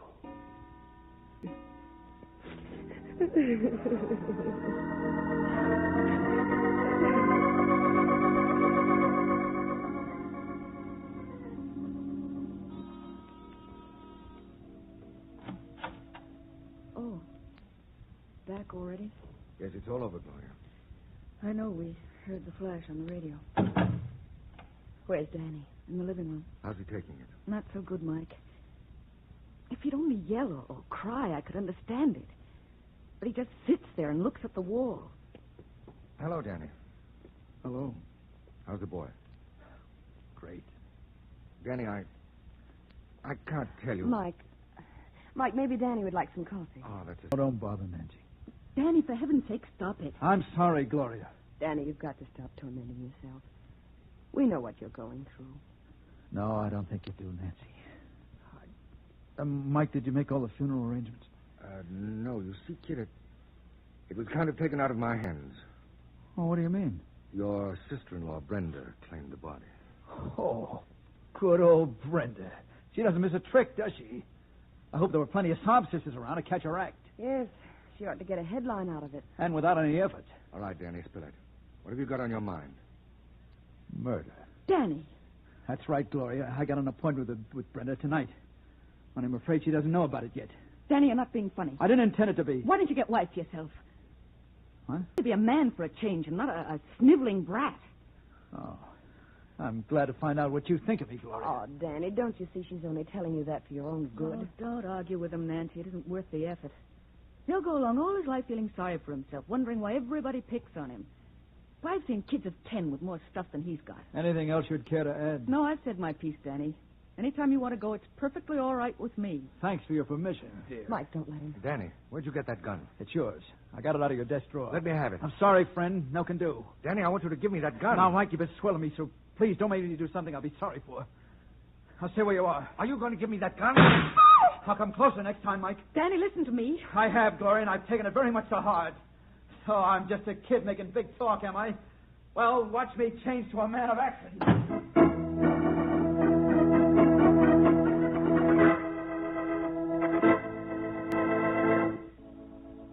Well, now we have to worry about Danny and hope he'll realize that Brenda's not worth shooting. Well, there isn't anything I can do about that. But here's something I can do to help a lot of you who have 5 o'clock shadow. I can tell you that 9 out of 10 men will stay face neat right around the clock by shaving the gem way. That is, with a gem razor and a genuine gem blade. I know it takes a definite effort on your part to change your shaving method, but I promise you that if you shave the gem way, your effort will be repaid every day of your life.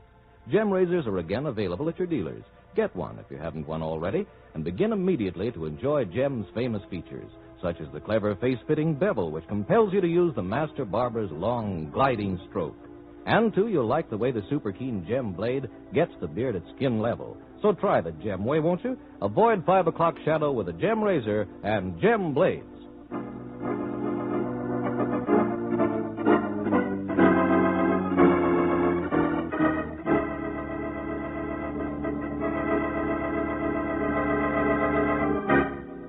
Now, back to the adventures of the Falcon. It's a few minutes later, and in Mike's apartment, the Falcon and Gloria listen anxiously while Nancy makes a call. Well, Nancy? Oh, the operator couldn't give me the number, Mike. Now, how are you going to warn Brenda? I really don't see why you people are so concerned. Danny won't do anything. You're wrong, Gloria. Look, Mike, I'm married to him. I know how he reacts. Why, Danny could no more kill her than I could. Basically, he's just a sweet kid. Just a sweet kid bent on murder. Well, then, you think he meant what he said? Every word. Well, then why don't you do something? I'm trying to, Gloria. Now, let me think. You do that, Mike, but I'm not going to sit around and wait any longer. I'm going after Danny. Gloria, come back here. Let her go, darling. It'll give her something to occupy her mind. But shouldn't we phone the police or something? I'd rather not. If it ever gets out that Danny's gunning for his sister-in-law, it'll make a Roman holiday for the newsboys. Well, what do you think Danny will be doing meanwhile? In case you've forgotten, darling, that boy is wired for sound. And suppose we attempt a little short-circuiting. Maybe we can still beat him to her apartment. Get your coat, baby. It's worth a try.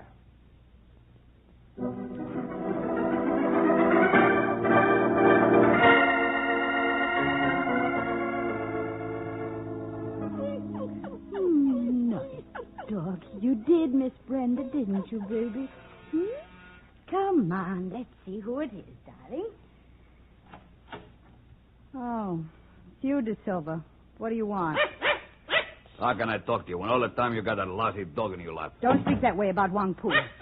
Excuse me, please. Brenda, in the last month you borrowed close to $12,000 from me. You'll get your money back. Sure. But when, Brenda? Any day, as soon as they settle Ray's estate. I got news for you, darling. What are you talking about? Papa didn't leave you a cent.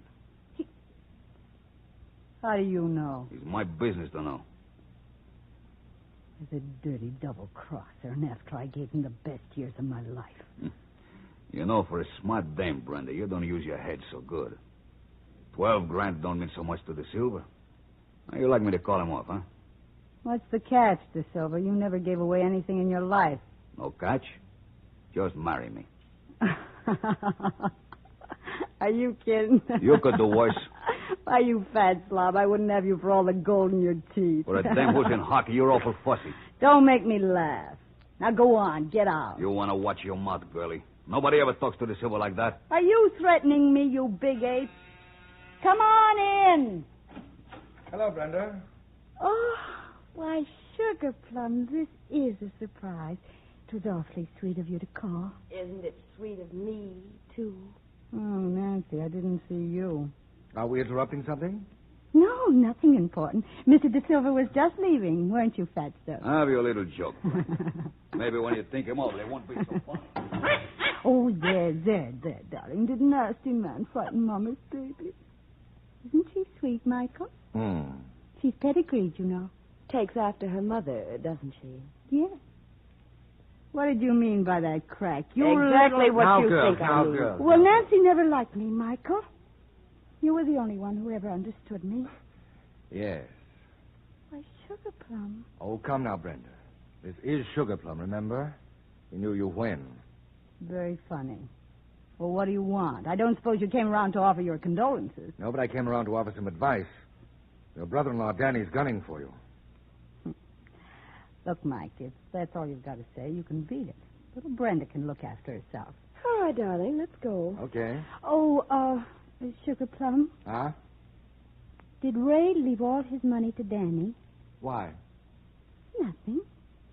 It just dawned on me that my brother-in-law isn't such a kid at that. He's got possibilities. The right woman could do a lot for him. Maybe the right woman could. But if I were you, I'd forget it, Brenda. But then you're not me, dear. Because what I've forgotten, you'll never learn. Good night, you lovely people.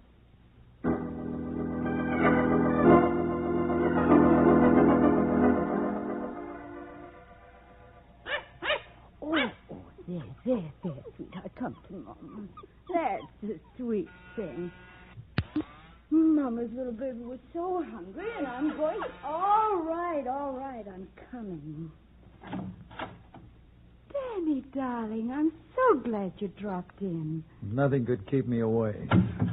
Here, let me take your coat. Never mind. Now, Danny, don't be mean to Brenda. Now that poor Ray is gone, there's just the two of us left. We've got to look out for one another. Danny, put away that gun. As soon as I finish. You're frightening Wang Pu. What about you? Danny, you've got to believe me. It wasn't my fault. You're quite fool. You're crazy, Danny. You're crazy. You'll never get away with it. They'll fry you like they did Ray. I don't think so. Danny, please.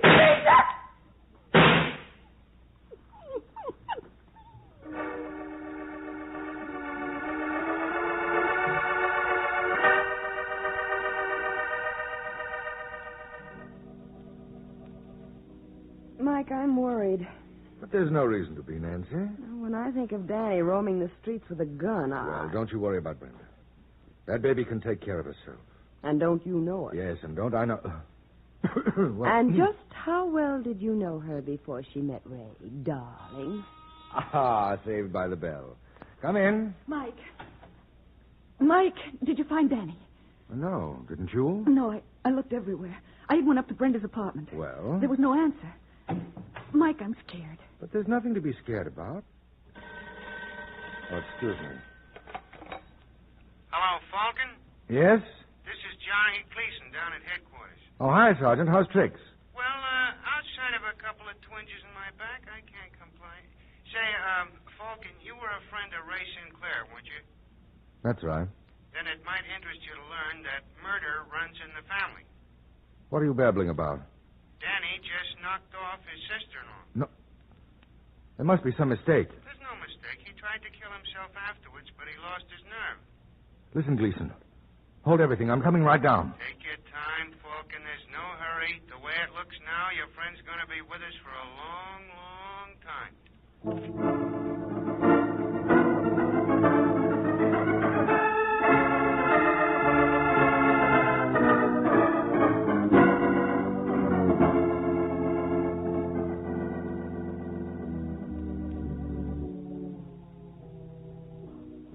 Check me if I'm wrong, Danny. After you pulled the rod, your sister-in-law tried to move away from you.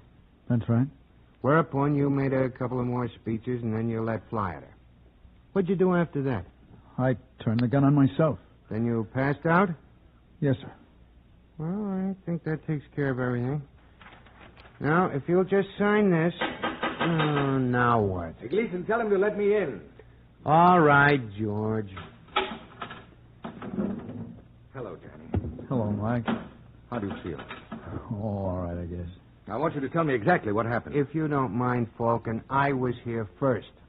Now, go ahead, kid. Sign it. Now, what's that? His confession. Hold it, Danny. Gleason, have you seen Charlie De Silva? You mean the loan shark? Yes. He had a fight with Brenda tonight. She was in hock to him. I heard all about it. We had him on the carpet an hour ago. How come you let him go without informing me? Look, Falcon, I was under the impression the new mayor's name was O'Dwyer. Well, Can't you give me a little time to get all the angles? Why do you want to give the kid false hopes? We know who killed the dame. He admits it. He's right, Mike. Yeah, and this is the gun you used, ain't it? Yes, sir. I took it from Mike's apartment. Let's see that. Anything to waste time. Yes, that's mine. Only when he took it, it was fully loaded. Say, wait a minute, Danny. How many shots did you fire at Brenda? 1. And 1 at yourself, is that right? Yes. And before you left my place, you took a pot shot at me. Oh, he did he? Now, that's not the point, Gleason. How many shots in all does that make? Don't tell me. 3. All right, Einstein. Look at this chamber. There are 4 exploded shells in there. How do you explain that? It's easy. He shot the girl twice. Did you find 2 slugs in her? Well, no. Then what happened to the other bullet? It went wild? No, it didn't. I only shot her once, and then I turned the gun on myself. You're lying. Use your head, Gleason. He's admitted killing her. What motive would he have to lie about that missing bullet? It must be somewhere in her room. Did any of your boys find it? What was the point of looking? And you can't have any objections if I do. Falcon, will you stop trying to complicate matters? Come on, Sergeant. Be a sport. Give me an hour to look over Brenda's apartment. If I can't find the shell by that time, I'll advise Danny to sign the confession. There'll be no more horsing around? I give you my word. Okay, here's the key.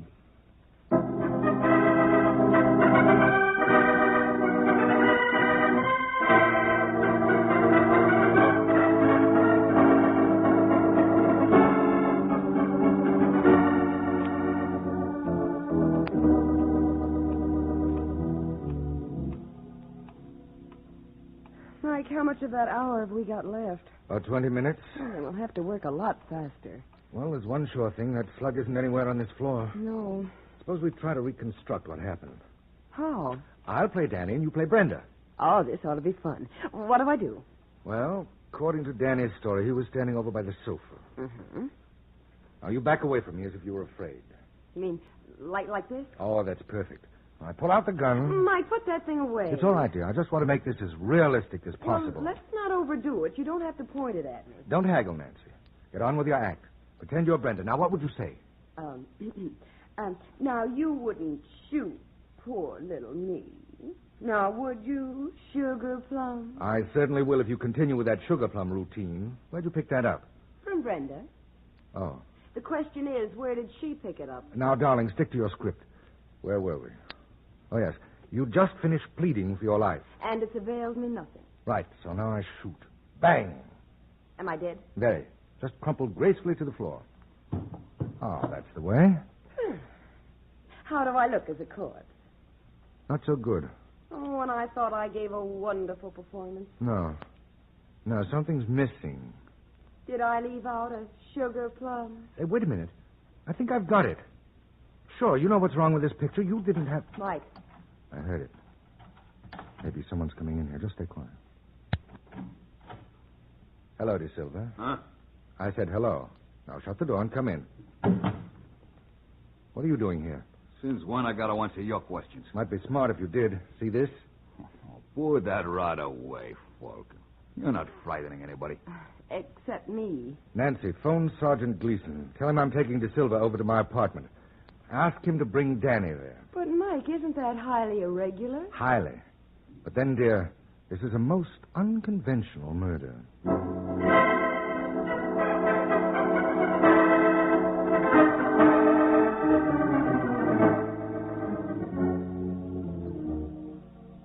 You know something, Falcon? I got a hunch you're gonna be very sorry about this. And I got a hunch, De Silva, you may be right. Nancy, that must be Sergeant Gleason. Will you let him in? Mm-hmm. Hello, Sergeant. Hiya, Nancy. Oh, and you brought a friend along. How nice. Hiya, Nancy. Fine. Guess who's here? What? Gloria. Gloria. Honey. Danny, darling. Now, don't ogle, Gleason. It's not polite. Oh, Sergeant, I believe you know Mr. De Silva. We've met. Nancy, will you lock the door, please? Certainly. What will I do with the key? Put it where no one can get it. I know just the place. Hey, don't do that. Oh, I'm sorry, Sergeant. It slipped. Very comical. I know a good one, too. Suppose I tossed you all in the clink. Relax, Gleason. I'll tell you why Nancy did that. It better be good. It is. The killer of Brenda Sinclair is in this room. You don't have to tell me. I brought him here. Well, if you did, he's not getting out alive. What are you talking about? Why do you think I had Nancy lock that door? You expect to sweat a confession out of someone? More than that, Gleason. Give me half an hour, and that someone will be sweating blood. Only this time it'll be his own.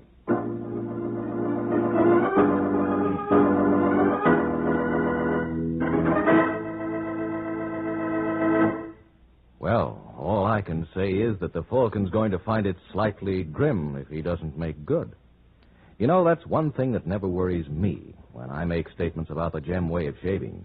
Gem always makes good. And now the Gem razors are once more available at all dealers. More men than ever before can shave the Gem way and so avoid 5 o'clock shadow. You know, of course, that to get the best out of your Gem razor, you must use Gem blades. They fit precisely, shave perfectly. Their super keen, deep wedge edge gets the beard at the base, clean and close. No topping the beard, no little islands of stubble left on your chin. You get incredibly close, smooth shaves which naturally last much longer. That's why we can say that a Gem shave will keep your face socially acceptable right around the clock. So try the Gem way of shaving. Avoid 5 o'clock shadow with a Gem razor and Gem blades.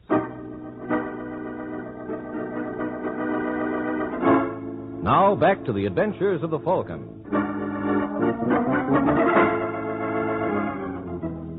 25 minutes have passed since Mike Waring made his promise to reveal the killer of Brenda Sinclair. And now in the Falcon's apartment. Well, how about it, folks? Anybody feel like confessing? How about you, De Silva? They say it's good for the soul. You can go right... Easy now, fella. Look, Falcon, a joke's a joke. But what? If you don't open that door... I'm sorry, Gleason. You saw Nancy lose the key. No one's leaving until the murderer confesses. But Danny killed her. Didn't you, kid? Well, I'm not so sure now. Say, what goes on here? Well, I only fired 3 shots out of that gun. So you did. But the chamber shows that 4 were fired. Maybe you'd like to know what happened to that missing bullet. Did you find it in Brenda's apartment, Falcon? No. That's what put me on the right track. You didn't, so it did. Oh, why didn't I learn a trade? Try to visualize this scene, Sergeant. Because this is what must have happened after Danny shot Brenda. We know. She keeled over dead. That's just it. She wasn't dead then. That bullet didn't touch her. I know mine's crazy. No one ever saw Brenda unless she was carrying about that pet Pekingese of hers, Wang Pu. It was the only thing she was fond of. So what? Well, that's where your missing bullet went. It hit the dog. What? That's right. And Brenda fainted from sheer fright, as anyone might. But Danny didn't know that. He turned the gun on himself. Next, our murderer enters. He sees Brenda and Danny out cold, so he takes the gun out of Danny's hand and pumps a shot into Brenda. And he exits, but not before he removes the dying dog. Why? He had to. Otherwise, it would give the whole show away. Am I right, Silver? Oh, well, I know that. That's right. Real motive to kill Brenda. You wanted either Brenda or the money you loaned her. Well, with her dead, you were out of luck on both counts. So if we want to find our killer, we'll have to look elsewhere for him. Mike, you said him. Then our murderer is a man. That was a figure of speech, dear. As it happens, our killer is a woman.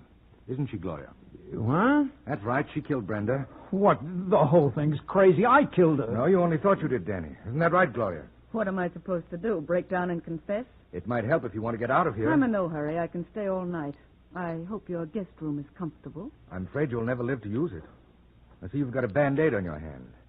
Is that where Wang Pu nipped you when you picked him up? Will this go on much longer? Not much. I had some of the blood on Brenda's carpet analyzed. It was dog's blood. And the vet told me that the hound had rabies. And whoever handled it was bound to get hydrophobia. Do you ever have hydrophobia, Gloria? You're not frightening me. You must have gotten that bite around 10 o'clock. That means the incubation period is almost over. Maybe a half hour more. They tell me unless you get to a doctor fast, it starts off with a burning sensation. By the way, Gloria, how does that hand feel? Kind of itchy? Stop. Stop it, Mike. You're not... Better watch out for that, darling. That spreads the infection all the faster. Cut it out. For heaven's sake, cut it out. Why, Gloria, where are you going? That door's locked, remember? Let me out of here. Let me out. I've got to get to a doctor, please. Please, let me out.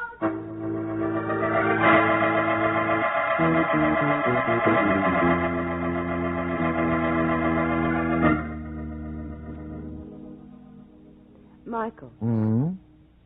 there wasn't any blood on Brenda's carpet. That's right. And that pooch didn't have rabies. Of course not. Was a nice touch, though, wasn't it? Oh, lovely. It just goes to prove... Yes, but I still don't understand why Gloria killed Brenda. She thought Danny was going to do it for her. But when he fumbled the ball, she had to do the job herself. I don't follow you. Well, Gloria knew the cops would grab Danny for the murder. You mean she wanted to get rid of him? That was her fondest desire. When Ray went to the chair, Danny became a rich kid. If anything happened to him... His money would go to Gloria. Natch. Could you ask for a better motive? Then when she bawled Danny out before he left... She was just trying to goad him on. Mm-hmm. But Mike... Now, darling, I've told you everything. Oh, no. There's one thing you forgot. What? Brenda calls you sugar plums. How do you explain that? Oh, Nancy, let's not go into that now. It's a long story. Oh, but that's the kind I like best. Come here, darling. Now, Michael, stop it. You're not going to get out of it like that. I didn't intend to, dear. You wanted to hear the story of Brenda and Sugar Plum. Yes. Well, what you got just then was the prologue.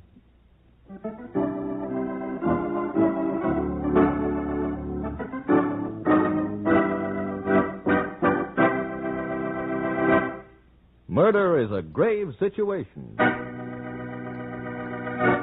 Murder is a grave situation. That's the title of next week's adventure of the Falcon, when Mike Waring learns that even those with double trouble can only die once. So be sure and listen next week at this same time to another gay, exciting adventure of the Falcon. And in the meanwhile, avoid 5 o'clock shadow with a gem razor and gem blades. The Adventures of the Falcon are based on the famous character created by Drexel Drake. James Meehan was starred as the Falcon. This is the Mutual Broadcasting System.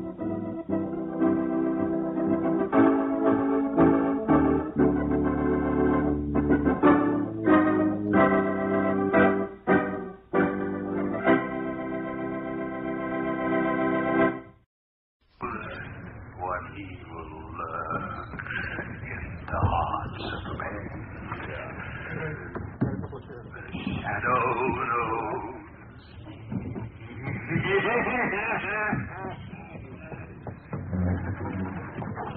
Blue Coal presents The Shadow, the man of mystery who strikes terror into the hearts of shopsters, lawbreakers, and criminals.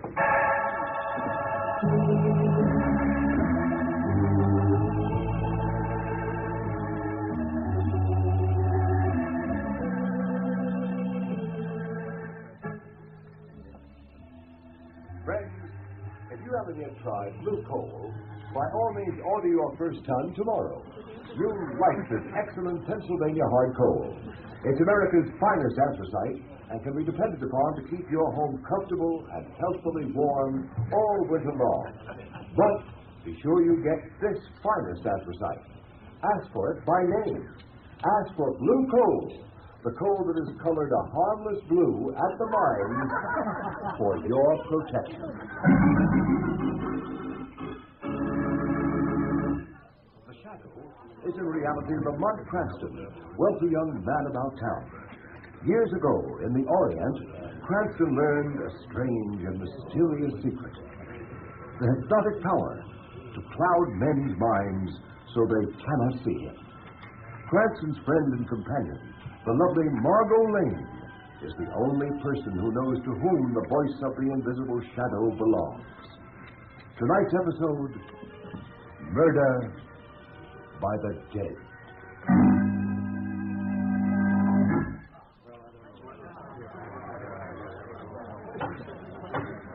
The court will come to order. The court will come to order. The prisoner will stand. Peter Swift, you've been found guilty of willful and deliberate murder after a fair and impartial trial. Have you anything to say before sentence is pronounced upon you? Yeah. I got something to say. Very well, be brief. Oh, I'll be brief, all right. You think you're going to kill me, but you ain't. I'll get you. Yes, you up on the bench there, and I'll get that district attorney, too. And just for good luck, I'll get the foreman of that crooked jury that railroaded me. Do you understand? Perfect. Threats against the district attorney and the foreman of the jury will I am sure go as unnoticed as your threat against myself. Peter Swift, I hereby sentence you to be taken from here to the place from whence you came, and that there you be executed in the manner provided by the law. And may God have mercy on your soul. You will hang me, will you, you old fool? I'll get you, all three. And if I can't get you living, I'll get you dead. Take him away.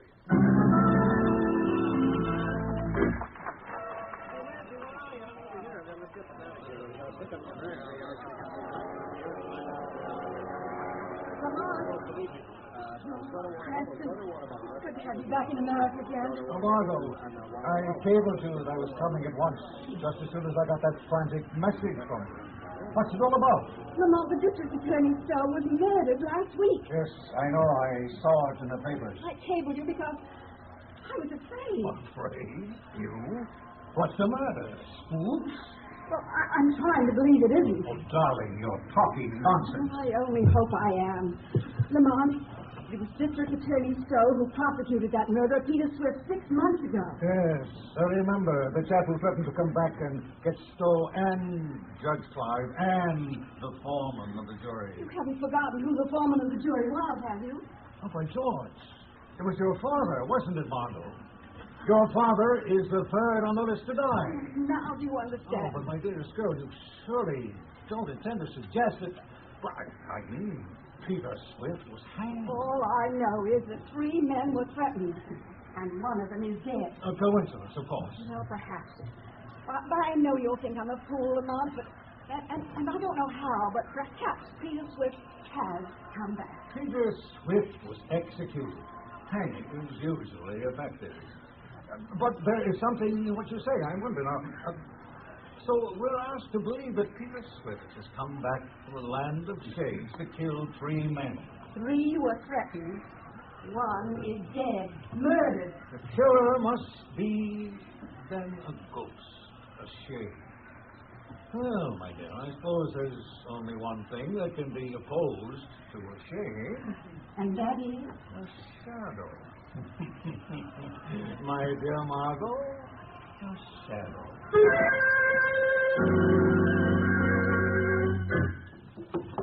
Will there be anything else, Judge Clive? No. That's all, Taylor. You might as well go to bed. I've got some work to do here in the library. They keep me up for quite a while. Yes, sir. Good night, sir. Poor Stowe. I wish I could forget him. What's that? Open that window. You! Oh, yes. You see me, Judge? Peter Swift? But this is impossible. Oh, the dead has come back to keep my promise. You're mad. Or I am. Ghosts ain't never played, Your Honor. Ghosts? But I can't be. Don't say no. Would you?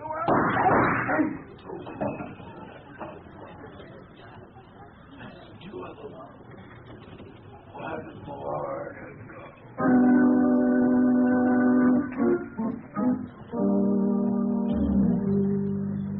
Cardona, you got that Clive housekeeper outside? Yes, Commissioner. Well, shoot her in.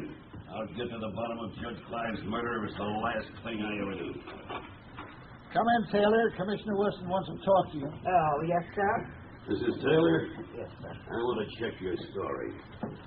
You told Sergeant Riley you left Judge Clive in his library about 11 o'clock? Yes, that's right, sir. Then what did you do? I locked the front door, and then I started to go up to bed. Go on. As I was passing the library door, I heard voices inside, so I listened. You see, I had let no one in, but I was surprised. Don't apologize. What did you hear? I heard a hushed voice, and then there were 2 shots, and the bell jangled. Now, you tried the door. It was locked.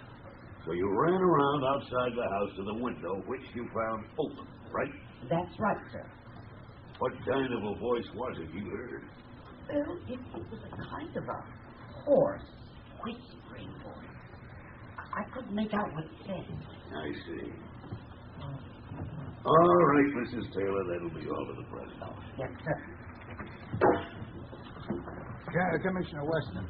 Yeah. You think the shadow murdered Judge Clyde? I don't know. Commissioner Weston speaking. You. So, you recognize my voice, I'm flattered. I wish I could get my hands on you. Get your hands on a shadow just to be helpful. I can do without your help. I wonder. I've got a little suggestion for you. Have you ever thought of a killing body of Peter Swift? Peter Swift has been dead for 6 months. What do you want me to do? Get you a lock of his hair? Trace this conker. Don't bother. I'm walking from a booth at Union Station, and I'll be gone before you can get anyone here. No, Commissioner, I don't want a lock of Peter Swift's hair.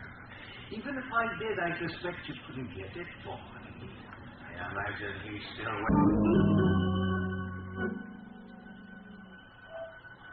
By the way, stand by for orders. The police are on the right track, but they may be too late. Go to the Warden of State's prison. Pose as a newspaper reporter. Find out what disposition was made of Peter Swift's body following his execution. Hurry. Every second. Sure. We'll planted him deep. I don't want any cracks on it. Haven't they gotten down to that coffin yet? How you coming, boys? Just hit the coffin, sir. We'll have it out soon now. Well, snap into it and get the ropes on. I don't care much about this contract. The digging of murderers in the middle of the night isn't my style. I'll have to take charge, sir. I know, Mike. But this is more or less of a personal matter between myself and that fiend who calls himself a shadow. Get on those ropes. All right, boys. Pull those ropes. All right, hold that rope short. We don't want it slipping back on us. Now pull. Here she comes, sir. All right. Get busy with those screwdrivers and get the lid off. It's just nailed on, Commissioner. Then pry it off. That does it. She's open, Commissioner. Well, let me look. Now we'll know. What's this? Looks to me like bricks. The coffin's filled with bricks. But where's the body? Where's Peter Swift?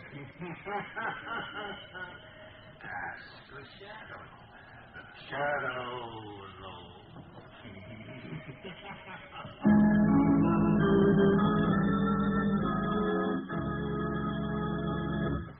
While we're waiting for the shadow, I want to pass on a bit of advice of particular interest to all homeowners.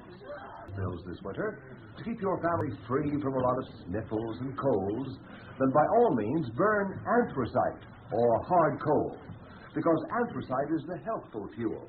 It gives steady, even, helpful heat, in contrast to the flashy kind of heat you get from the on and off types of quick-burning fuels. And friend, don't forget this point.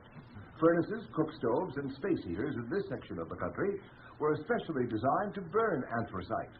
And to get America's finest anthracite, ask for blue coal. Blue coal burns long and evenly, with the furnace dampers practically closed. There's no waste up the chimney. It gives economical as well as healthful heat. Blue coal is mined by the Glenalden Coal Company, the world's largest producers of Pennsylvania anthracite. It is laboratory tested at the mines for purity and for uniformity of size. If you have never tried blue coal, place a trial order tomorrow.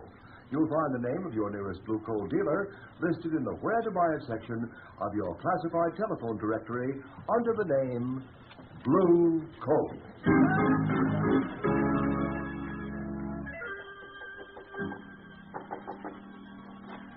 Oh, Lamont.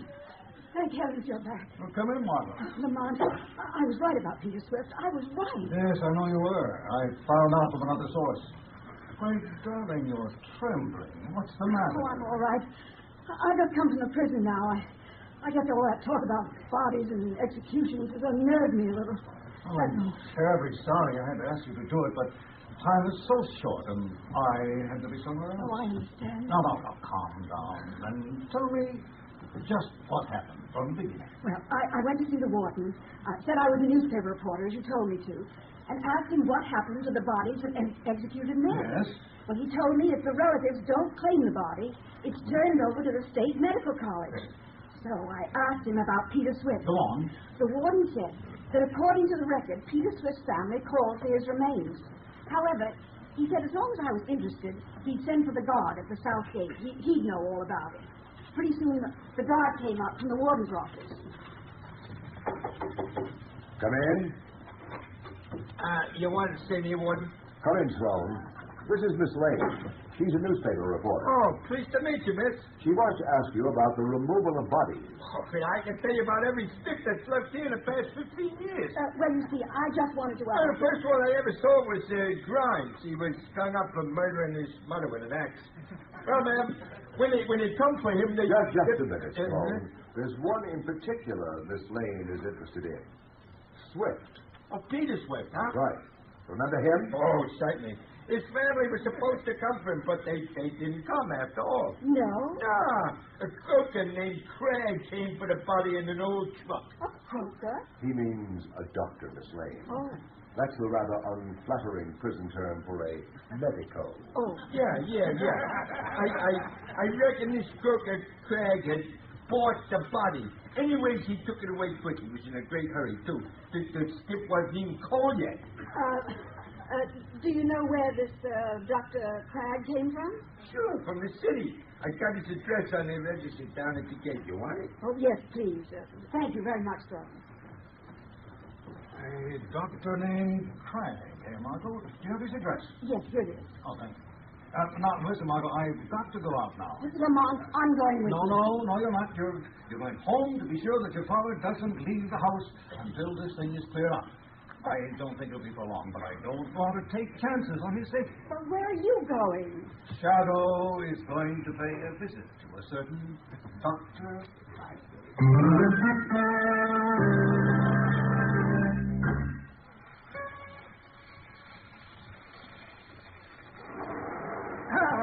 The solvent, at last. I've got it. Dr. Cragg? Huh? Who's that? Who spoke? Does it matter? I'm right here at your elbow. You lie. I'm the only person in the room. No, you're not, Doctor. But I wouldn't turn around to find out if I were you. Where are you? Where's that voice coming from? I can swear there's no one else here. Then you must be having hallucinations, Doctor.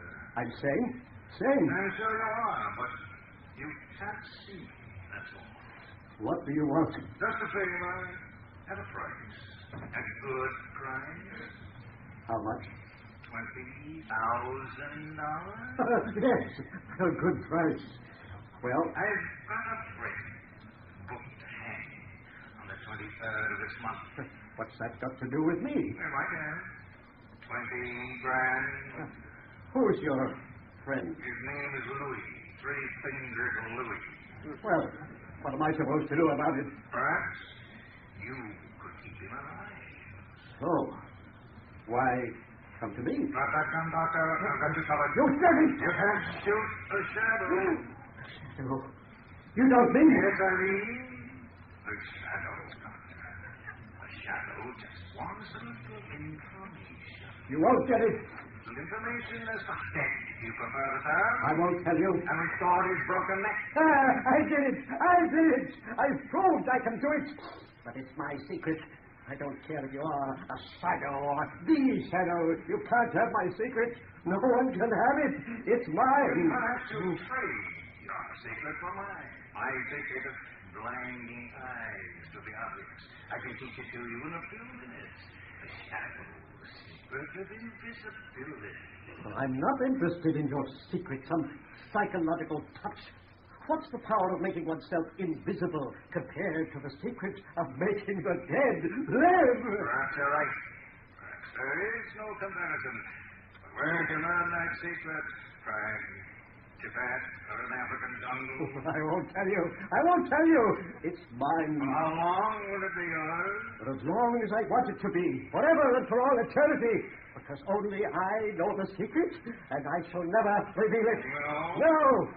They called me a madman. They threatened to put me in an institution. You are mad, Crack. No. I am a genius. You benefited by an exceedingly rare coincidence. No. Coincidence might happen one time in a billion, one time in a trillion. It is no coincidence, I tell you. It was my genius. And I shall hold my secret. I shall continue to make the dead live. You're making Peter Swift live. Has caused 2 other men to die. To die in the hands of Peter Swift. And what interest is that to me? I am not interested in that. I'm interested in the fact that the third man may die tonight. A man named Ross Lane. What do I care about Ross Lane alive or dead? It is nothing to me. Will you bring Ross Lane back to life? Oh, I could. I can bring anyone back from the dead. I tell you, I have found the secret of life over death. I can prove it again and again. I can prove it on myself. I can die and bring myself back to life. You are mad, Frank. Oh, am I?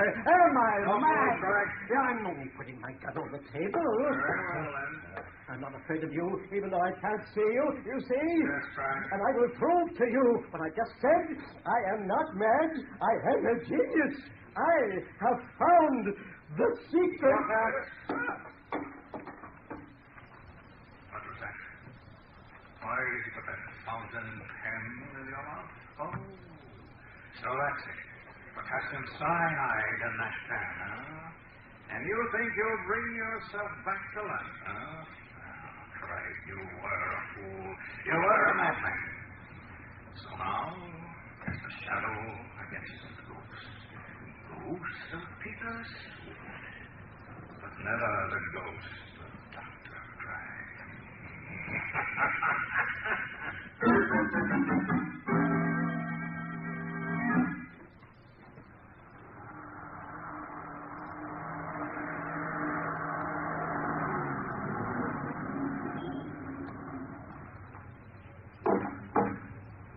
That you, Jenkins?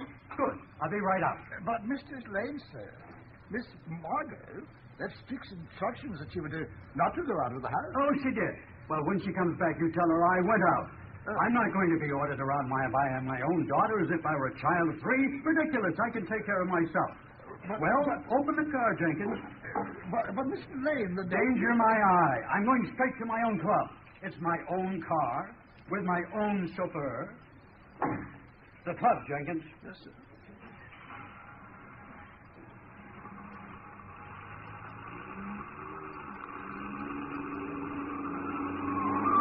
Jenkins, be careful. You turn that corner on 2 wheels. Remember, I have a weak heart. Drive carefully. Jenkins, did you hear me? Jenkins, what's the matter with you? Stop the car this instant. Jenkins. Why, you're not Jenkins. Why,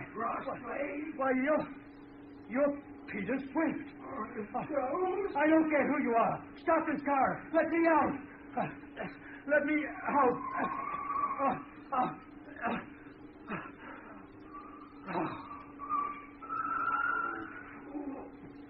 Went and croaked by himself. Scared to death. Well, save me the trouble. I wouldn't be too sure of that, Peter Swift. What's that? Ross Lane is unharmed. He's only fainted. He has a weak heart. Who is that? Where are you? Don't tell me you didn't know you had a shadow. There's a passenger, too, Peter. Shadow? Yes, the shadow. What are you going to do? I think you'd better stop the car, Peter, and then I'll see that the proper authorities check you again. And this time there'll be no Dr. Cragg. This time they don't get me. No? Shadow. I'm driving this car. And you don't dare touch me if you do. And when they get you, Peter, they'll take you up on that little platform and blindfold you. They'll put the noose around your neck. The odds are to find your driving is positively reckless, Peter. I think the emergency brake is indicated.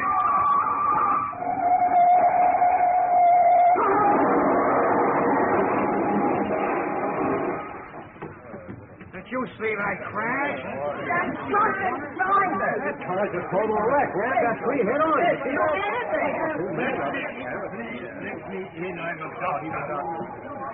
How about it, Doc? The old man in the back, he's all right. Truck from it. And the other? I'm afraid the chauffeur is out for broken neck. No. This is funny. What's that, Doc? The chauffeur has a metal brace on his neck now. He must have broken it once.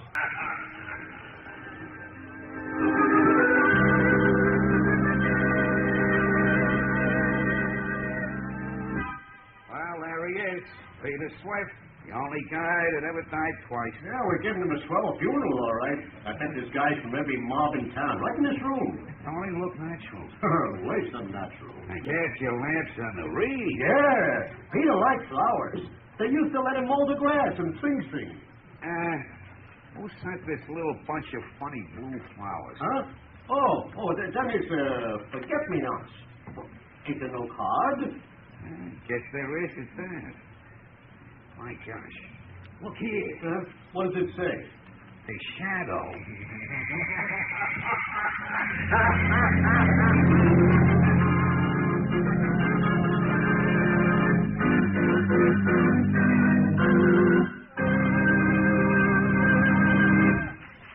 Ladies and gentlemen, before today's thrilling episode in the life of the shadow comes to a close, we have an announcement that I'm sure will be of interest to everybody. Beginning today, Mr. John Expert will give a series of practical talks on the subject of automatic heating. Ladies and gentlemen, Mr. Buck. Good evening, friends. Today, more than ever before, we realize the need for absolutely uniform heat in order to enjoy really healthful living conditions. However, many people are under the impression that it is necessary to spend huge sums of money and install elaborate equipment in order to have this uniform heat. In other years, that was true. But today, you can have uniform heat 24 hours a day for as little as $18.95. That's the price of a blue coal automatic heat regulator. Is this a simple device which can be installed on any kind of heating equipment? Oh, yes. It works equally well. Hot air, hot water, steam or vapor, heating plants, even on space heaters, which you probably know of as the parlor stoves. Not only is the blue coal heat regulator so inexpensive that anyone can afford one, but its operation is simplicity itself. It consists of a thermostat located right upstairs where it's always handy, or you can have it in your living room, your dining room, your kitchen, anywhere at all. This thermostat is then installed to a silent, connected to a silent near the furnace. Is it easy to install? Why, yes. Yes, the installation of the blue coal heat regulator is such a simple matter that it requires but an hour or two. In fact, you don't even have to let the fire in your furnace go out. And the charge for installation is very low, averaging around $5. Why not drop in to see your nearest blue coal dealer and let him tell you more about this remarkable new heat regulator? You'll find he's the outstanding heating authority in your community.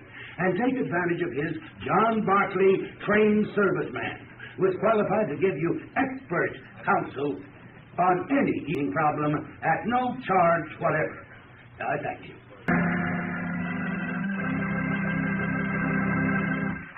The story you have just heard is copyrighted by the Shadow magazine. Any similarity to persons living or dead is Weed of crime bears bitter fruit. Crime does not pay. The shadow knows.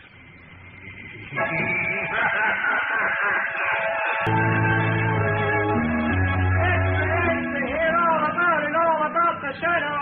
Next week, same station, same time, the shadow returns. His latest adventure, same time, same station. Extra, extra, don't miss it, extra.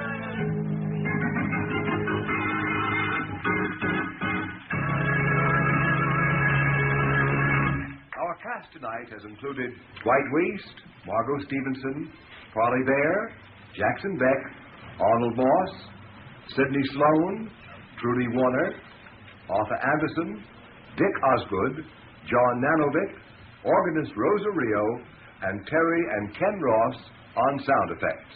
Is there another name I should mention? And, of course, Carl Weber as John Barclay. This is your announcer, Ken Roberts, who joins with the cast in extending our appreciation to the creator of the shadow, Mr. Walter Gibson.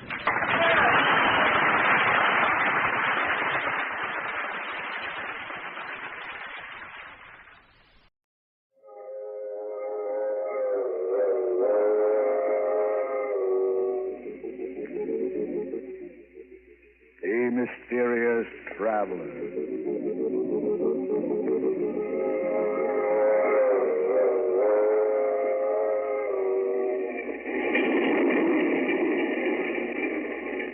This is the Mysterious Traveler, inviting you to join me on another journey into the realm of the strange and the terrifying.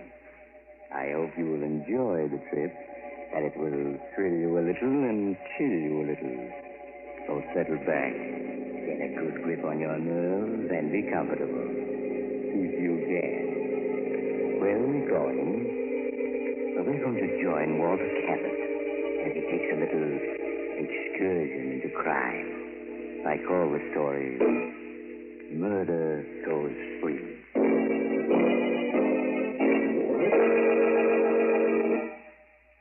Late one foggy evening several years ago, as I was walking along one of the main streets of a large city, I was stopped by an elderly man who seemed unusually agitated. Pardon me, sir. May I speak with you for a moment? Of course. Here, perhaps this will help. Oh, please. It isn't money I want. I just want someone to listen to me. No one is interested in seeing justice done. No one. Well, I should be glad to hear what you have to say. You will listen to my story? Yes. I want to confess something that's on my conscience. I've confessed 100 times, no, 1,000 times. Yet no one will believe me. You must help me make them believe. It all began that day in my office when Martin, my son, came in to see me. Hello, Dad. How are you? Oh, Martin. I'm glad you're here. I want to talk to you. Oh? Sounds as if I've done something you don't approve of, Dad. Did you read the gossip column in this morning's Daily Ledger?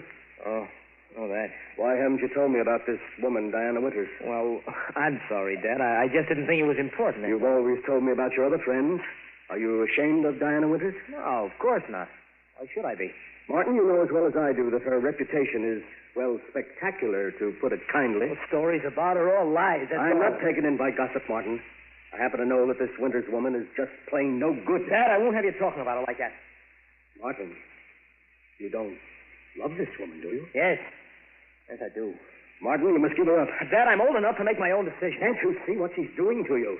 She's just a predatory gold-digging... Stop talking about her like that. All right, son. That's the way you feel about it.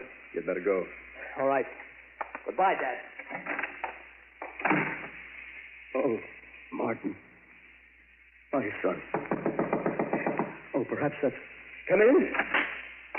Oh, it's you, Norman. Hello, Walter. What's the matter with Martin? Just past him in the reception room. He appeared to be quite upset. We've had a quarrel. Oh? It's the first one we've ever had. Was it about that bit of gossip in this morning's Daily Ledger? Yes. Imagine Martin's name linked with that of a... Martin will be all right. He'll get over it. No, he won't. I can't stand by and watch him ruin his life. I've got to do something. I wouldn't if I were you, Walter. You've got to let Martin make his own decisions. He's no child. Oh, you're a fool, Norman. You expect me to watch the only person who means anything to me get hurt? No, I suppose you won't. What are you going to do? I'm going to have a talk with that woman, Diana Winters.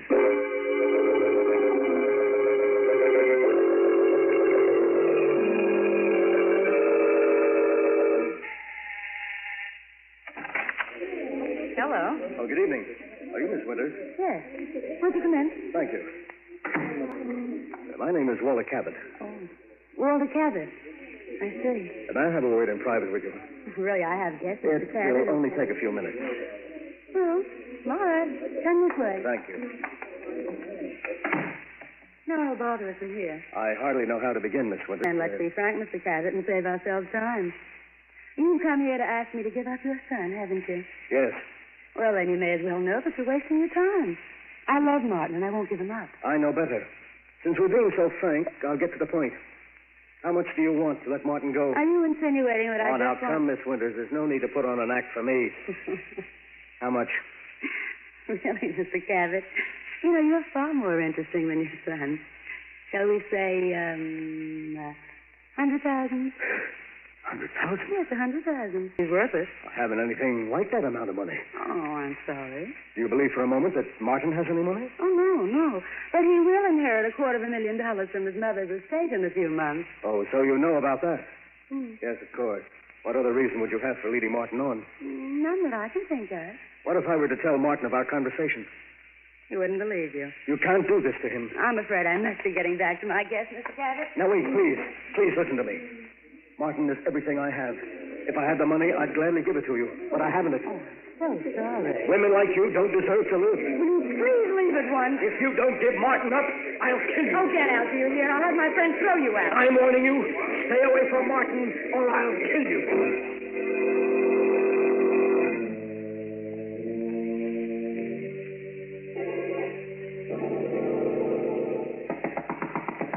Come in. Dad, Diana told me you tried to bribe her to give me up. Is that true? Yes, Martin, it is. You did that after I told you I loved her? Yes, because I know she doesn't love you. And why weren't you able to buy her off? Because she wanted $100,000. You're lying. She never asked you for 1 cent. Have you ever known me to lie to you? Dad, I told you I was fully capable of making my own decisions, and I meant it. An hour ago, I asked Diana to marry me, and she accepted. You're going to marry her? Yes. Just a few days. So you're going to ruin your life for a cheap gold digger? Dad, I told you not to speak about her like that. If you feel differently, Diana and I will be happy to see you. Get out. Get out, do you hear? All right, I will. After all these years and everything I've tried to do for him. Well, Walter, were you able to do anything? No. I'm not going to let him ruin his life, do you hear? But what can you do? If there's no bride, there can be no wedding. If there's no bride?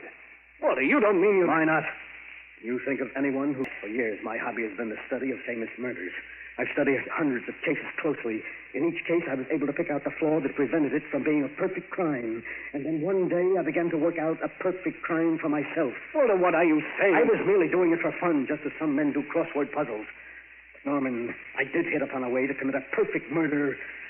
And now I have a motive. You must stop talking like that, Walter. There's no such thing as a perfect crime. You're wrong, Norman. And I'm going to prove it. Walter, can't you see that what you want to do is insane? It's far better that Martin marry that woman than for you to become a murderer. No. If Martin were to marry that woman, it would be the end for both of us. At least this way I can be certain that his life won't be ruined. And that's all that counts. As for the police, Norman, they'll...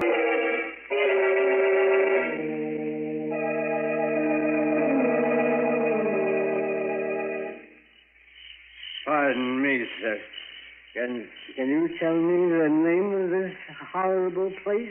There ain't nothing horrible about Valley Springs, stranger. 1,242 people think it's Mighty Fine Village. I've never seen an uglier place. What do people live here for? Been drinking, haven't you? Well, I'm warning you, mister. You'd better stop insulting this village, or I'll run you in. I'm the village council. Oh, so you're going to get rough, eh? Well, take this. Hey, yes, I'll learn you to push the law around. You're under arrest for drunkenness and disorderly conduct. You and me are going to see George.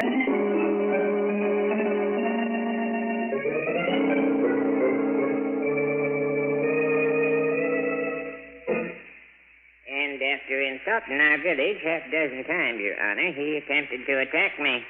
And that's when I arrested him. Did right, Pete. What you got to say to the charges, mister... What's your name? I'm not going to tell it. He sure had a jug full, Your Honor. Charge is drunkenness, disorderly conduct. How'd you plead, stranger? Gilly, Your Honor, Gilly. Yeah. Well, stranger, seeing you admit your guilt, I'll only fine you $20. Well, if I don't want to pay? Well, I'm afraid in that case you just spend the night in cash. I won't be intimidated. I'm not going to pay my fine, and you can't make me. Oh, dear. Pete, looks like you'll have to lock him up tonight. Take him away.